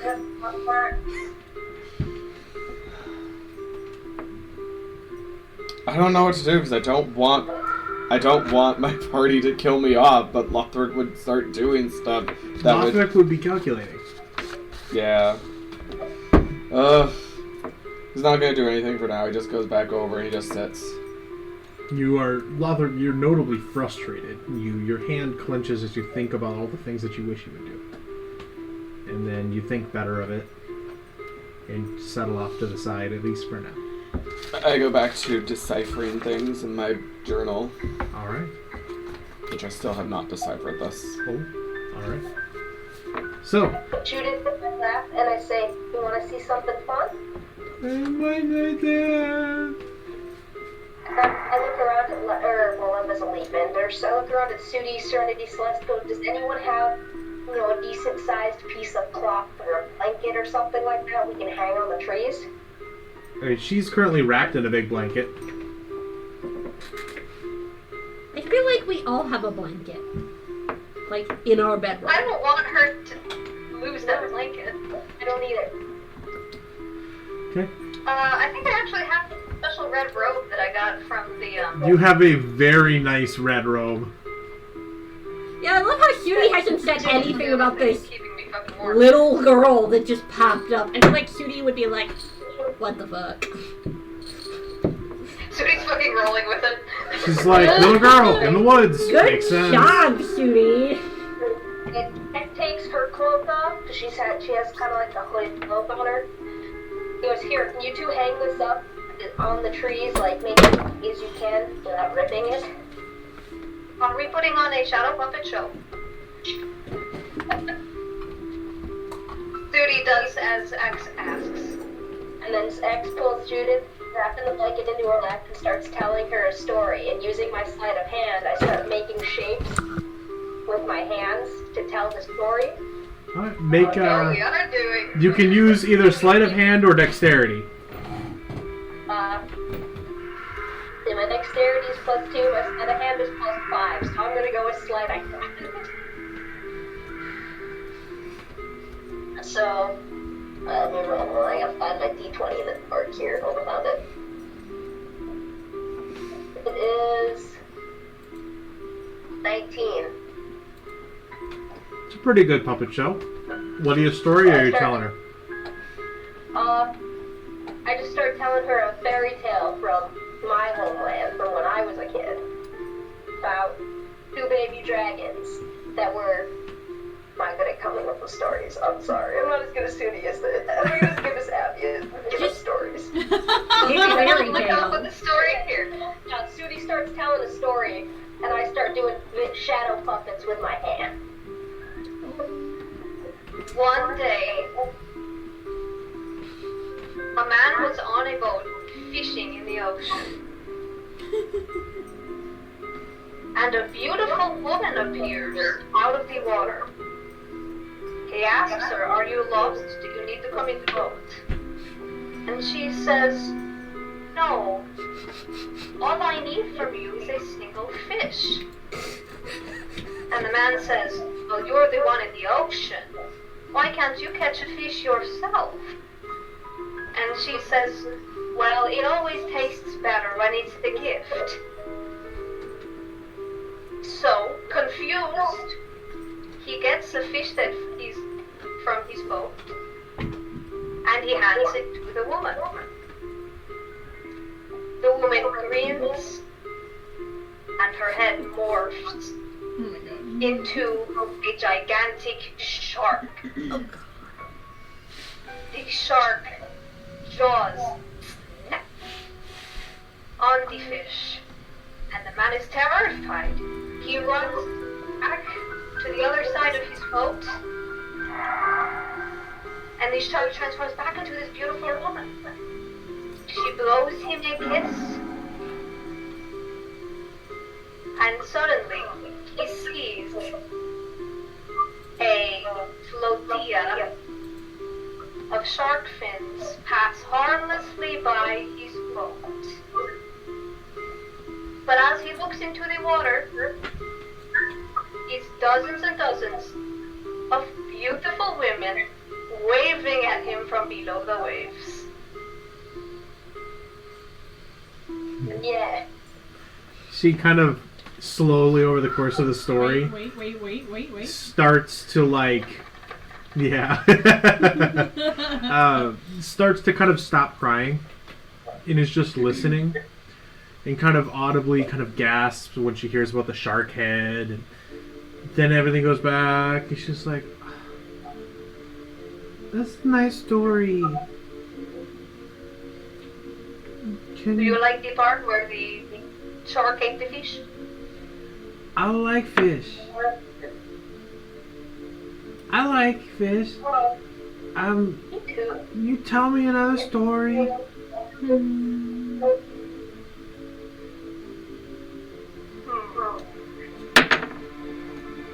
Sudi thinks for a minute. A lot of her stories have a lot of death and blood and killing in them. And they lived happily ever after. When she kind of looks around to the group and goes, "Hey, does anybody have a happy story?" That one is kind of the most positive one I have.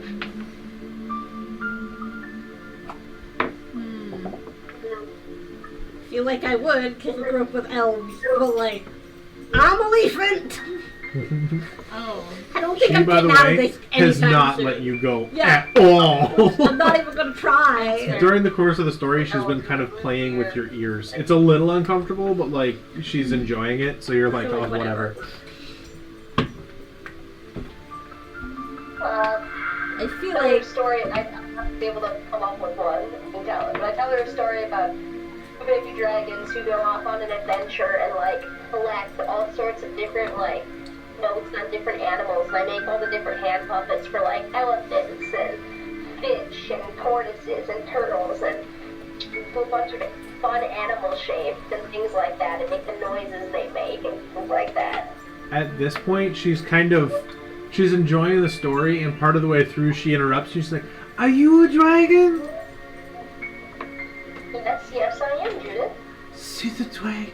What's your name?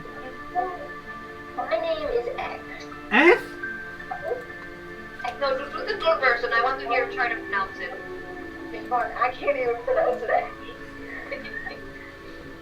I've been going off of it being Zoitzel. Zoitzel? Yeah, I think that's how it would be said, but I don't know. Alright, my name is Zoitzel. You can call me X, Judith. So for Everyone so calls me X.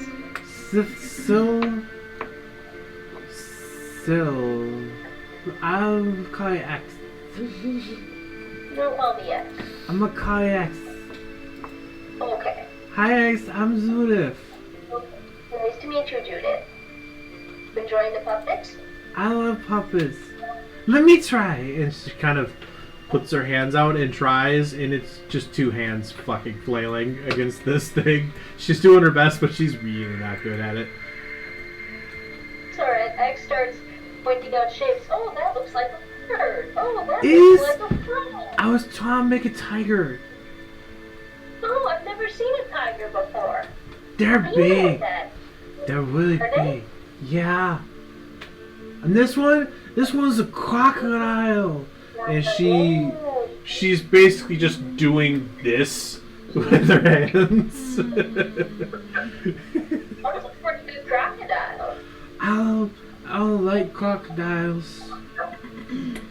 Why not? They're bad. Why? 'Cause they're bad. Okay. They eat things. Was it because they have sharp teeth? Mom and Dad told me. She kind of stops and starts to. Her eyes well back up with tears.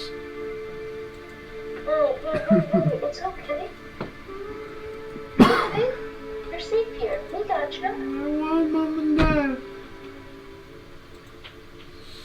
I know it's hurt. I know it's bad. And she kind You're of strong. curls up in her blanket, kind of in a relative fetal position, holding this leafant, and kind of curls up into you like a little girl holding a stuffed animal. But this one's very much not stuffed.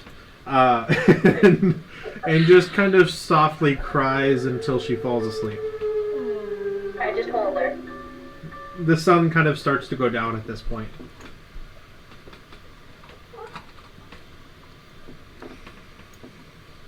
Kiddo. So she's asleep in my arms. Hey, so what's the whisper? Okay, what are we doing now? I'm going to very gently, squeeze Make an athletics or acrobatics check as a leafant. out with, Oh no.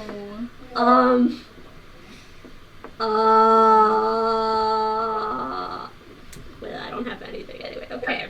It's a 4. She's got you. It'll take you a while, but eventually you do make it out. Cool. In the process, though, you do wake her up a little. And it kind of takes a minute for her to get back to sleep. And she kind of is like, and then goes back to sleep again.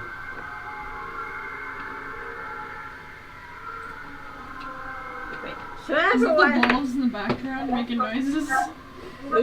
I wiggle out, and I turn back into me. I'm like, "Whew.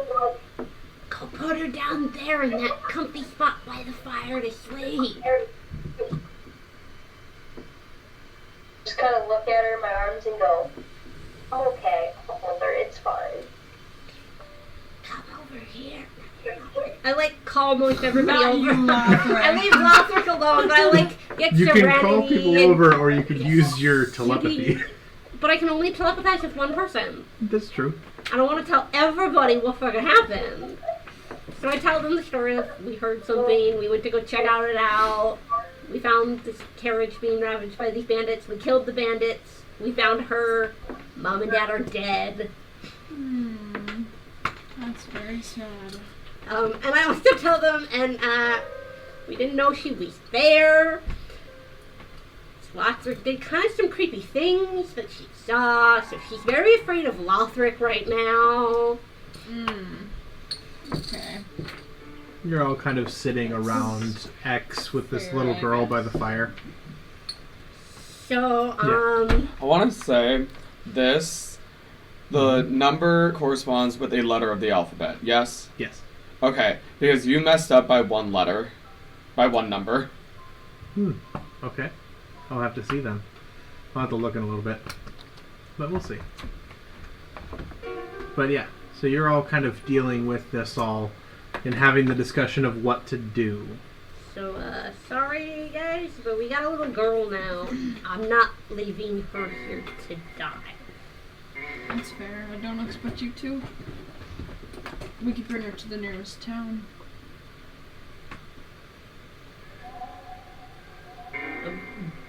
Sure, we'll try there and see what we can find for her. I mean, what, we're like half a day's away from... Mm-hmm. What's the town called again? Silverdenn. Silverdenn, there we go. So, we're half a town away from there. Mm-hmm. So, get a good night's sleep and... Yeah. We carry on tomorrow. Maybe don't head straight out before we gotta walk around probably the carriage site. I don't want to burn her back there. Good idea. It's pretty Alright. Can you say that louder? I didn't hear you. It's pretty gruesome. Just that you didn't want to walk back by the carriage site to bring up the memory. Oh, but Oh, the wolves are still out. Yeah. Okay, well, how many more hours until the next day? It's effectively like almost 8 o'clock now, so you could start taking the long rest fairly soon. Yeah, we Okay. feed the fire, start laying out the sleeping Hey, bag. long rest, long rest. Yeah. Here we go. prepping. For your cook's utensils, tell people what that does. Oh yes, so my heroism, consumers of the meal may add the total modifier value of the meal's ingredients to a single attack roll within the next 24 hours. Mine was 5 points. So you can add 5 points to one single attack roll within the next 24 hours. Yep. And So if the added bonus would bring the rolled value to a nat 20, the roll is treated as a nat 20 and becomes a crit hit. So if you roll a 15, you can choose to add it to it and treat it like you rolled a natural 20. Fabulous. So, but it's only for At- one roll, right? yep, only one roll over the next 24 hours. Yep. And at 3 o'clock p.m. tomorrow, you guys don't have it anymore. Cool. So if an encounter happens at 3:01, oops. If something happens at 3:30, sucks. But Okay, good to know. Alright, go to bed. Who's watching first? who wants to take first watch? I mean, I could take first watch again. Okay. I slept for a good majority of. Yeah. Well, and Afterwards. you've been kind of napping on and off. It's pretty slow, like afternoon. Like you're not exhausted yet. Yes. But now you're kind of like, well, I might as well do some watching. Keep an eye out. You keep hearing these wolves in the background, and every now and then looking at Judith and all of the wolves in the background. You're like, Judith's a snack, just waiting to happen for these gangs. I hold my darts a little closer in my hand. Kind of So- keep them at the ready. Keep them at the ready just in case. Mhm. Yeah. Yeah, I'm gonna go sleep right fucking next to Judith. Yeah. Does X let Judith go almost at all? no. Nope. No. So you pretty much sit right next to Judith and against a tree with X. I feel like we're like sandwiching her. Pretty much. Aw. She's curled up and she's got her tail kind of curled around her leg and just trying to be warm. Oh, that's so Yeah. cute. And she's kind of just sitting there drooling. Just a baby. Yeah. So, is it just Celeste taking the first watch? Sounds like it. Alright, roll your perception check. Sick. That is a 21. 21. It doesn't take much. The sun is starting to set. You hear the wolves in the background.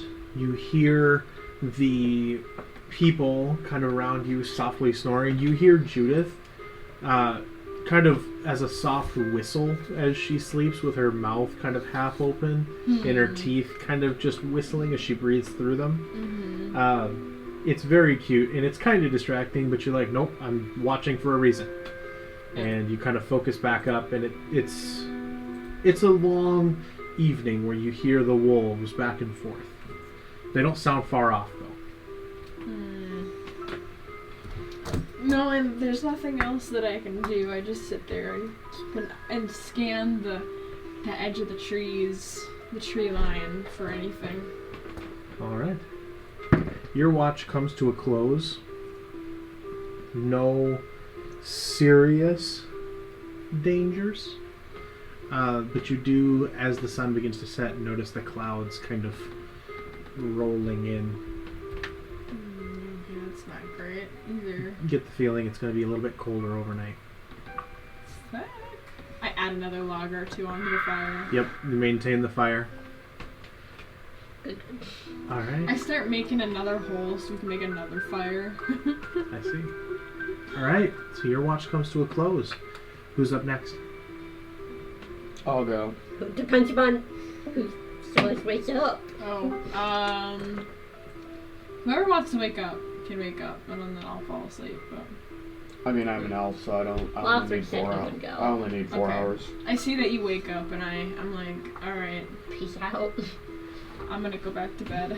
Yeah, he pretty much went and sat down and started his trance when you guys were talking about Judith.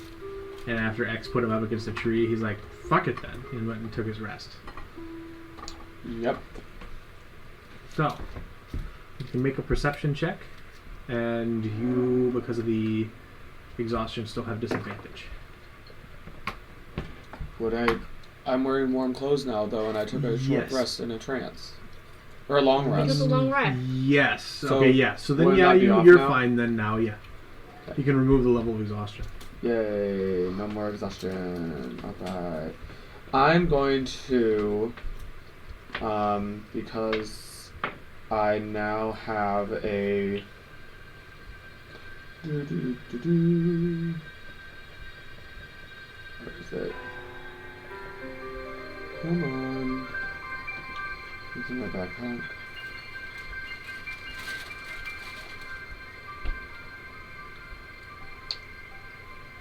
Yes, I will use my TiefLing Traveler's Heart, and I have a dagger, and I stick it into the ground and set it on fire and call upon my deity. Alright. Because I would like to converse with her and talk. Are you casting a spell? I'm just evoking her. I'm not necessarily casting a spell. Make an Arcana check. I'm assuming just regular Arcana. This is a very difficult one because there's a specific spell for this. And you could ask someone to cast it for you. This is just kind of, you're sitting in the woods and you're like, I have a heart and I have a dagger. Let's see if it works. Well, what's the spell? Maybe I have it. It's Commune. It's And a I cleric don't know spell. if you do. A paladin might, but I don't think you have access to paladin spells yet. I have And blood some. hunters have very limited paladin spells. Blood hunters have very limited spells. Yeah, I don't have that. But you could probably try to convince Sudi, if you were to wake her up, to help you deal with that and cast Commune or some sort of augury or something.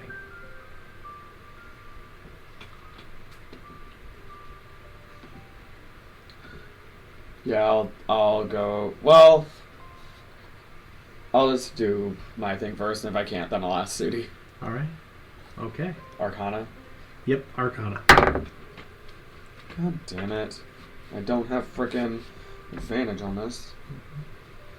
That is 11. 11. You kind of set everything up and keep an eye out to make sure that nobody's just kind of awake and watching. And then you take this heart and you set it down there. Kind of watch the snow around it turn this red color. And then pull out a dagger, cut your palm to get the red flame going, and then stab it into the heart. The heart kind of softly smolders and it stinks as it begins to burn from the inside. And as it slowly blackens and chars, you don't seem to sense too much. There doesn't seem to be too much of a presence. I quickly go over to Sudi and I nudge her. I'm just like, Sudi, can you just wake up for a quick sec? They're very close. Yeah, she cracks an eye open and like lifts one side of her mouth in a bit of a. Can you help me cast a spell? You want my help to cast a spell? Yes, I do, because you're good at talking with your goddesses. Sudi lets out a laugh. I don't know if you noticed, but we're kind of on the outs. Well, either way, you're a cleric and you know how to commune with gods. I need you to help me commune with a particular god that I need to talk to. I just need you to help cast the spell and then you can go back to being asleep and getting your beauty sleep. Alright. Lay it on me. I tell her that I just need to... You want to contact Deep. Now, Yeah. the way that this would work, based on everything that you know, Sudi, is that you would be able to contact this divine entity or a divine proxy for said entity. But you would be able to do it. So he would have to ask questions through you. You get up to 3 questions that are answered with a yes or no. And you must ask it in the 1 minute that it takes for the spell to complete. Okay.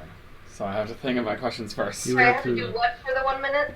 You would have to ask your 3 questions in that 1 minute period. That way, I mean, it's not like you can be like, I want to cast Commune and then walk for like a day and ask 3 questions over the course of the day. You're kind of in that moment right there, you can ask 3 questions. And they're yes or no, but the answer may be unclear, they may be cryptic, but they will be some sort of an answer. But if you were to say, how many days until I reach this point? They can't give you that. They can give you a yes or a no. Perfect. So I'm asking the questions through you. Will you help me? I will help you. Thank you. I quickly grab her and I'm just like, we need to go to a place that isn't here real quick. Just a little bit away from them so they don't hear anything. We go. It's only down low. Is this an under the table thing? Yes, it is. Silence is golden, Lothric.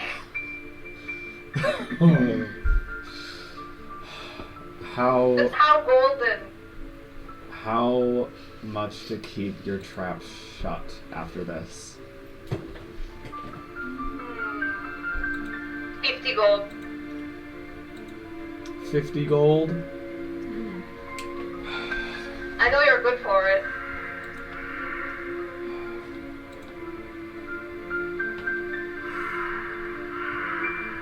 Fine. 50 gold. You took this with you.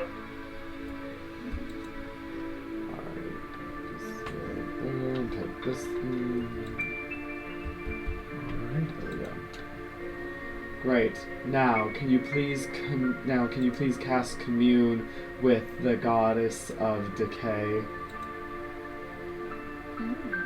Alright, I cast Commune. Alright. Which holy symbol do you want to utilize to do this? I don't have a holy symbol for the goddess of decay. You do not, but you have two, and if someone were to have one, you could potentially use it. Do I know what the goddess of decay's symbol looks like? It looks like a mushroom, usually silver. I have one. Yeah.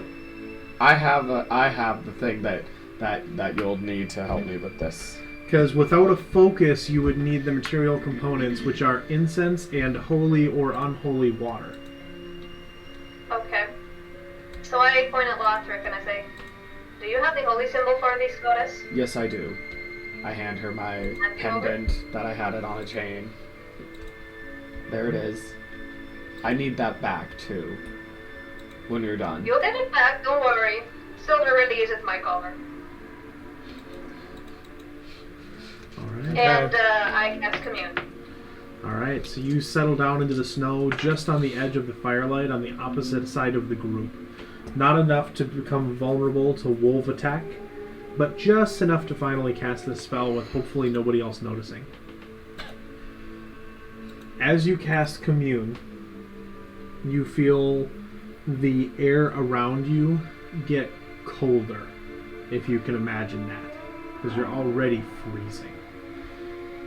And this kind of faint scent of rot and decay fills your senses. Ooh, it's hurtful. You have 3 questions. First question that I would like you to ask her is, do my siblings have more of the ingredients collected?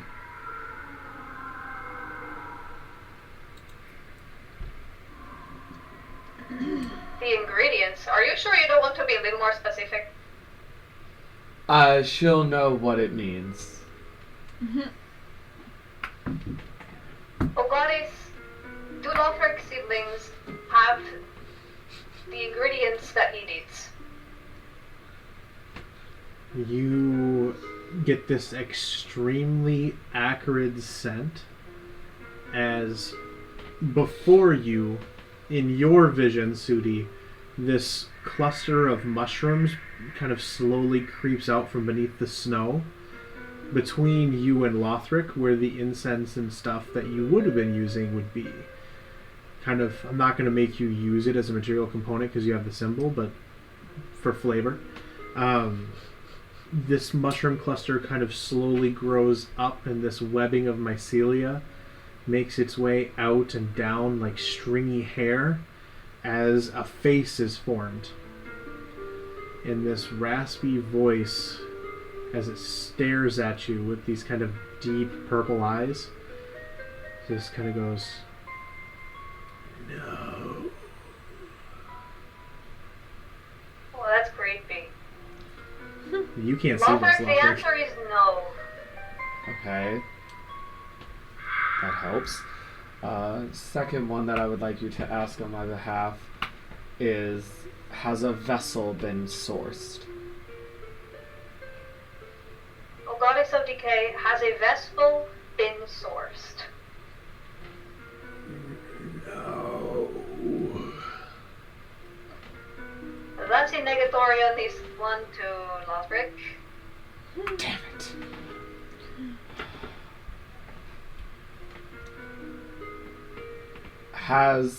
For the last question,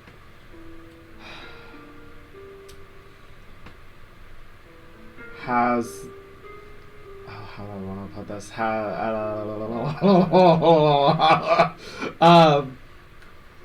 Has the... Fuck, he would ask this, and you're keeping your mouth silent! Has the vampiric lord fallen? He kind of looks at you like, oh goddess, has the vampiric lord fallen? No. And then the head Sorry, just sir, kind I of... couldn't hear. What did you No. actually It say? was no. no. But the head kind of tilts back as the jaw opens, and then the head just kind of falls off backwards as the whole thing crumbles before you, and as you blink, it's gone, with no trace of it ever being there.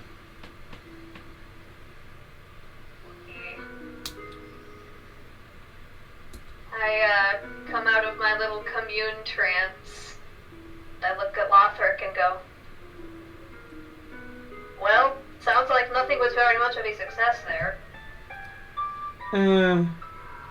Some of it it was all useful information, but I am very much not pleased with some aspects of how they should be going. Thank you for your Yeah, time. it really sucks that the vampire lord hasn't fallen yet. Those nasty vampire lords. I trust you'll keep your end of the bargain and stay silent on this matter. I never break a business deal. Good. May I have my pendant back? She hands Lothric the pendant. And I'll give you another 50 silver, because I did not really think that you would actually want to help me, for once. So thank you. What can I say? I can never resist a genuine plea.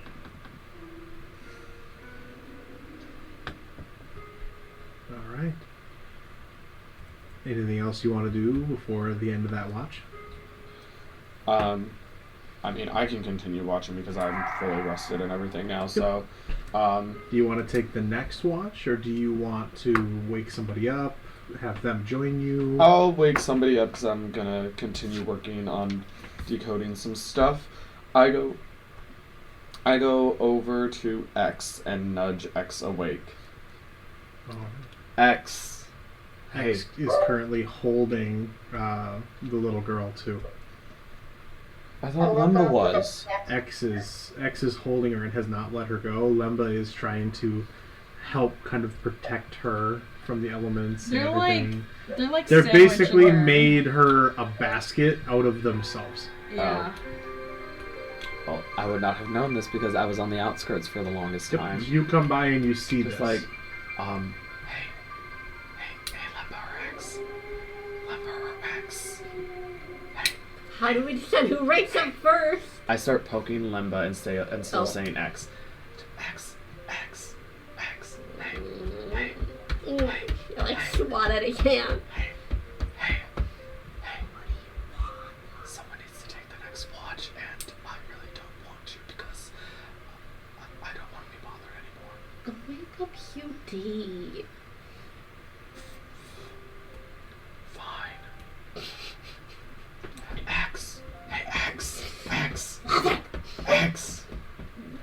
Sir, I give a very, I don't make a sound, but I give a very clear stare at him, thinking, I pull some shit.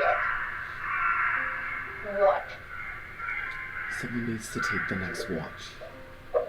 Can't hear you, I'm sorry, over the video. Someone needs to take the next watch. I'm holding a child, wake Lemba.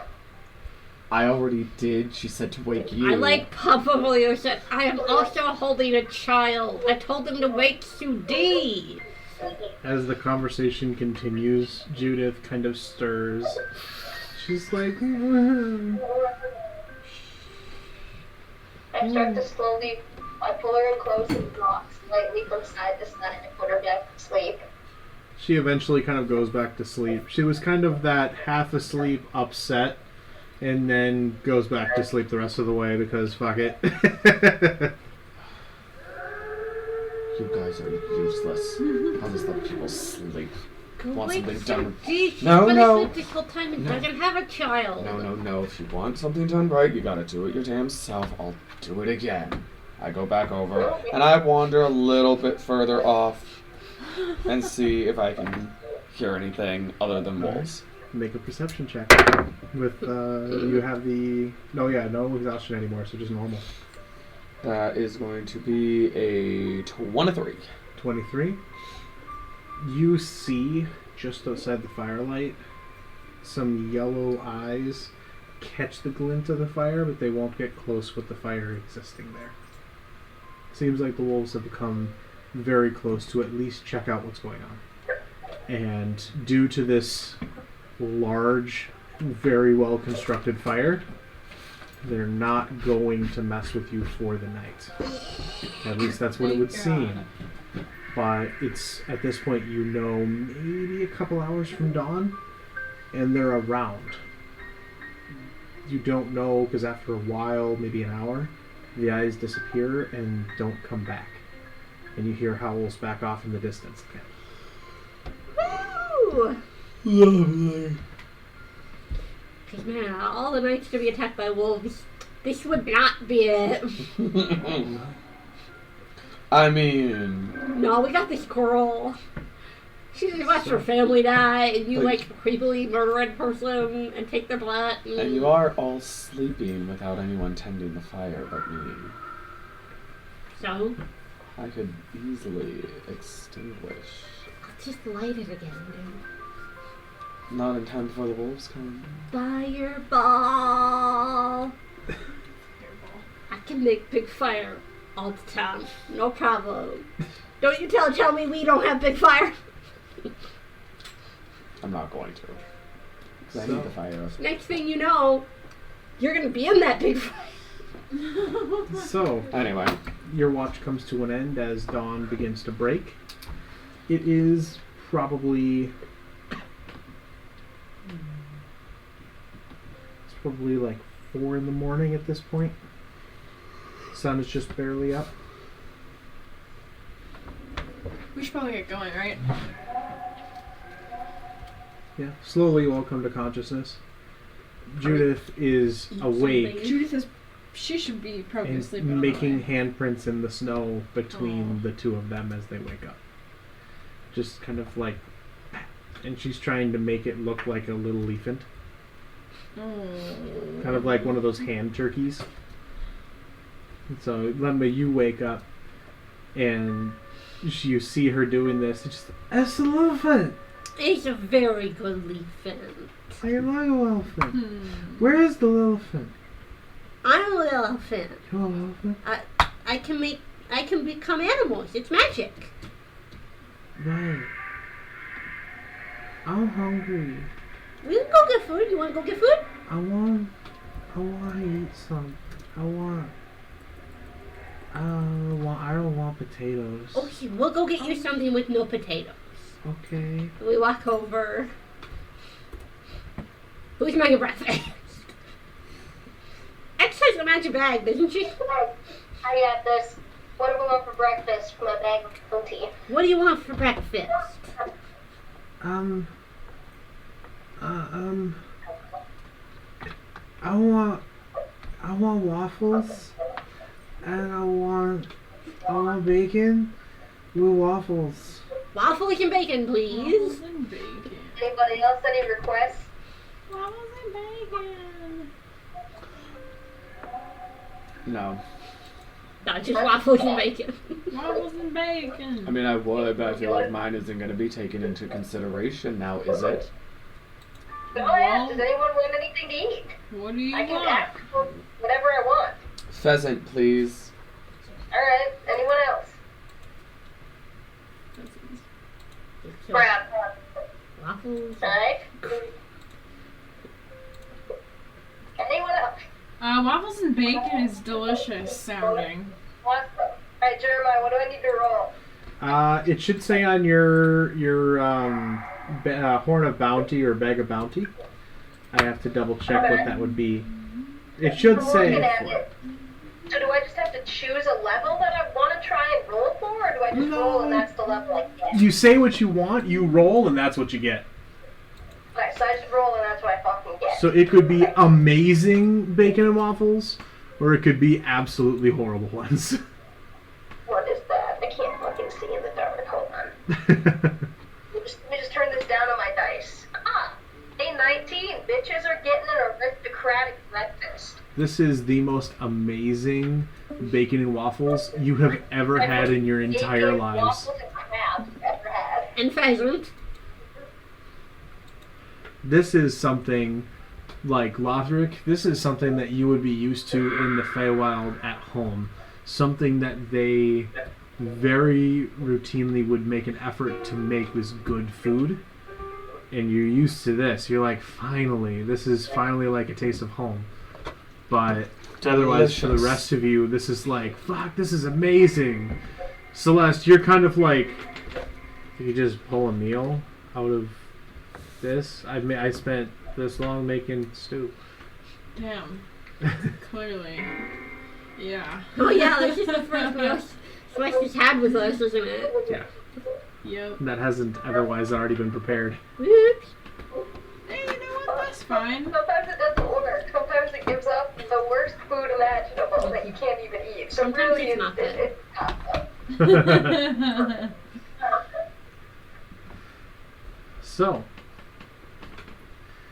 you guys are able to kind of eat your meal for the day. It's nothing.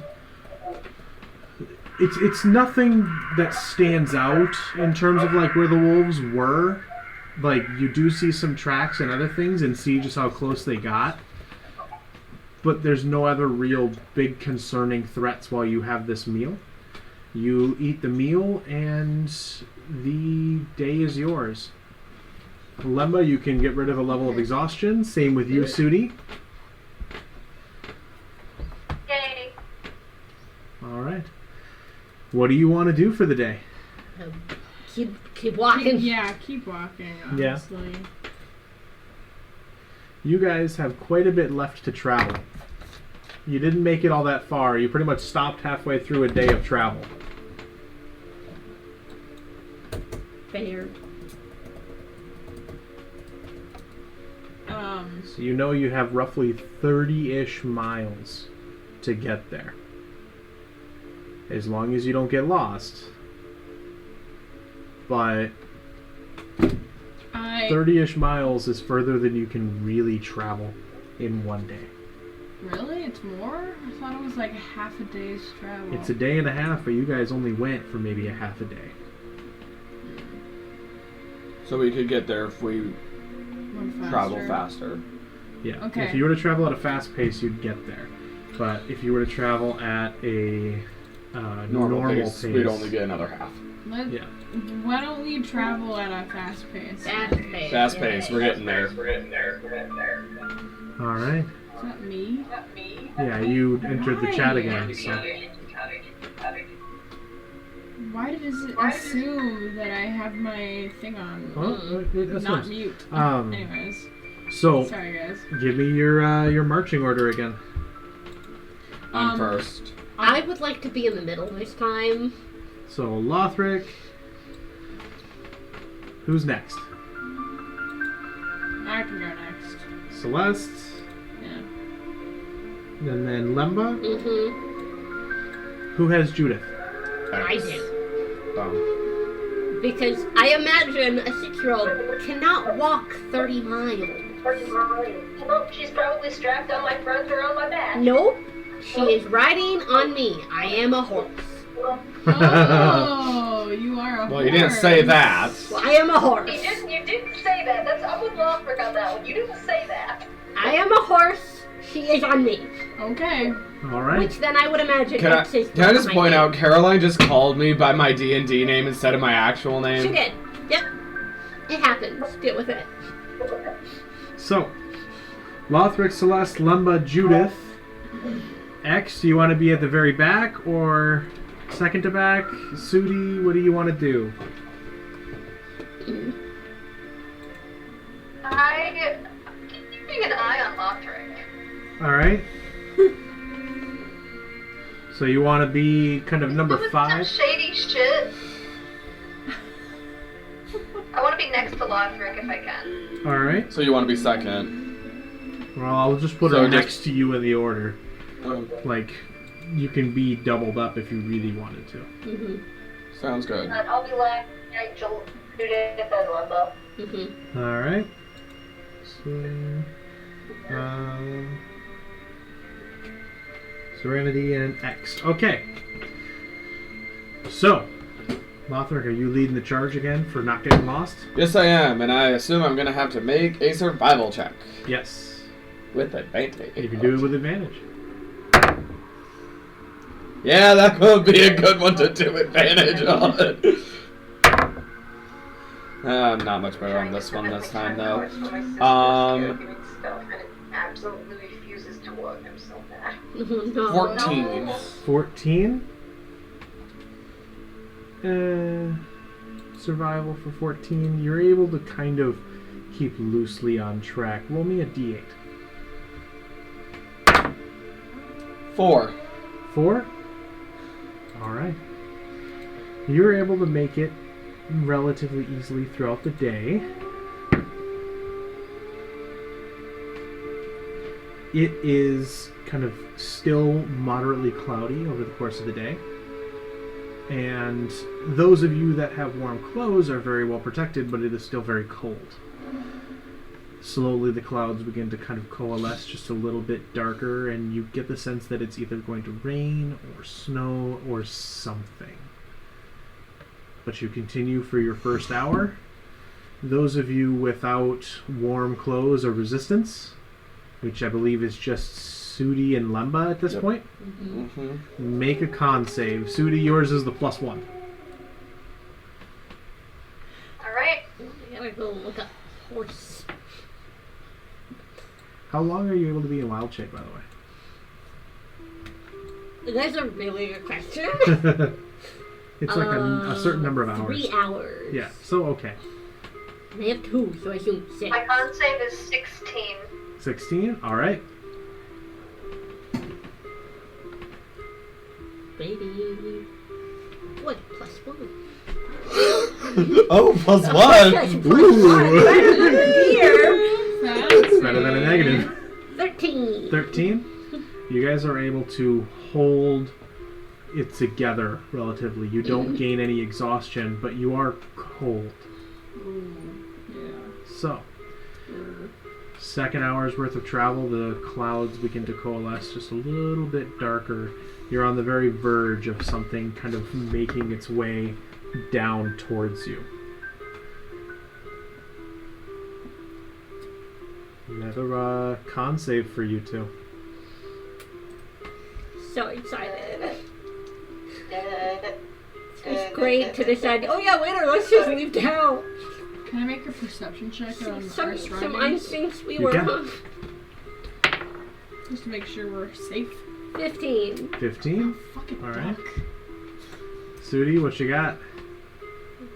But it was me, okay, I was wondering if that's... Yeah. No, I think it's just you two that don't have resistance or warm clothes.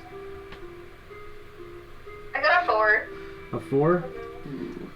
Lemba, you as a horse, just kind of still, literal workhorse, are totally doing your best.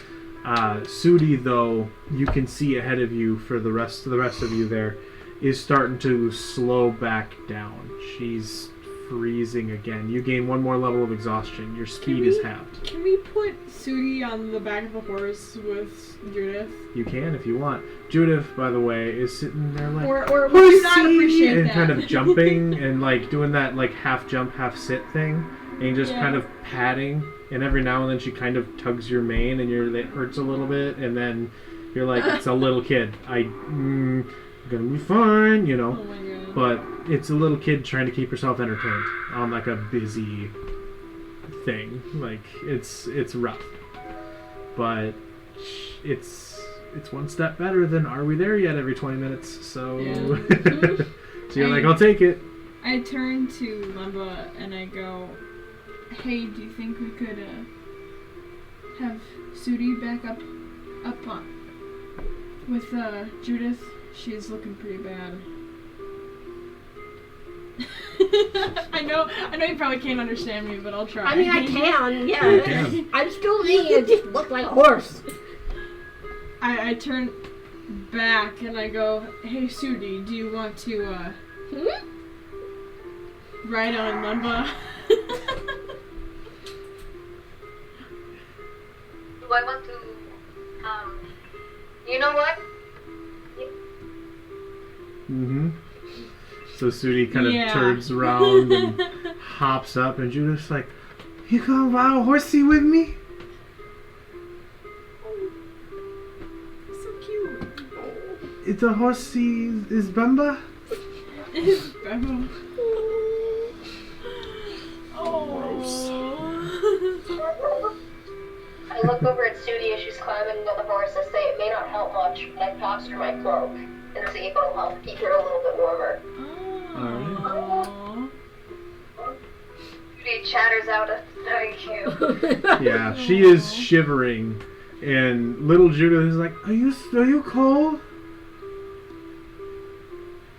Does it look like I'm cold? It looks like you're really cold.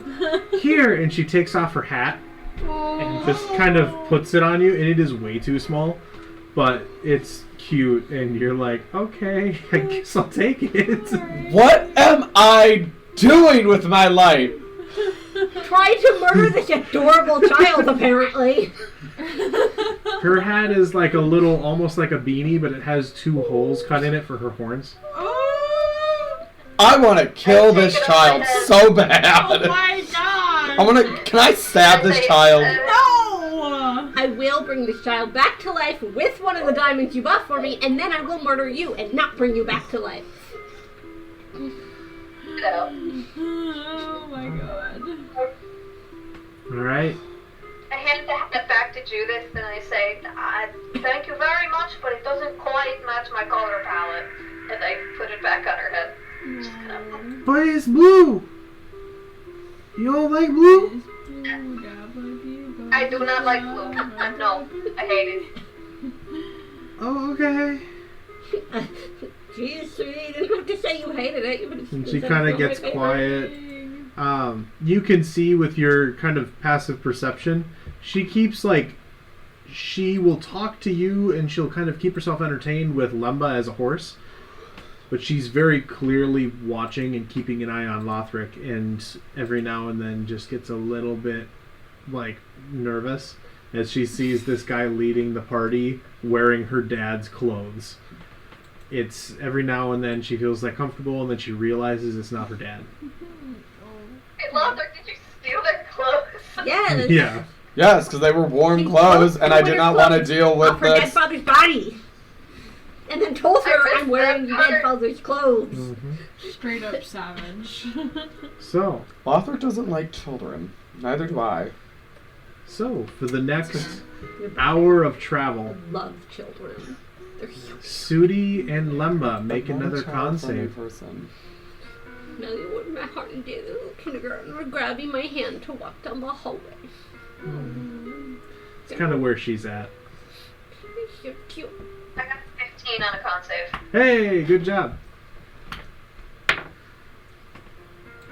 1, I got 2. 2. 2. And Your horse form is getting really, really cold now.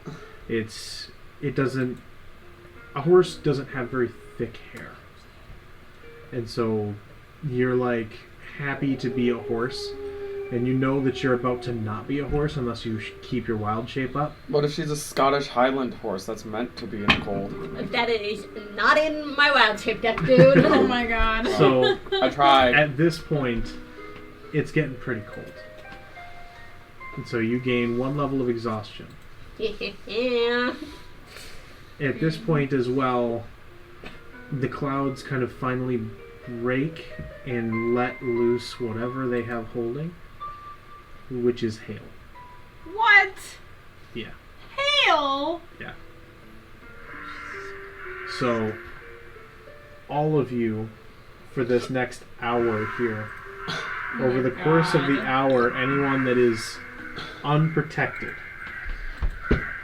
not sheltered in any way, This boy trying to kill us. will take, somebody roll me a d6. 6. 6. You all take 6 bludgeoning damage, Thank you. including Judith, who is unprotected on the back of the horse, as you are pelted over the next hour by hail. That's big. Yeah, it's a lot. Can we Like 6. Can we find the nearest tree and I'll hide underneath a tree? You're underneath a bunch of trees. This is hail coming down through them. God. Okay, how close are we to the city? You are at this point. If Lothric You want to make another survival check for me just to tell the difference? Make a good one. Can I just hold my hands on my head and as I do so just constantly convert the hail into water or something? You have, It's kind of a good idea. I believe, yeah. Well, do you have create or destroy water? Because if you do, you could destroy it in that one instance, and then it would fade and it would go back. Okay. Yeah. 14. 14. You know you're maybe 15 or so miles out at this point from Oh my Silverdenn. goodness, we're only halfway. You're making relatively good time at a fast pace, even still. Right, we continue onward. Yeah, I guess we have All to right. at this point. Sudi and Lumba, make a con save. Are you keeping your wild shape up, or are you back to you? No, I'll keep it. Okay. 3 more hours, of I'm not gonna course. make this little walk.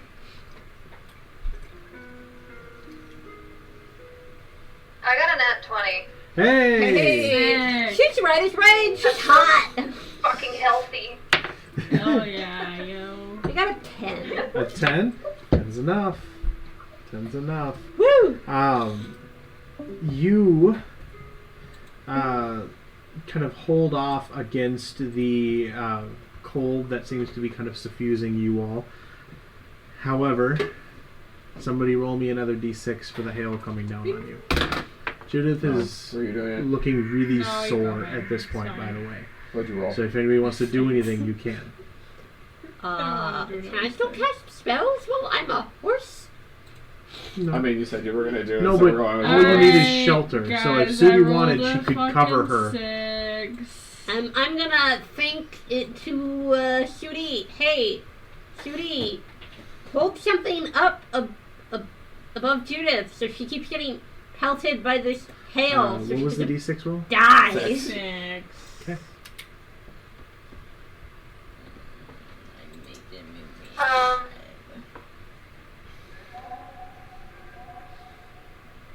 Can I do a spell that's like use it in an unconventional way? Whatever you want to try. It may or may not help, but we'll see. Can I, I don't have my spell sheet up, but I have one, I think it's called Shield of Faith, that gives somebody a +2 to AC. To their armor class? You could Yeah, give it a if shot. I put a shield on her, I would take 2 points off of the damage for her for that. hold on guys, I forgot, I have a literal shield. Sudi, you don't just hold it above her head, put it on like Lemba's neck and just hold it Oh my over her god, we've been letting this girl get pelted by hail for hours, and you didn't give her your shield? I had it, okay? Fire. Next, I'm shocked. I know I'm the worst. I grab the shield from you and hold it over little Judy's head. When you hold it over her head and everything kind of there, you can see she is bruised up from the hail coming down already and looking pretty rough in terms of it. She's taken quite a few of them roughly to like the head. Oh, She's kind of padded because she has winter gear, but you get the sense she probably couldn't take too much more of a beating. But with the can shield, I cast Cure Wounds on her? Yes, please. yes, with the shield she'll be all right. You cast Cure Wounds on her. You can roll for the hit points for it. But as you Well, put I the, don't know what to roll. that's true. Hold on. That's a spell. This is really annoying. I wish D&D Hold Beyond on. was working. I've got it. It's a I have 1d8 plus spellcasting ability modifier. So 1d8 plus 3. Okay. Yep. 1d8. It's a 6. A 6. She heals those 6 hit points, and kind of, as you're about to cast a spell, she kind of turns to you and goes, "My head hurts." And you kind of finish casting the spell, and you see her kind of perk up a little bit. And then she kind of smiles at you and goes, "My hand doesn't hurt anymore. Thank you." Isn't that crazy? Yeah. Did you ever tell her your name? I don't think so. I No, don't I never believe so. did. No. Thank you, lady. Thank you, lady. You're a nice lady.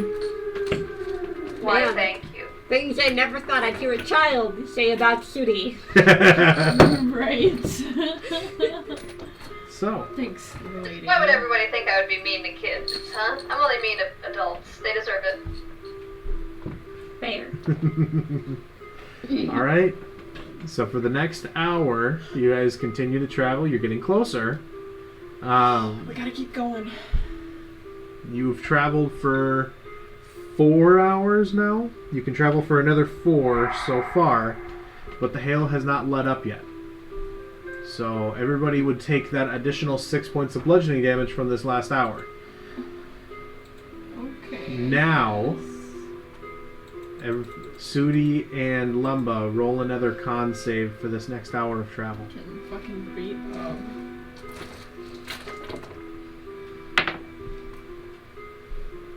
It's an 8. You An want me 8? to roll another con save? Yep.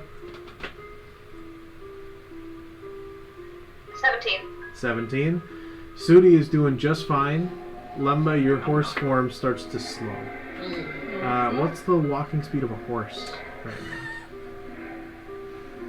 60 feet. 60 feet. You can go only 30 because your speed is halved. Oh But no. so far, that's enough to keep up with the rest of the group so far. Woo! Oh, thank God. You also take, somebody else roll me another d6. Go ahead. 2.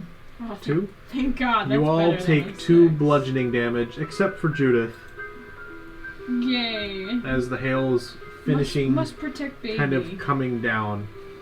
And Judith kind of turns and sees you, Sudi, getting hit by the hail, and just kind of looks sad for a second, and then tries to replicate the hand motion and goes BAP! Right on like your sternum in the middle of your chest.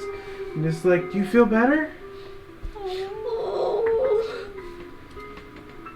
Can I just be using my Great Destroy Water spell thing just to chunk the hail into water so it doesn't hurt me?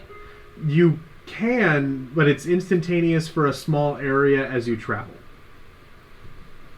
It only applies to myself or something? So Yeah. you'd have to be like, destroy water!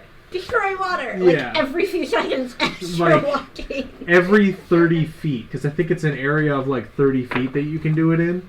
Every 30 feet you travel, you would have to do it again. And it's like precipitation coming down, it's hard to destroy a lot of it versus just it gets replaced with whatever's still falling.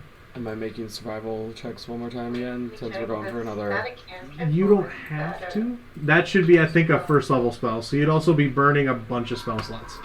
Yeah, Yeah. dang it. If you want to make another survival check, you can. The other one was just to figure out how far away you were.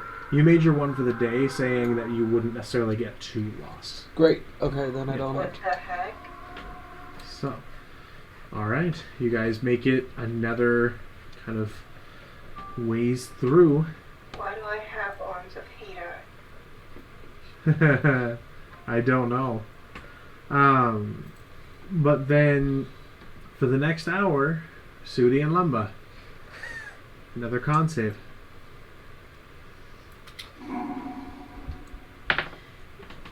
10. 10. All right. I'm gonna fix this. I shouldn't be having this. Okay. Oh, I got a nat 1. Nat 1. Oh no! Shit. Am I succumbing to, like, dysentery? Sudi, Maybe frostbite, hypothermia. I believe you had what, 2 levels of exhaustion? Got 1. So now you have Yeah, I wasn't 3. doing so hot. You have disadvantage on attack rolls and saving throws. Oh. So, I think level 4 is dysentery, Sudi. Oh, great. Level 5 is drowning in the river. Oh, Okay. oh my but God. it's all worth it for that hunting minigame. Which level is cholera? Oh, it's so worth it. Which one's a snake bite? It goes through my can't be moved the arms of hate a spell. It's stuck on me. Okay, we'll figure it out later. Yeah. Alright. Lothric, you would know at this point you only have maybe a couple more hours to travel. Guys, we only have a few more hours. Just hold on. And Sudi hail is 1. Hail is 1. 1 point of bludgeoning damage for you all. Sudi and Lemba, another con save. We're gonna die if this keeps going. Ew. 20. 20. Natural 20 or just Dirty normal? 20. Okay. Woo! Dirty 20. I hop back up and I'm like, little chop. Sudi, what you got for a con save? You have it at disadvantage, by the way. Oh no. Okay, disadvantage. Doing great, guys. A 6. 6? Oh no. Sudi is looking really rough, and she's kind of slumping over Judith, who is like, "Lady, this is cold. Lady's cold." And she is upset. Hey, is somebody hand? Oh, I can't speak. I gotta pick a person. Sudi, you are at level 4 of exhaustion. Your hit points are halved. Celeste. Hey, Celeste. Hand Sudi a potion. Oh yeah. Didn't you buy a shit ton? I did. I hand her one. But the potion would have to cure her exhaustion, not her health. Yeah. Her In- health isn't affected, it's her exhaustion. In level 4 is your Yeah, max that hit works. points are halved. So Yeah, your so max. she's at 20, she would be at 10. Yeah. Also, might I add that when she gets to 6 is death. Yep. Like, just death. There's no saving throws on Yeah. exhaustion. How is she? Where is she? She's on 4, so if she fails 2 more Shit. times, So she dies. how do we save exhaustion? How do you Resting. get rid of it? You have to sleep. You have to sleep. Can she just sleep while she's on the horse? Yeah, Not you can't do a long rest within the No, same she day would that need way. it. We would have to wait and have to Oh go my through. God. You a can full also day do Seriously? restoration. I believe greater restoration will do it. Well, Sudi would be the only one who has that has spell. that. Yeah. Can Can she she- cast it on herself? Yeah. Sudi, you have 16 hit points. And you cannot get above Ow. 16 hit points. So, traveling in the winter is no joke in the wild. Why didn't y'all get your winter gear? Oh my god. I didn't realize it was that winter yet. Second. Last I knew it was like kind of winter. Great, Now it's okay, like so here's for the super next winter. round of hail. Yep. Fuck. 3. 3. Um, Alright, 3 points of okay. bludgeoning damage to everybody. So can Sudi do greater restoration on herself? She could if she would like. Ooh, I don't know if I have it. yes. And I can't check. You do. I'm double Somebody checking. fucking help me. Who has? Do you have her thing up? I don't anymore. I am. Okay. I was gonna say. I got healing wood, but only for one person.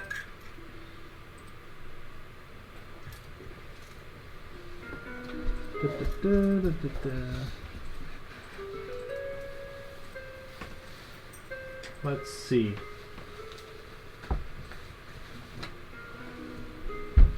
Well, she doesn't have it. I'm double checking to see if she will. I'm hoping to God she Da, has da, it. da, da. because- She has Revivify. No. I mean, even if she does die, Rachel does have Revivify and has a diamond. Yes. But like, But you only have one that was worth 300. So you only have one that could actually save her. Yeah, you do not have Greater Restoration.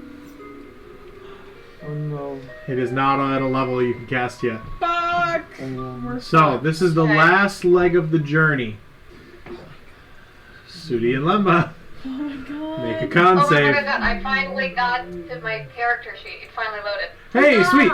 I unprepared all of your roll? spells so you can pick a whole low layout. Rolled a 3 for the hit. 15. 15? Okay. By the way, you are in Die. normal form now because it's been 6 hours. Yeah.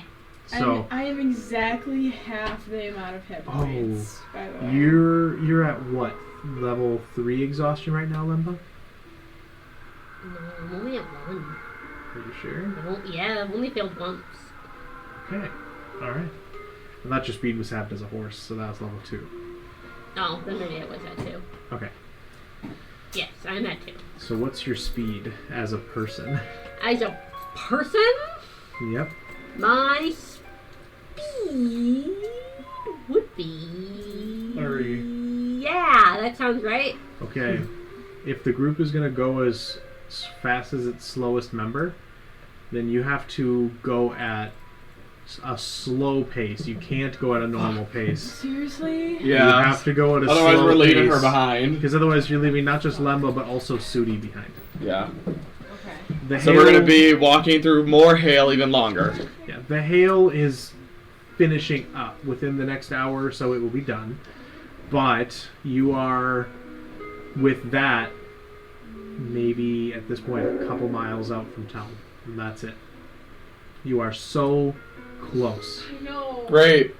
But a slow speed means that it's Means going you to take 2 more times. You need 1 more hour to be able to travel. Oh my god. If you were still a horse, you'd be able to go in that, you'd be done at this hour, but because you had to not be a horse. Do you have the spell that makes you faster? I can't remember what it's called, but it's like an enhanced thing. I do not. No. Alright, well, I guess we're doing this for 1 more hour. Alright, con I'll saves shield for you over two. Judith and Sudi. The hail is going to kind of stop. 11. 11. Alright, 11's enough. Somebody want to roll 1 more d6, the last d6 for hail. I rolled a 6 last time. 2. 2 I have points of shield bludgeoning over damage. Sudi and Judith. Alright, Frick frack paddywhacked. so Sudi and Judith, you do not take any of the damage, but what you got for your con save, Sudi?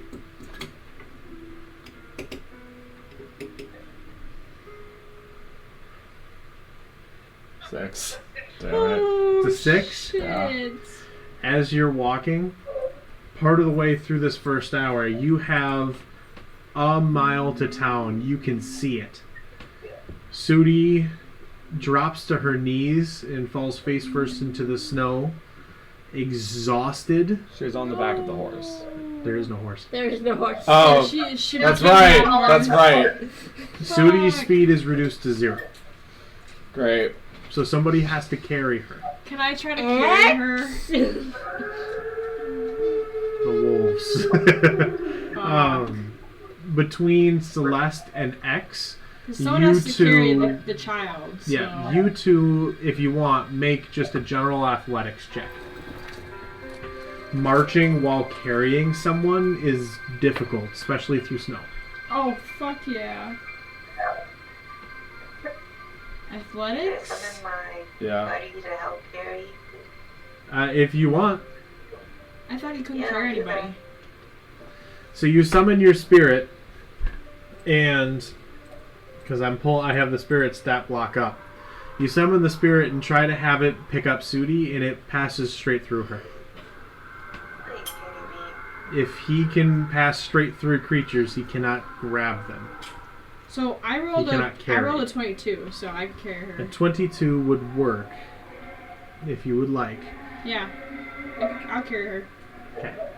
I'll carry Judith. Alright. Yeah, there you go. So you're all able to figure it out for that last hour and make your way into town. Oh, thank God. You have reached the snowy city of Silverdenn. Your hometown. Sudi is exhausted, so is Lemba. Let's find an inn. I'm asleep. You're able to find an inn fairly easily.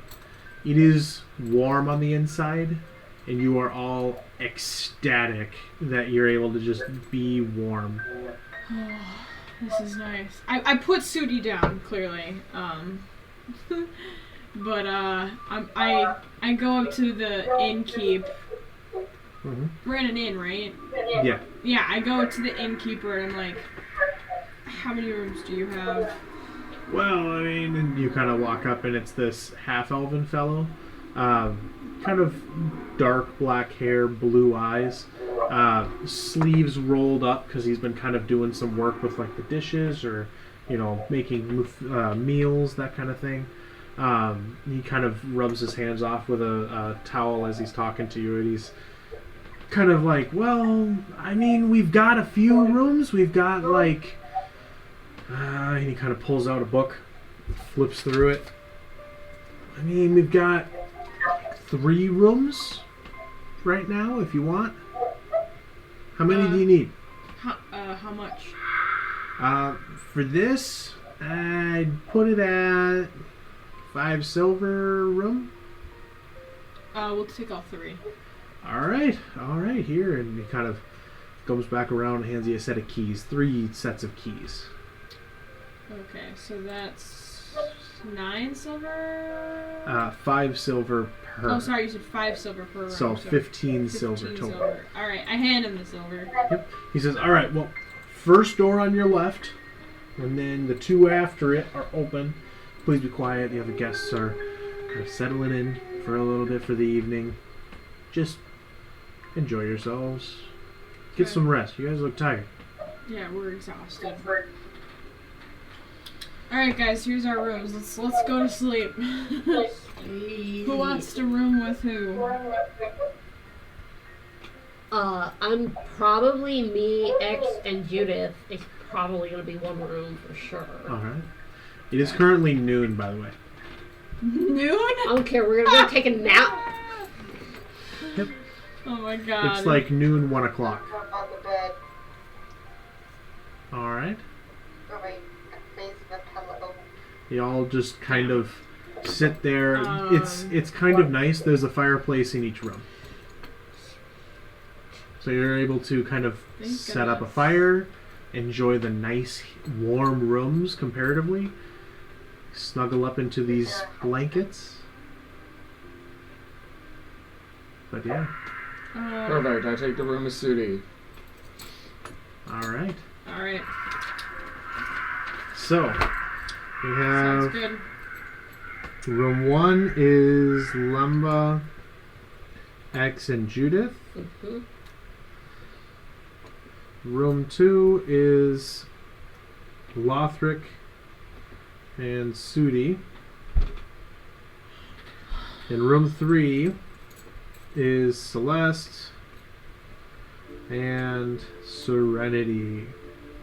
There. You guys are able to kind of settle in for the afternoon and kind of have another nice lazy afternoon. Is this a short rest or a long rest? This is a short rest, because long rest cannot occur until at the very least 4 p.m. You got a couple hours. Perfect. While everybody else is short resting, I sneak out of the room and go to my place. Alright. You make your way out. It doesn't take too much, because everyone's kind of in their rooms face down at a pillow, for the most part.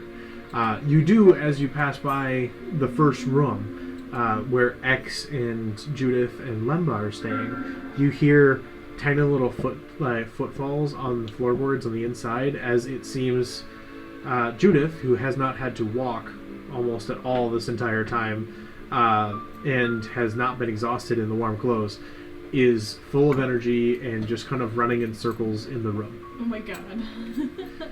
Yeah.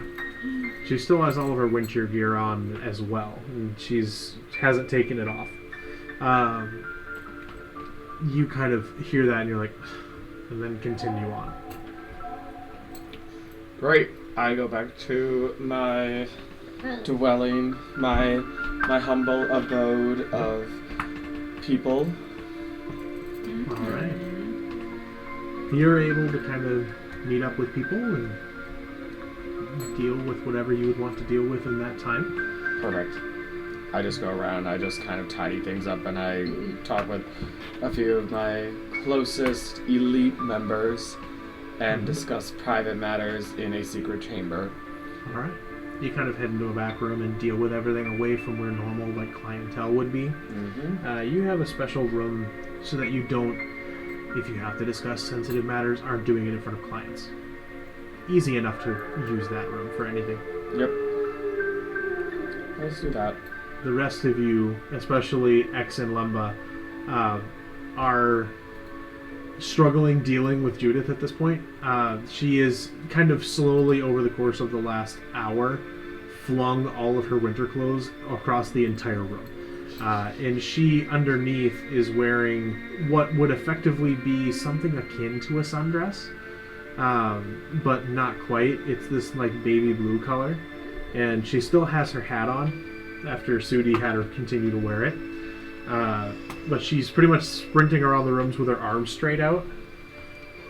She's extremely hyper, and eventually she kind of comes by to the bed where you're laying, Lemba, and just kind of throws herself, the top half of herself, onto the bed and kind of over you and over your waist, and just like, I'm hungry.